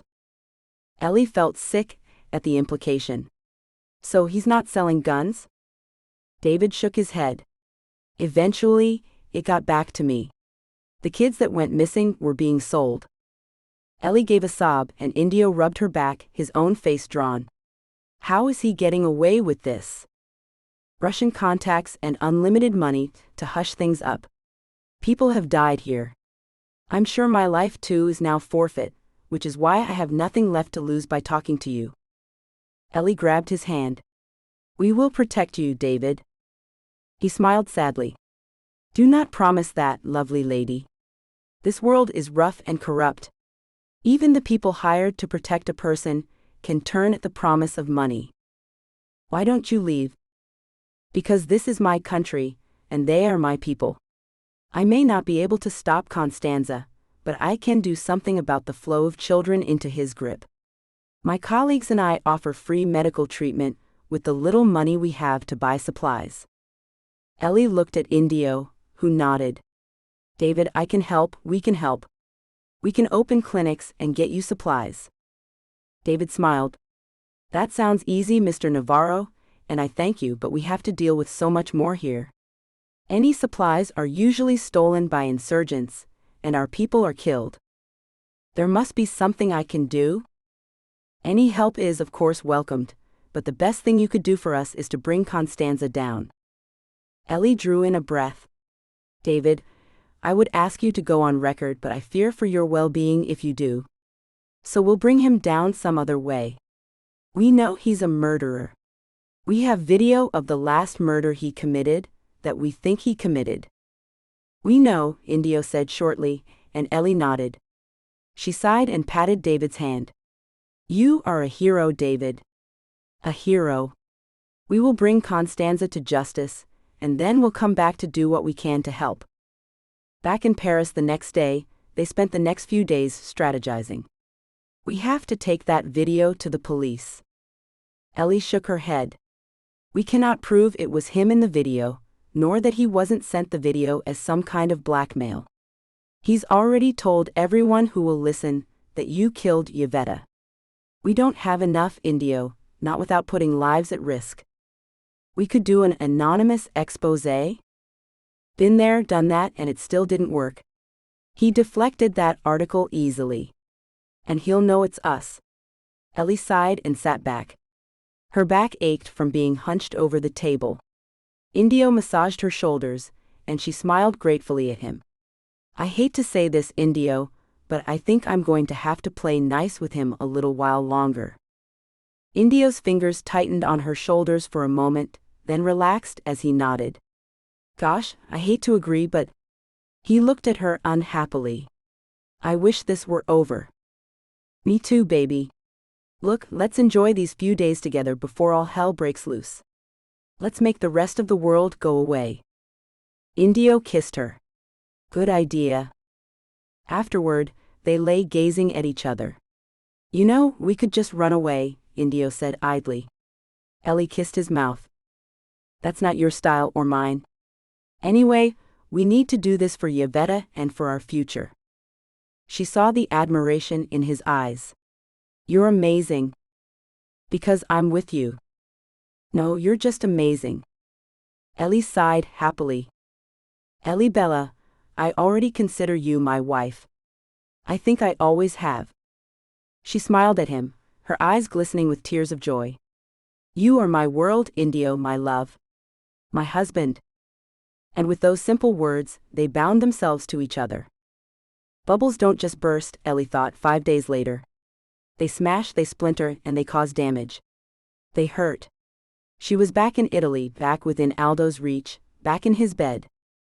She'd managed to persuade him that she was too jet-lagged to be intimate, and if he was suspicious, he didn't show it. Vivian, in Ellie's absence, had the office check for cameras and bugs under the guise of remodeling the space, but to their great relief, the only bug the experts found was Indio's poorly hidden but still unnoticed for months bug on Ellie's desk. It made Ellie breathe easier that she and Vivian could talk about what they found out in Uganda without risk of Aldo finding out. She also showed her friend the horrific videos she'd found on Aldo's computer. It was in the evenings when she had to return to Aldo's house that she felt scared. Scared and disgusted every time he came near her. They limped on for a couple of months, becoming more distant from each other, and even when Christmas came and went, they were civil if not affectionate. Ellie and Indio spoke every day, and Indio urged her to break things off with Aldo. We haven't found anything we can use, he said. And every day, I wake up wondering if today is the day when I hear that you're dead. I hate this, Ellie. Please. It was just after the new year, when Ellie asked Aldo if she could talk to him. Of course. They were in his study, and Ellie's eyes kept drifting toward the filing cabinet.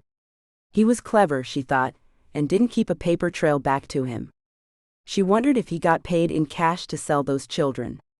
She pushed that thought away. If she dwelt on it, she might crack and start to accuse him, and then all would be ruined. Instead, she smiled at him with fake warmth. Aldo, darling, this isn't easy to say. But I think we need to consider spending some time apart. We haven't exactly been getting along so well of late. You must agree. Aldo nodded slowly, his eyes locked on hers. I cannot deny that, Ellie. It had been breaking my heart. And I'm sorry for that. But I do think we have reached the end of our time together. I need to regroup and work out what I want from life. Aldo gave a soft, sarcastic laugh. I think you know what you want, Eliana. It just isn't me. Ellie decided to ignore that. She did not want him to lose his mind. I need time on my own. Aldo studied her. As you wish. Really? Was he taking it this easily? Something didn't add up here. So I'm going to pack my stuff tonight. I'll ask Umberto to take me back to my apartment. Fine. Is that all? I do have to get on.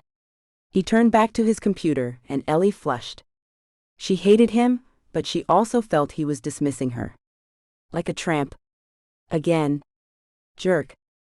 She didn't say another word, and in an hour she was being driven back to town by Umberto. He looked over at her. I'm going to miss our talks, Ellie. She smiled at him. Umberto, can I give you some advice? Between the two of us? Of course. Get another job. Work for anyone else but Aldo. Umberto looked shocked and uncomfortable. Ellie, It's okay, Umberto. Forget I said it. She didn't want to make his life harder, after all. She hugged him goodbye as he dropped her at her door, then she took her suitcase into the lobby and waited. In 5 minutes, Indio was there, and she ran into his arms. It's over. It's really over. But of course, it wasn't. Ellie could never have guessed how quickly things would unravel. Ellie stretched her body as she woke in the late February sun. Carnival time again. Here in her new apartment, their new apartment, she rolled onto her side and studied the face of her love, her Indio and, as of 5 days ago, her husband. She was officially Mrs. Indio Navarro. They had married quietly, with just a few friends, but it had been the best day of Ellie's life. "Today my life finally begins," Indio said in his toast, gazing down at his bride, and Ellie cried at the love in his voice. She had worn a simple lilac cotton dress to marry him, matching Indio's tie, and they both wore lilac flowers pinned to their chests. They had lived together as if they had always done so, easily, reveling in the time together and having adventures. The only dark cloud was the unresolved issue of Aldo Constanza. "He took it too easily," Eli said, and Indio agreed. "He's up to something for sure." Ellie could tell Indio was terrified that Aldo would get to her. Even on their wedding day, when she'd arrived at the city hall, accompanied by Vivian and Tandy and 3 hulking bodyguards, she saw the relief as well as the look of love in his eyes. She couldn't blame him. The night before the wedding, she'd had awful nightmares of Aldo coming for her as she got ready to marry Indio and stabbing her to death as he had done to Yvetta. But nothing went wrong that day. Ellie got up now and pulled her robe on, going into the kitchen to make coffee. Indio may have been as rich as Aldo, but he didn't believe in staff, unless it was security staff for her, of course. So they cooked for each other and cleared up themselves, and Ellie liked it that way. They talked about their future, living in the country at his farmhouse. "Or, if you like, we can find something else together. I can't look at my workshop without remembering what I did to you there." Ellie swept a hand over his hair. "Our reunion, however brutal, was there. Regardless of what happened afterward, you were just trying to protect me." He kissed her hand. "Another reason is that Aldo probably knows about it." Ellie's smile faded. "We're never going to be able to stop running, are we? Maybe we should end this once and for all." Indio's eyebrows shot up. "How?" Ellie gazed at him for a long moment before saying it. "Entrapment." It took Indio a second to realize what she was saying. "Listen to me, Eliana Moretti Navarro. If you ever suggest using yourself as bait again, then I'll. Gosh, Ellie, he will slaughter you. Do you understand? You saw what he did to Yvetta, and she wasn't even part of his great revenge plan. She only said no to him. Can you imagine what he'll do to you now that he probably knows we're married, that you deceived him and married his enemy? That he had you, and you slipped through his fingers?" "Exactly," Eli said calmly. "He'll get riled up, especially if the magazine runs some op-eds about him. Imagine it. 1 year on from his exclusive interview, we do a follow-up and see where he is now. It'll be written off as a bitter woman's clapback after she's dumped by him. I'm just saying, that's the way he'll spin it. Let him. It'll still get to him. Especially if we intimate about his connections in Russia. We only have to drop one name, someone already in jail for exploitation, and he'll flip out. I saw him on that plane, Indio, when that stuff about the alleged gun running came out. He was insane with rage, and that wasn't even true." "Still making yourself bait?" He shook his head, and Ellie sighed. "Okay, what if it's not my magazine that does it? We can send it out to." Indio's voice was hard. "No, Ellie. Just no. I don't want to be the control freak here, but no. No risk, no bait." It turned out a day later that Aldo had made the first move anyway. Indio called Ellie into the kitchen, then handed her his iPad. Ellie read through the newspaper article.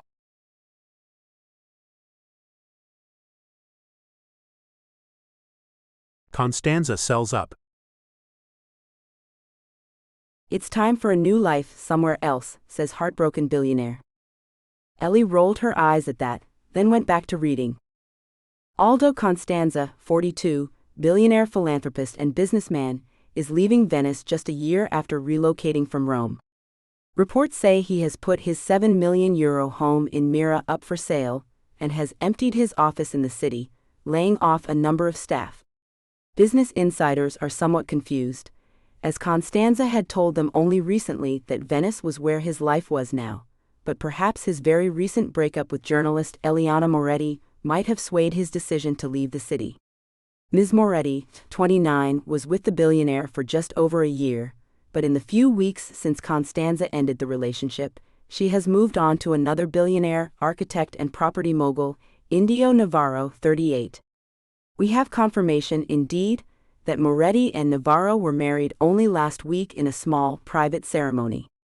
In a strange twist, not only did Navarro design and build Constanza's Mira home, but he was also once briefly a suspect in the murder of Constanza's fiancée, Yvetta Lima, 3 years ago. We have reached out to Mr. Constanza, who briefly told us that he wished the couple every happiness, and that it was time he started a new life somewhere else. Well, Ellie said. Apart from being labeled a gold-digging tramp again, don't worry, I'm getting used to it, that is a bunch of BS. You and I both know Aldo won't just leave us be. Agreed? Indio sighed. I have an idea. What? Indio smiled a strange smile at her. I'm going to see him. Ellie gaped at him. What? Why the hell would you do that? To threaten him, of course.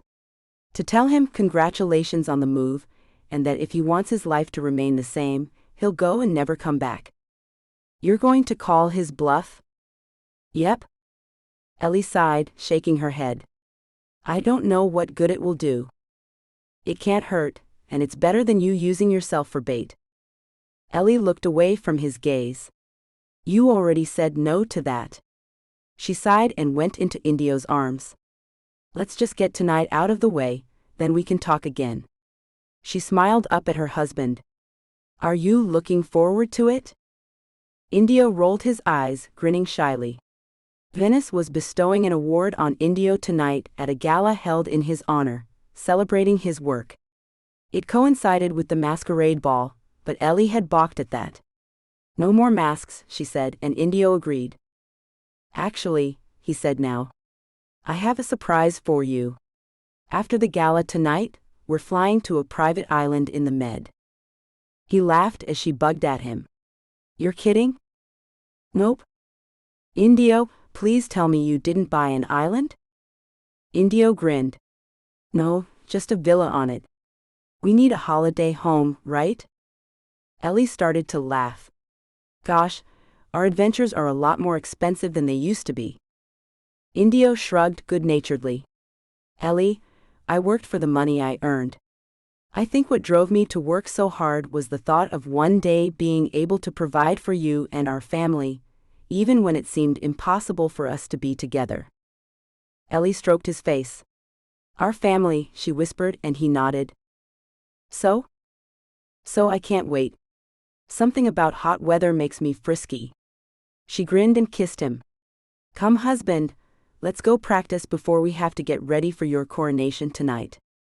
Ellie was trembling as she saw Indio walk on stage and shake hands with the man who was giving him the award. Ori Bartoli, her young infant daughter Lucy in her arms, nudged her. You can cry now, Ellie. It's okay. Ellie laughed, but her eyes were full of tears and her heart full of love for the man so shyly accepting the congratulations and gratitude of his city. He made a short speech, stumbling over some of the words, but when he looked out into the audience, he gazed at her, his eyes soft with love. And to my beautiful wife, my best friend, and my reason for being, Ellie. I love you. Without you, none of this means anything. Ellie cried, and then she saw Ori wiping away a tear too. Ori hugged her. I'm so happy for both of you. There was a drinks reception afterward, and Indio and Ellie sat, hands clasped, laughing with their friends. Indio kept being borne off to meet new people, but Ellie didn't mind.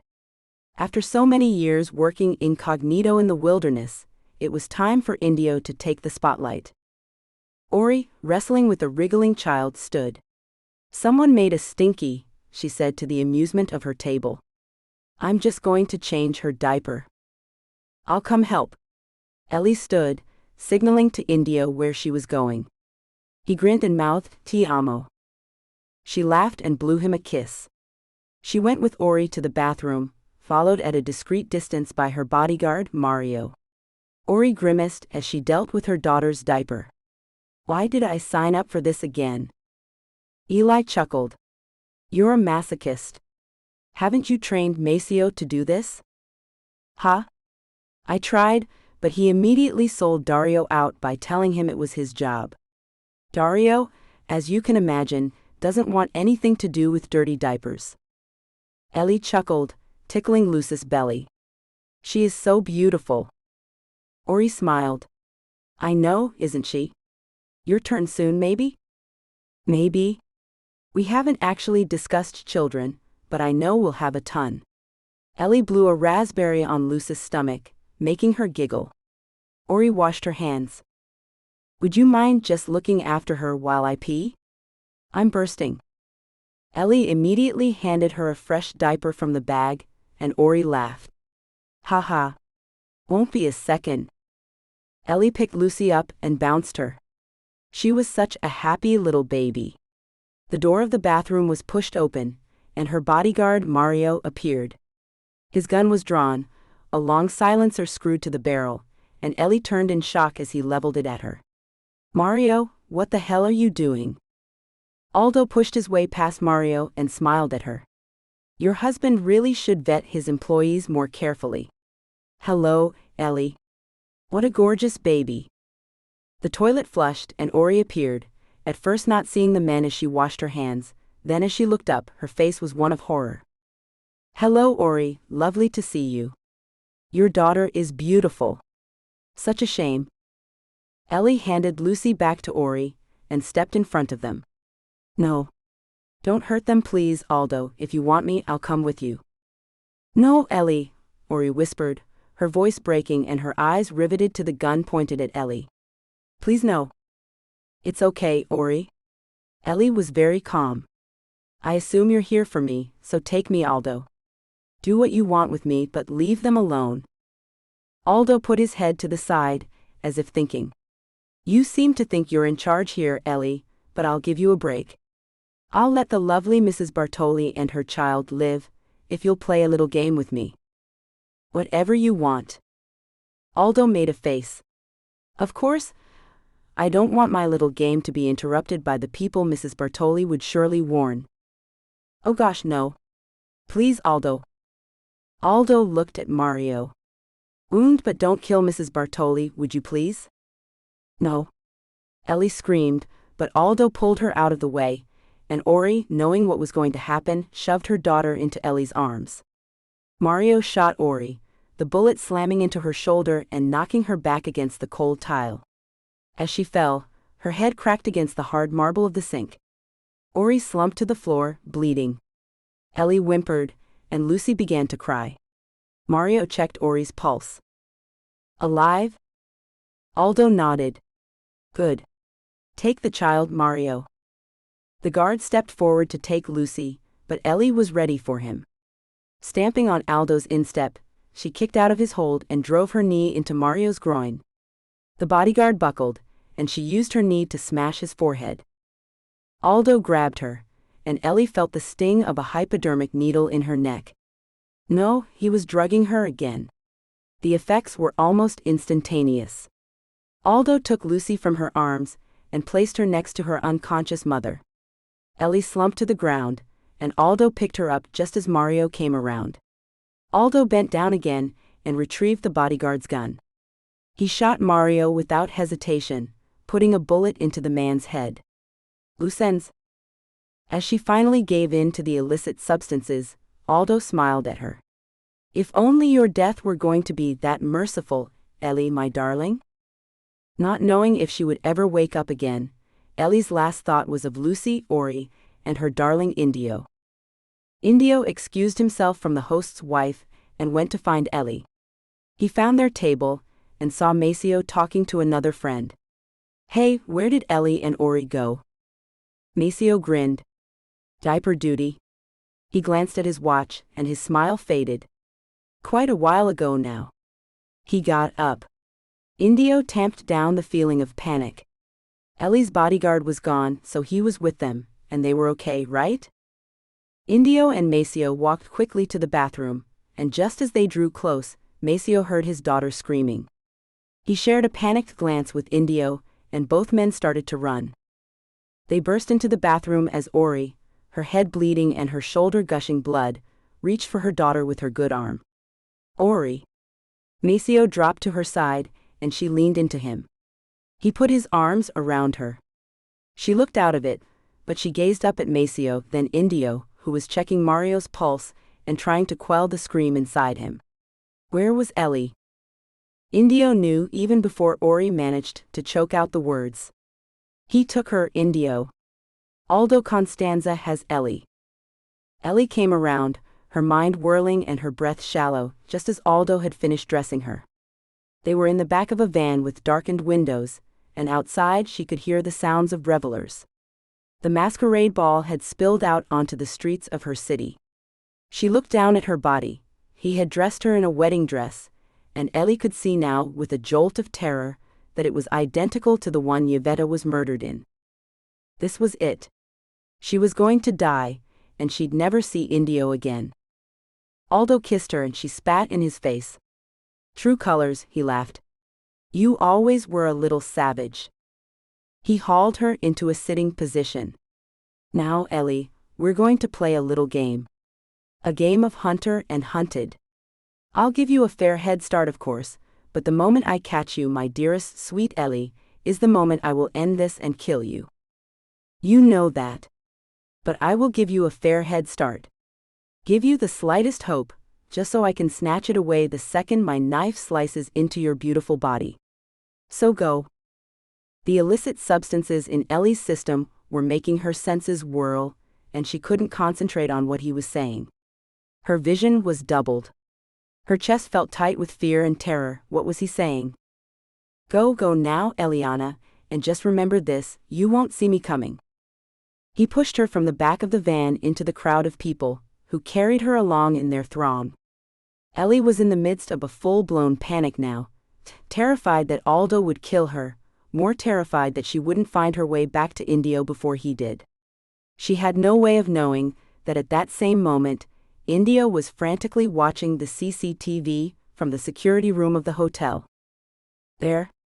Indio pointed at a blacked-out van, watching in horror, as he saw Aldo carrying an unconscious Ellie to it and throwing her into the back. He isn't even trying to hide now, Indio thought.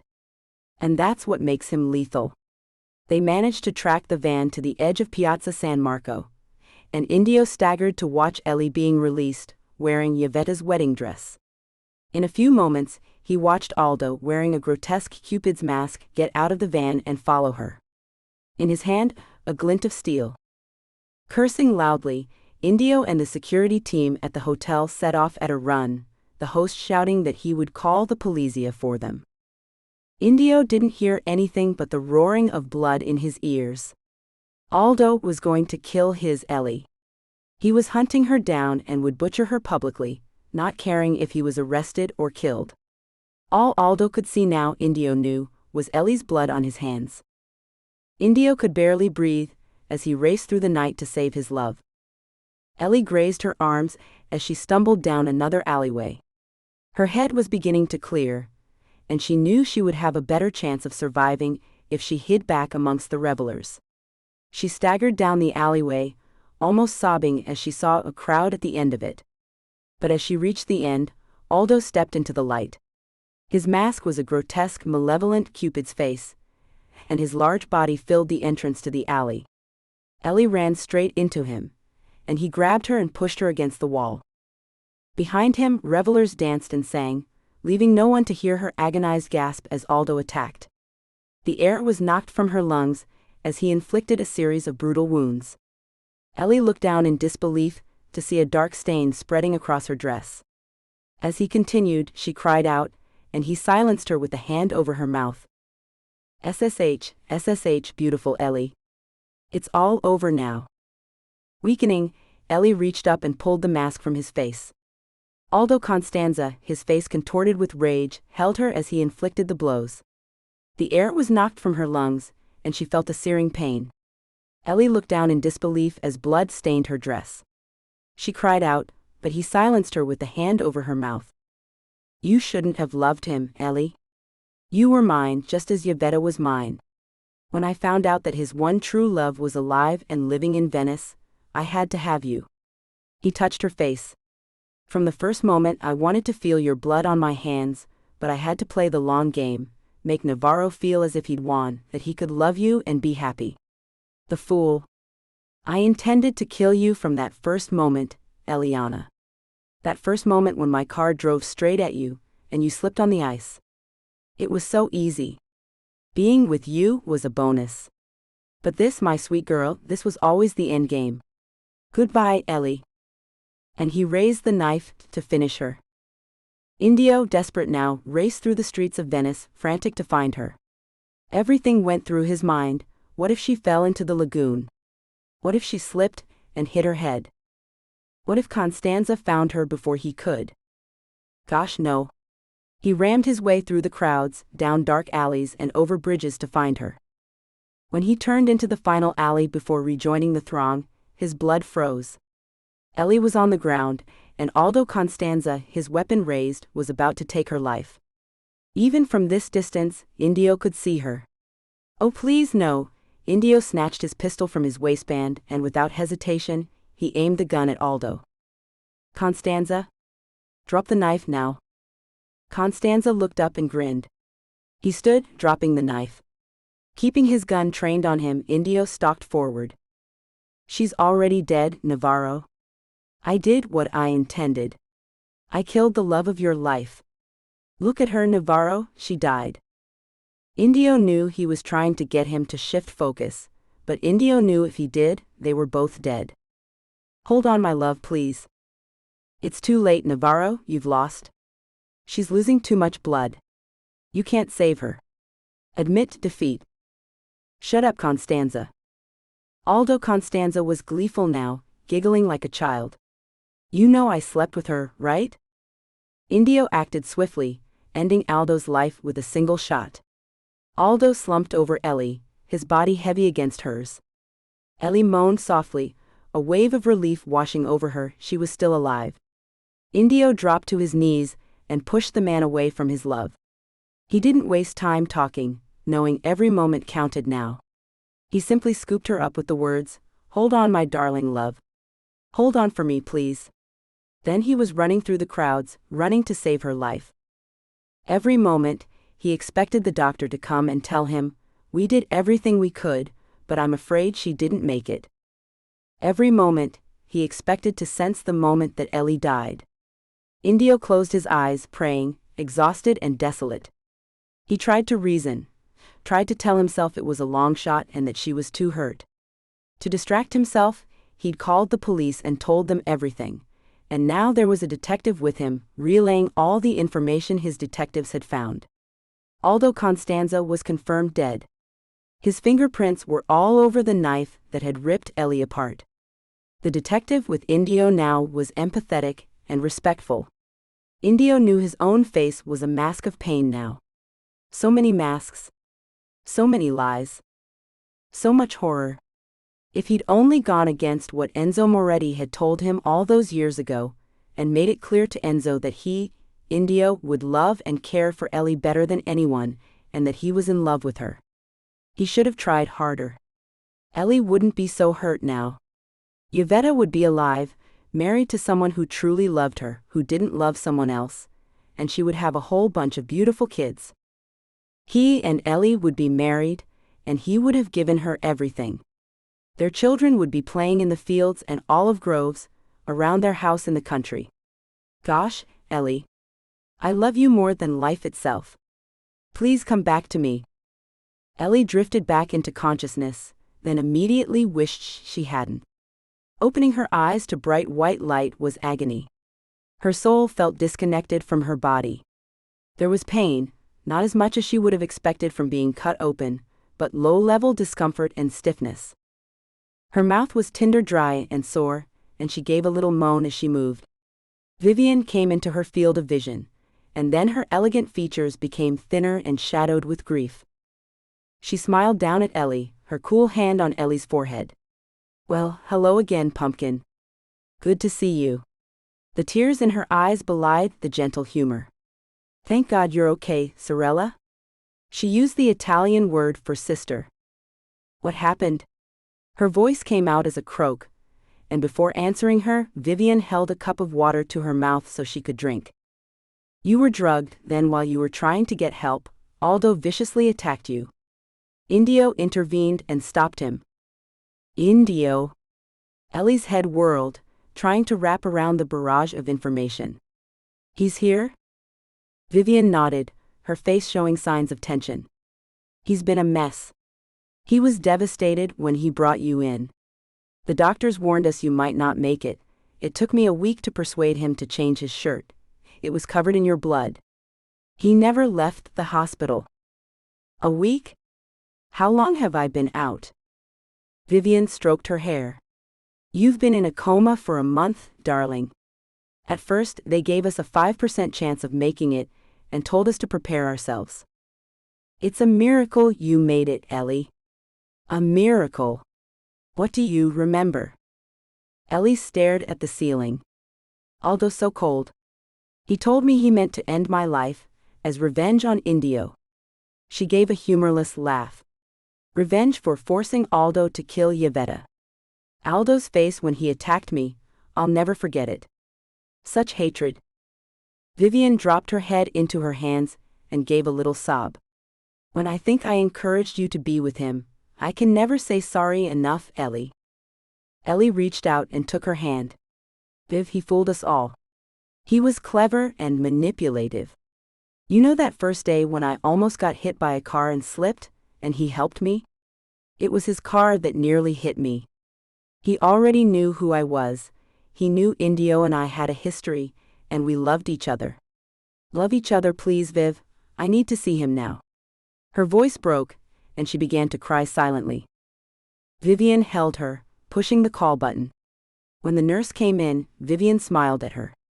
"Would you please send someone to get Mr. Navarro? He'll be in the cafeteria. Look for the beautiful man who looks like a wreck. Tell him the love of his life wants to see him."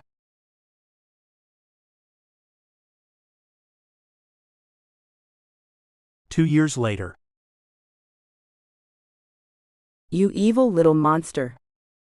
Ellie stifled a laugh as Lily Storm launched herself at Dario Bartoli, who had just turned a very cold hosepipe on her. Dario grinned unrepentantly as Lily chased around the garden. Ori poked Ellie in the ribs. "Don't encourage him, else." "Nah," just Storm grinned at them both. "He's fine. Lily could do with a soaking." Her daughter overheard her. "Mom." The parents all laughed at the betrayal in her voice. They were sitting at the long wooden table in Ellie and Indio's garden, the men cooking on the outside grill and waving away offers of help from the women who shrugged and left them to it. Ellie looked at her friends and felt lucky. Lucky to be alive, lucky to be with these wonderful people, and lucky to have her love at her side. Indio saw her gazing at him and came over to steal a kiss. "This bikini top is coming off the minute we're alone," he said in a low whisper, but Tandy, sitting next to Ellie, rolled her eyes. "Isn't there some scientific theory that says couples move out of that nauseating loved-up phase after 2 years?" Ellie grinned. "Will never happen," she said as Indio shook his head. "Nope, not a possibility." "Same here." Jess put her hand up and then glared playfully at Theo until he agreed with a grin. "Didn't happen for us." Maceo wrapped his arms around his wife's neck. Ori had only just recovered from being shot, having had extensive physiotherapy, but it hadn't dampened her joie de vivre. She grinned at Tandy now. "You wait. It'll be your turn soon." "Ha, never," Tandy said and got up to chase the children around the garden. The sun was setting when their friends finally left, driving the 2 hours back to stay in Venice. Ellie and Indio took a stroll down through their olive groves and rows of grapes on the vine. Ellie leaned against her husband, and he hooked his arm around her neck, crushing her lips under his. "Gosh, I love you, Mrs. Navarro." She grinned. "Well, you better. What a fantastic day." "I know. Days like this, well." Ellie stopped, and looked up at him curiously. "What?" Indio sighed, his green eyes bright and hopeful as he looked out over the countryside and then back at his beloved wife. "They make me excited. Excited for us and for what the future might bring." He looked down and stroked her belly. "One day?" Ellie nodded. "We'll get there, Indio. I want to give you a dozen beautiful kids who look just like you. I'd much prefer they look like you, especially the girls," he laughed. Ellie smiled and pulled him down on the ground, kissing him and tangling her fingers in his hair. "Okay, well, seeing as we're having a dozen, oh dear, Indio. Let's say we'll settle for 6 of each, and oh my." She paused breathless. Their conversation was quickly forgotten, as they shared a passionate embrace under the sultry Italian sky. The end.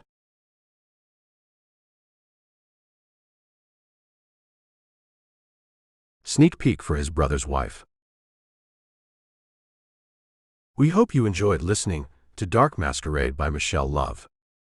Now please listen to a sneak peek for His Brother's Wife by Michelle Love. His Brother's Wife, a fake marriage romance audiobook. Not for the first time, Amalia Rai gazed in the mirror and wondered how the hell she had gotten here. This is the 21st century, right? And yet, she, a successful classical pianist and music professor, was about to be married to a man she barely knew, and who she could barely stand. Amalia closed her eyes.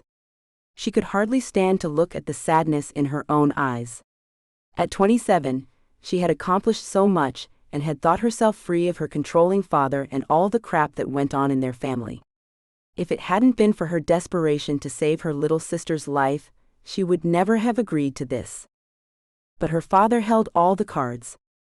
He would not allow Salima to divorce her abusive husband unless Amalia agreed to marry Jackson Gallo, her father's rival in business, and the man who had nearly brought her father to his knees. When Gallo offered Gajendra Rai a lifeline, give him his eldest daughter in marriage, and he'll give Gajendra a multi-million-dollar cash injection, Gajendra had not hesitated in going to Amalia and demanding she marry Jackson. Amalia had turned him down flat. That she and her father were not close was an understatement. For months, she had held out until the day Salima had called her from the emergency room of the hospital. Her husband had beaten her so badly that she could barely speak but just sob over the phone to her sister. Amalia went to her and was horrified by her injuries and by what she had been through. Gajendra, though, refused to let Salima divorce her husband unless Amalia married Jackson. Desperate, Amalia agreed, and now in a few minutes she would take her father's arm and walk down the aisle in the church Jackson's family had built in their luxurious compound on the outskirts of San Francisco. A prison, not a compound, thought Amalia as she straightened the wedding dress that had cost 7 times her salary.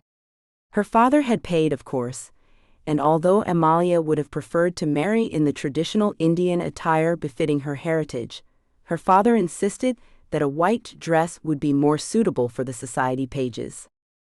Amalia shrugged to herself now. What did it matter? This wasn't a real wedding, and it wouldn't be a real marriage.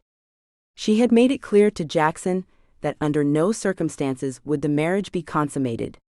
Jackson had laughed, and she knew he thought she was joking. He would find out tonight that she was deadly serious. Jackson Gallo was handsome in a bland, preppy way. The youngest son of billionaire property magnate Macaulay Gallo, Jackson was often to be found in the pages of gossip magazines, romancing some of the world's most beautiful women. When he had laid eyes on Amalia at a benefit gala where she was performing, he'd pursued her relentlessly until Amalia had grown frightened of his vehemence. She had finally thought he'd gotten the message. She wasn't interested when the call from her father came. Jackson had been victorious when Amma had agreed to marry him, but for her life, she couldn't understand why he would settle on her. Yes, she was a renowned pianist and a very successful professor of music at the San Francisco Conservatory of Music. Yes, she knew she was considered a beautiful woman with her creamy coffee and pink skin, bright green eyes, long wavy dark hair and curvaceous body, but to society and Jackson's world she was completely indifferent. A knock came at the door and her sister, dressed in a simple lilac silk sheath, came in and smiled at her. "Hey sis, are you nearly ready? Dad's hovering outside." Amma smiled at her. "Almost." She sighed and stood. Salima came up to her and studied her. "It's not too late, you know. We can skip out of here and escape somewhere hot." Amma laughed sadly. "And live on what, Lima?" Salima shrugged, but her eyes were sad. "I hate that you're doing this for me." Amma hugged her sister. "I swear, knowing that you'll be free of that bastard is the only good thing about this." Salima nodded. "Thank you, Amma. I mean it.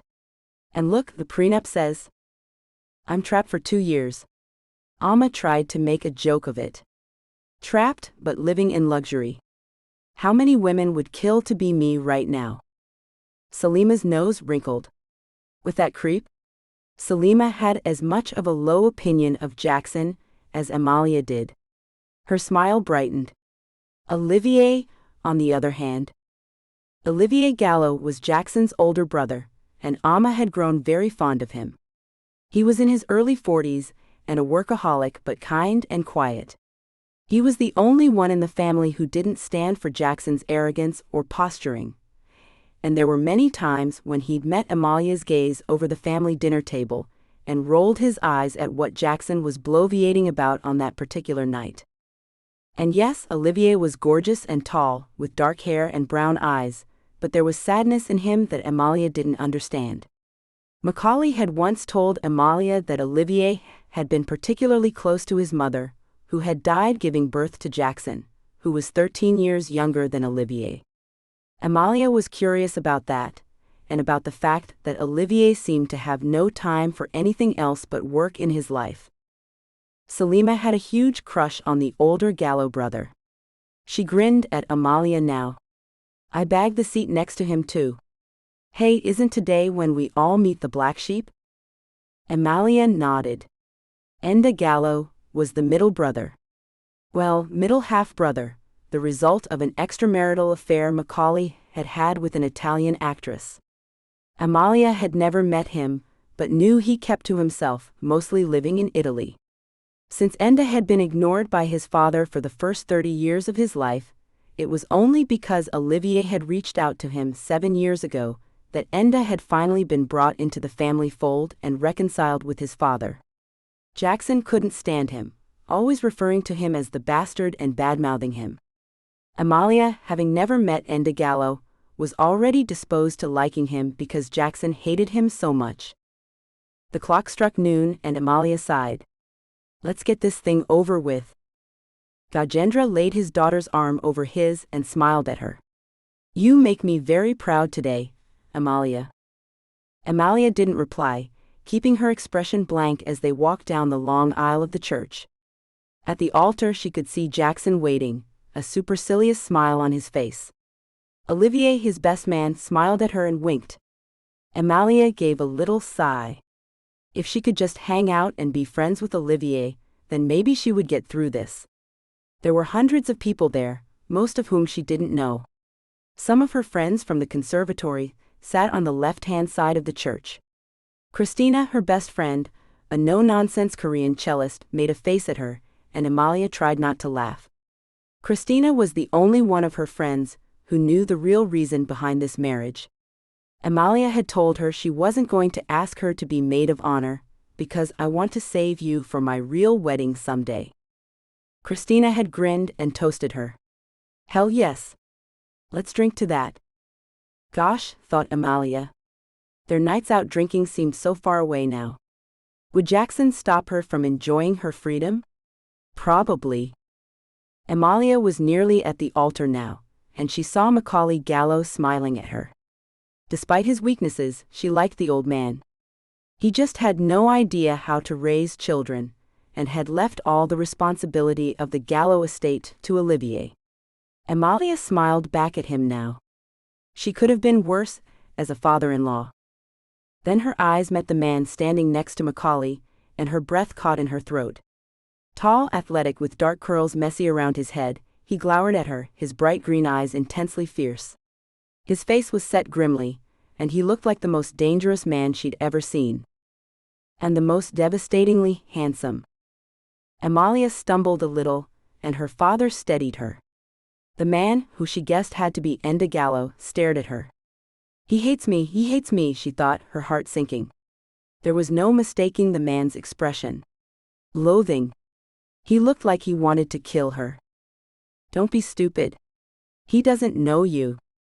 And you don't know him. Maybe that's just how his face is, moody and dark with a definite edge. His sensual mouth was set in a straight line, as if he were gritting his teeth, and Amalia felt as if she could feel the heat of anger coming from him.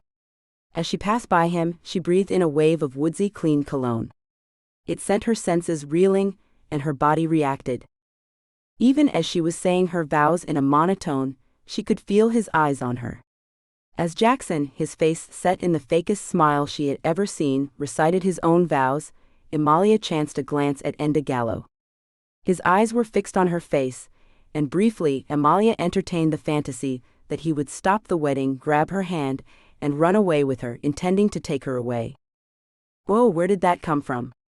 Amma struggled to pull her attention back to the present, and realized with a sinking heart that she'd missed the moment. Her last moment of single life. She was married. The greeting line, the dinner, and the speeches were all a blur. Amma didn't bother to listen to the platitudes of her new husband. Even Macaulay seemed a little subdued. It was only when Olivier stood to speak that she took notice. He said all the things that were expected of him, and Amma could see he struggled with finding good things to say about his brother. When he turned to her, though, his eyes softened. And to my new sister, I am very glad to have you in our lives, Amalia. We are privileged to have someone so brilliant, kind, and independent. I can assure you, sweetheart, that we will always care for you and encourage you in your career and aspirations. His meaning was clear. Don't worry, we won't let Jackson control you, and Amma smiled back at him warmly, mouthing thank you to him. She had an ally. It made her feel more secure. She saw Gallo at the back of the ballroom, propped against the bar. He met her gaze, and Amma felt a flush creep up her face. Why did he have such a visceral, feral effect on her? It was a new feeling for her. She looked away, and when she looked back, he had gone. The reception seemed to go on for days, and by midnight Amalia was drooping. She had changed from her wedding dress into a simple dark burgundy slip dress, freeing her hair from the intricate bun she had worn for the ceremony and pulling it over one shoulder. She was tired of Jackson parading her around as if she were an object, and when she returned to the ballroom, she sought out her sister and Christina, who were huddled in the corner, clearly making fun of the prissy society people. Amma. Christina was already drunk, and Amalia grinned at her. Christina hugged her friend and looked her up and down. That's better. You look more like you now. Agreed, Amma laughed, but in the next moment she felt Jackson's hand on her upper arm pulling her away from her friends. What are you wearing? Amma wrenched her arm out of his grip. It's called a dress, Jackson. On your feet, he said darkly and pointed down to her comfortable and admittedly well-worn flat pumps. Go and change into heels right now. Amma looked him in the eye. I will not. I've had heels on all day, and now I want to be comfortable. It's after midnight, Jackson. I've played the part you wanted long enough for one day. Jackson's eyes were fierce on hers. May I remind you, you are my wife now? Amma's smile was cold. Wife? Not staff, Jackson. Did you hear me say obey in my vows? No, you did not. Now some of your guests are looking at us, probably wondering why I look so pissed off.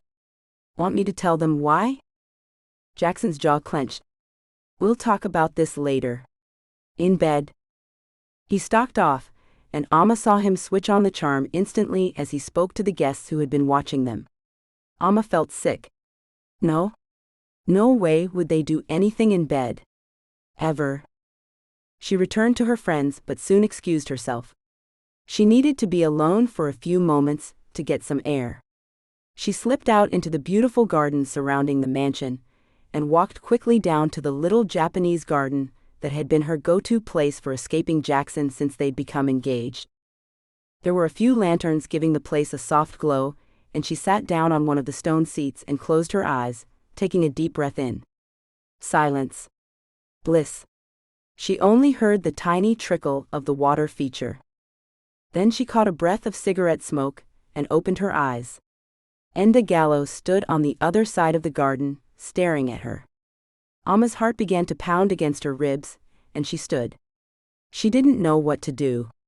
Running would seem rude, but the expression on Enda's face was what?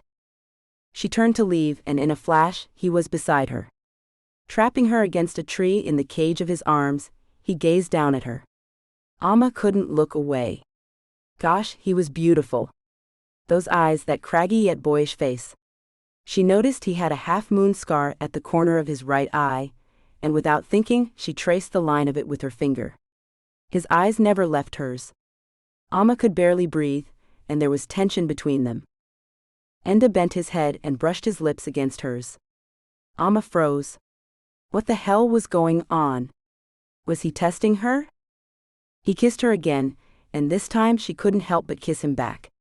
His lips were soft, but his kiss was rough, and she found her fingers twisted in his dark curls as they embraced. Could she do this? Should she continue? Could she really finally lose her V-card? Enda's eyes were questioning now, and somehow Alma knew that if she asked him to stop, he would without question. But she didn't want him to stop. She wanted him here, now.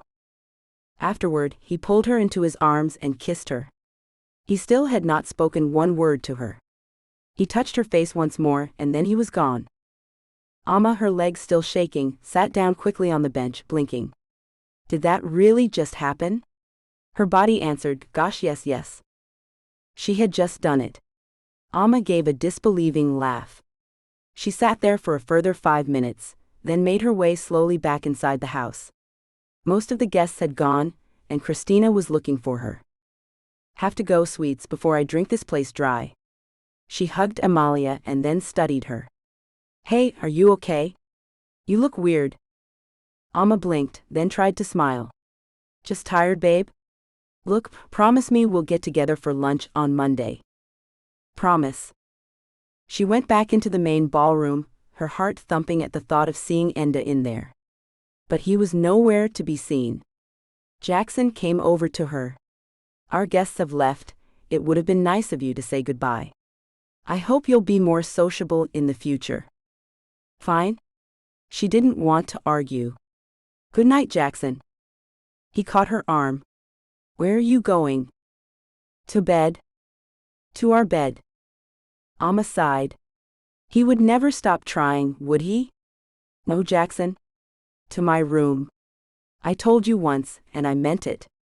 I will never, ever sleep with you. Find one of your many admirers. I assume you've worked your way through most of them anyway. I'm sure one of them will be up for it. Jackson stared at her, his face angry, then stepped closer to her. You will submit to me one day, little girl, or I'll break you. I swear I will. Alma wasn't impressed. Go away, little boy. You don't scare me. She turned and walked out of the room, running lightly up the huge staircase, hoping he wouldn't follow her. Salima was in her room, packing her wedding dress away. Dad's just bringing the car around. Salima had tears in her eyes as she hugged her sister. I'll never be able to repay you for what you've done for me, Alma. Never. I just pray you find some happiness. Alma held her sister, feeling the tears threatening again. Go along now. Dad's probably waiting. I'll see you soon. Salima nodded. I love you. Love you too. Alone, she locked the door and put a chair up against it. She didn't trust Jackson not to have a spare key. There was no way she was letting him in. Sure enough, a half-hour later, as she walked out of the shower toweling her long hair dry, the door handle rattled. She smirked to herself as she heard him curse, but he soon gave up. Amelie sat down on the bed. She was married and had lost her V-card all in one day. And to 2 different men. What the hell was I thinking? She already knew she regretted one of those things, and it wasn't anything to do with Enda Gallo. Olivier Gallo drove into town and was at the restaurant 15 minutes before his half-brother arrived. He stood to hug Enda, who clapped him on the back. "Hey brother, good to see you." "You too." They sat, and Olivier beckoned the waiter over. "Could we have the drinks menu, please?" "No need," Enda said in his deep accented tones. "Red? Third down from the top." Both brothers laughed, and the waiter nodded. He knew these Gallo brothers. They had been coming to this restaurant for a few years now and were good tippers. They treated him with respect, unlike their idiot brother Jackson. The restaurant itself was mid-range and less flashy than the places Jackson liked. It had a frontage, which opened out onto a jetty overlooking the bay. They sat outside so Enda could smoke. Olivier grinned at him as he lit up a cigarette. "You ever going to give up?" Enda squinted through the smoke. "Probably not." Olivier grinned. "Fair enough. How have you been? I didn't get to see you much at the wedding. As I recall, you were doing your best man thing, trying to keep the toddler under control." Olivier rolled his eyes. "Mostly for Amalia's benefit. The poor kid looked shell-shocked." "She's no kid." Olivier's eyes opened wide. "You don't like her?" "I didn't say that. I just meant she's a grown woman. She knew what she was getting into." Olivier chewed his lip for a moment. "She did it for her sister, Enda." Enda nodded. "I'm just saying it sucks for her." "Yep." They paused while the waiter brought their wine, and they ordered their food. Enda sat back and took a slug of red wine. "She's beautiful." "Who?" Enda rolled his eyes. "Our brother's new wife." "Of course. Sorry." "Yes, she is. Also brilliant, funny, and smart." Enda nodded. "She also seems to have, what is the word, empathy?" He pronounced it empathy. "Like I said, she's a sweetheart." "You like her?" Enda grinned at Olivier's eye roll. "As my sister, yes." Olivier chuckled. "If it's any of your business, I'm seeing someone." "Oh yes? Wait, please tell me it's not that blonde from the reality show?" Olivier laughed. "No. That was geez, what was I thinking? Anyway, no. She's a journalist from San Diego. Helena. Early days, but yeah, she's cool." Enda looked skeptical. "A journalist?" Olivier grinned. "Not that kind. She's focused on business and financial stuff. I like her." Their food arrived then. Steamed salmon for Olivier, rare bloody steak, and garlic butter for Enda. Olivier shook his head, laughing. "Dude, you are a walking heart attack." Enda grinned, his smile lighting up his intense features. "Hedonism is my default position." They ate in silence for a few minutes, then Olivier cleared his throat. "So what did you think?" "Of what?" "Amalia?" "She's beautiful." "You said that." Enda shrugged. "I don't know her, Ollie. I barely spoke to her. If you tell me she is a good person, I believe you." Olivier speared some asparagus with his fork. "Enda, I'm worried. Lately, Jackson has been more out of control than normal. This deal he made with Amalia's father. You know he engineered it so that Amma was practically forced into this marriage." "Amma is it now?" Enda teased his older half-brother, but then his smile faded. "That sounds just like Jackson though. He always got what he wanted. Didn't matter how." Olivier sighed. "I know, but this is a person we're talking about. If and when she does something he doesn't like, Enda, he has addictions. Stimulants, for one. And this thing with Amma, he's obsessed with her. I'm worried." Enda looked away from his brother's gaze. "What can I do?" "Stick around Frisco for a few months. Help me keep Jackson on a steady keel. See how the land lies." Enda closed his eyes and pinched the bridge of his nose. Olivier could see his internal struggle. Enda hated Jackson with the fury of 1,000 suns, but he didn't owe Amalia Rai anything. He didn't even know her. I'm thinking about Dad in this, too. If Jackson were to do something rash or worse, Dad wouldn't survive it. I'm not saying you owe him anything either, but for me, maybe. Olivier's voice was low, and Enda nodded. I will stay. I can oversee the business from here. We have been thinking of opening an office here. Maybe it's time. I'll talk to Raffaello in the morning. Jackson Gallo was frustrated.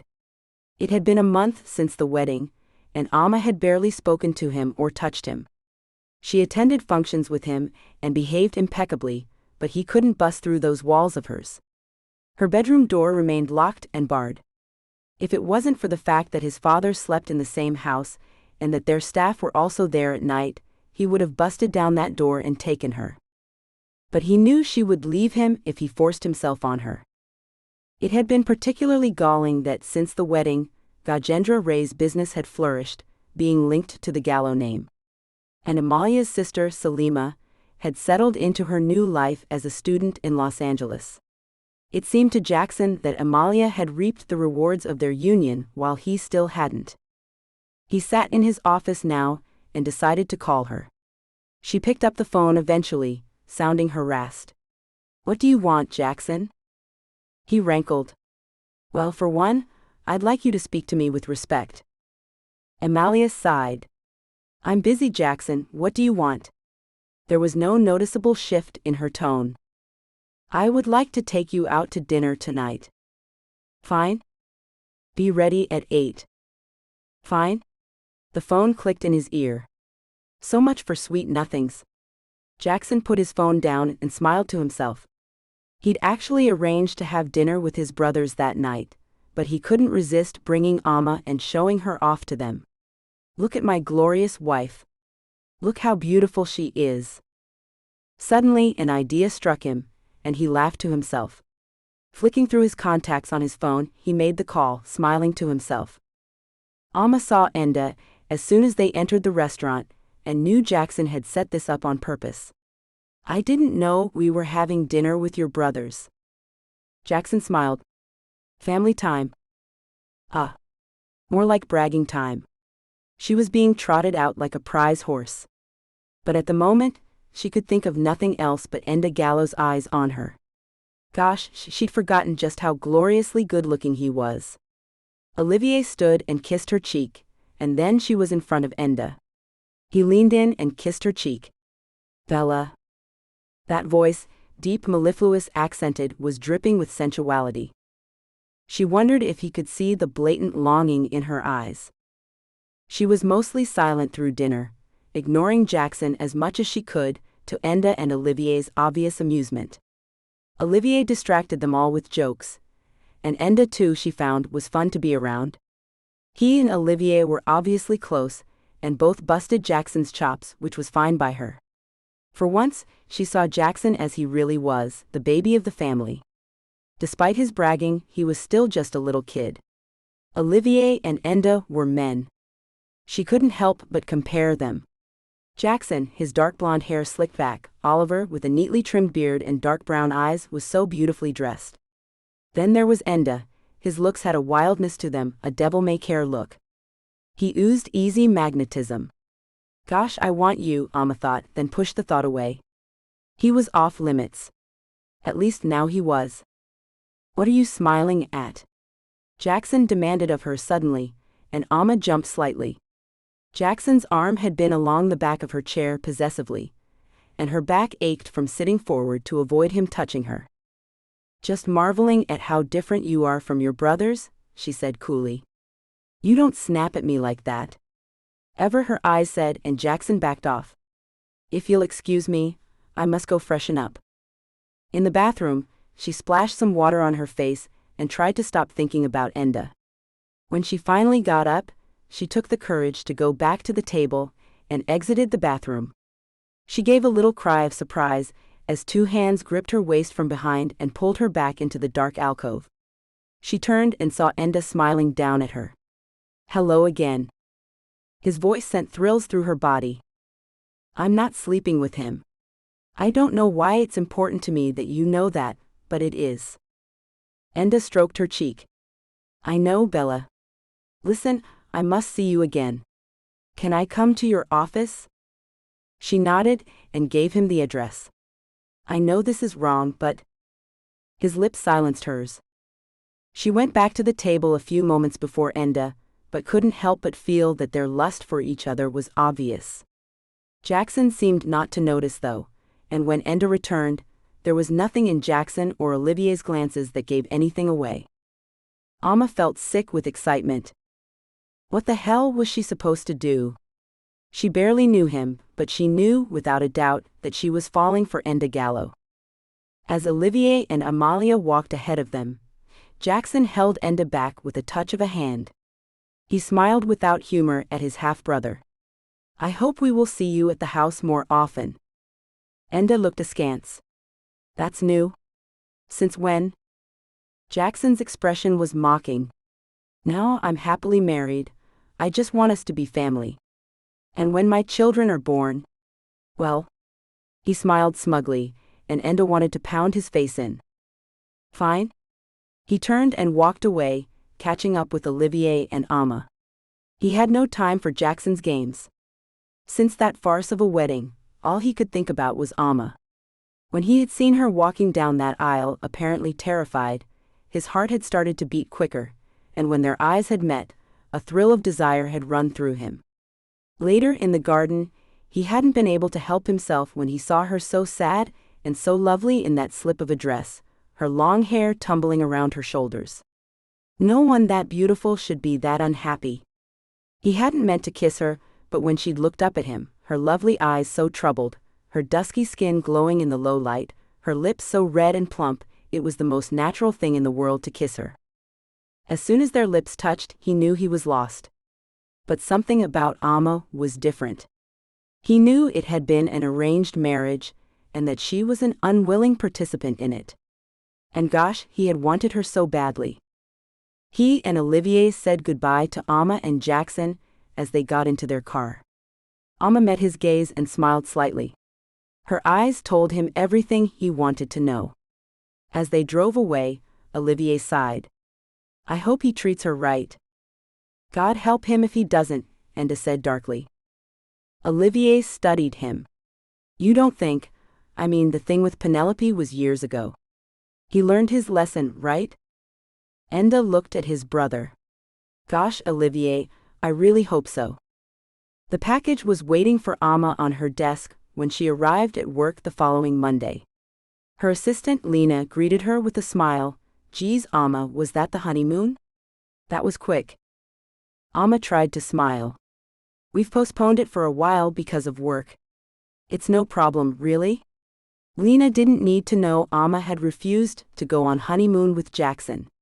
She had no doubt that if she had been alone with him, gosh, she couldn't bear to consider what might happen. She went into her office and dumped her purse on the desk, glancing at the parcel. The label was handwritten, just her name in a beautiful cursive scrawl. When did this come? Lena grinned. This morning. Girl, you should have seen the delivery guy. Gorgeous. Italian, I think. She went back out to her desk, not realizing the frenzied excitement that had started in her boss. Amma touched the label, running her finger over her name. Picking it up, she opened the parcel. A burner phone. She switched it on. Only one number was programmed into it, under the name he. Amma smiled. She was really going to do this, wasn't she? Have an affair. She thought about Jackson trying once again to get into her bedroom last night, and her teeth clenched. Yes. She was going to do this. Hell yes. She closed her office door quietly and pressed the dial button. Her heart was beating against her ribs, and adrenaline spiked in her when she heard his voice. Cara Mia? Hey there, he. She chuckled, hearing him laugh.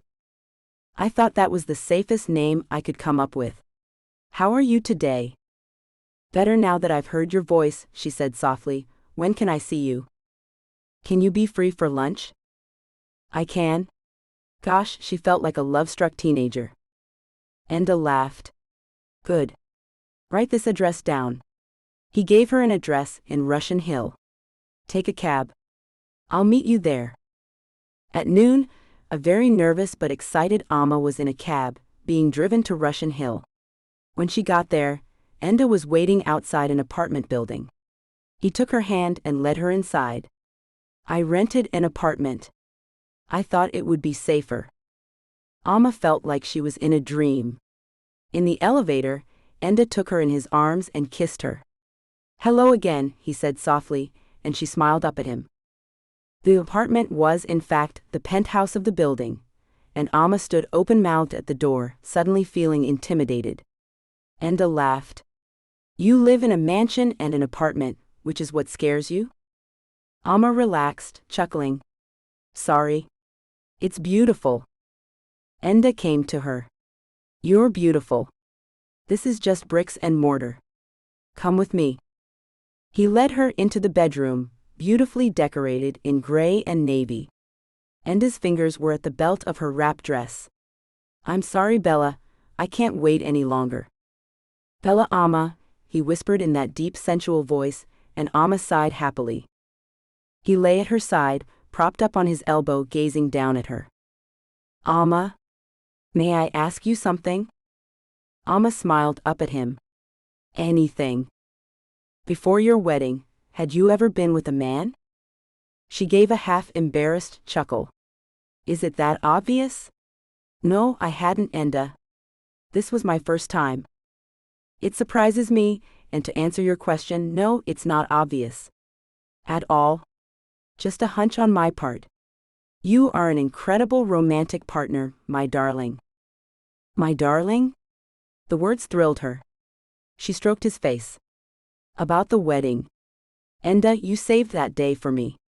I was so miserable, but when I saw you in the church, gosh, I have never felt like that before. Enda smiled. Me either, although my reputation would probably contradict that. Amma grinned. Luckily, I knew very little about you. I know very little about you. I'm looking forward to getting to know you. She sighed. If I had met you before, well, it wasn't even as if I had a choice in marrying Jackson. Enda nuzzled his nose to hers. I know. Olivier told me the reason. I think you are a selfless person. Sometimes I can't believe this is modern times, she muttered, half to herself. Enda studied her. Amma, why were you inexperienced? Can I ask, or is that too personal? She smiled at him. Like I said, you can ask me anything. The reason is, I know it's modern thinking to just enjoy yourself and sleep with anyone, and that's an absolutely fine way to live. It just wasn't for me. Before now, I was completely focused on my work. I would love to hear you play sometime. She kissed him. And so you shall. We have a recital coming up at the end of the month at the conservatory. I'll be there. He moved his body on top of her. When do you have to be back at work this afternoon? Amma grinned, wrapping her legs around his waist. Not for an hour or two. Later on. Lena eyed her. Why are you glowing? Just having a good day. She went into her office and slid the burner phone from her purse into her desk. In the small bathroom attached to her office, she looked in the mirror and saw her eyes shining. Her skin indeed was glowing. Enda Gallo. My romantic partner. She kept saying it to herself over and over as she worked, and when she went to teach her class that afternoon, her good mood infected her students and she had a blast with them. Driving home, though, the usual dread set in. She could barely stand to be in the same room as Jackson, and it was with relief that she saw Olivier's car in the driveway. She was smiling when she went in, still lost in her memories of the afternoon and distracted. She didn't see Jackson approach her until he crushed his lips against hers. Horrified, she pushed him away. Take your hands off me. Jackson was unrepentant, grasping her upper arm. Come. We have a visitor. Olivier stood and hugged her. She deliberately made a fuss about him to annoy Jackson and was rewarded with a glare from her husband. This is a nice surprise. You'll stay for dinner, yes? Where's Mac? Upstairs, not feeling well. Jackson's tone was dismissive. Olivier smiled at her. Love to stay. How are you? In the 4 days since I saw you last? She grinned at him. She had the feeling that his presence was for her benefit. Olivier had an air of the protective older brother about him. End of sneak peek for His Brother's Wife, a fake marriage romance. Please like and subscribe to support this channel. It helps more than you know.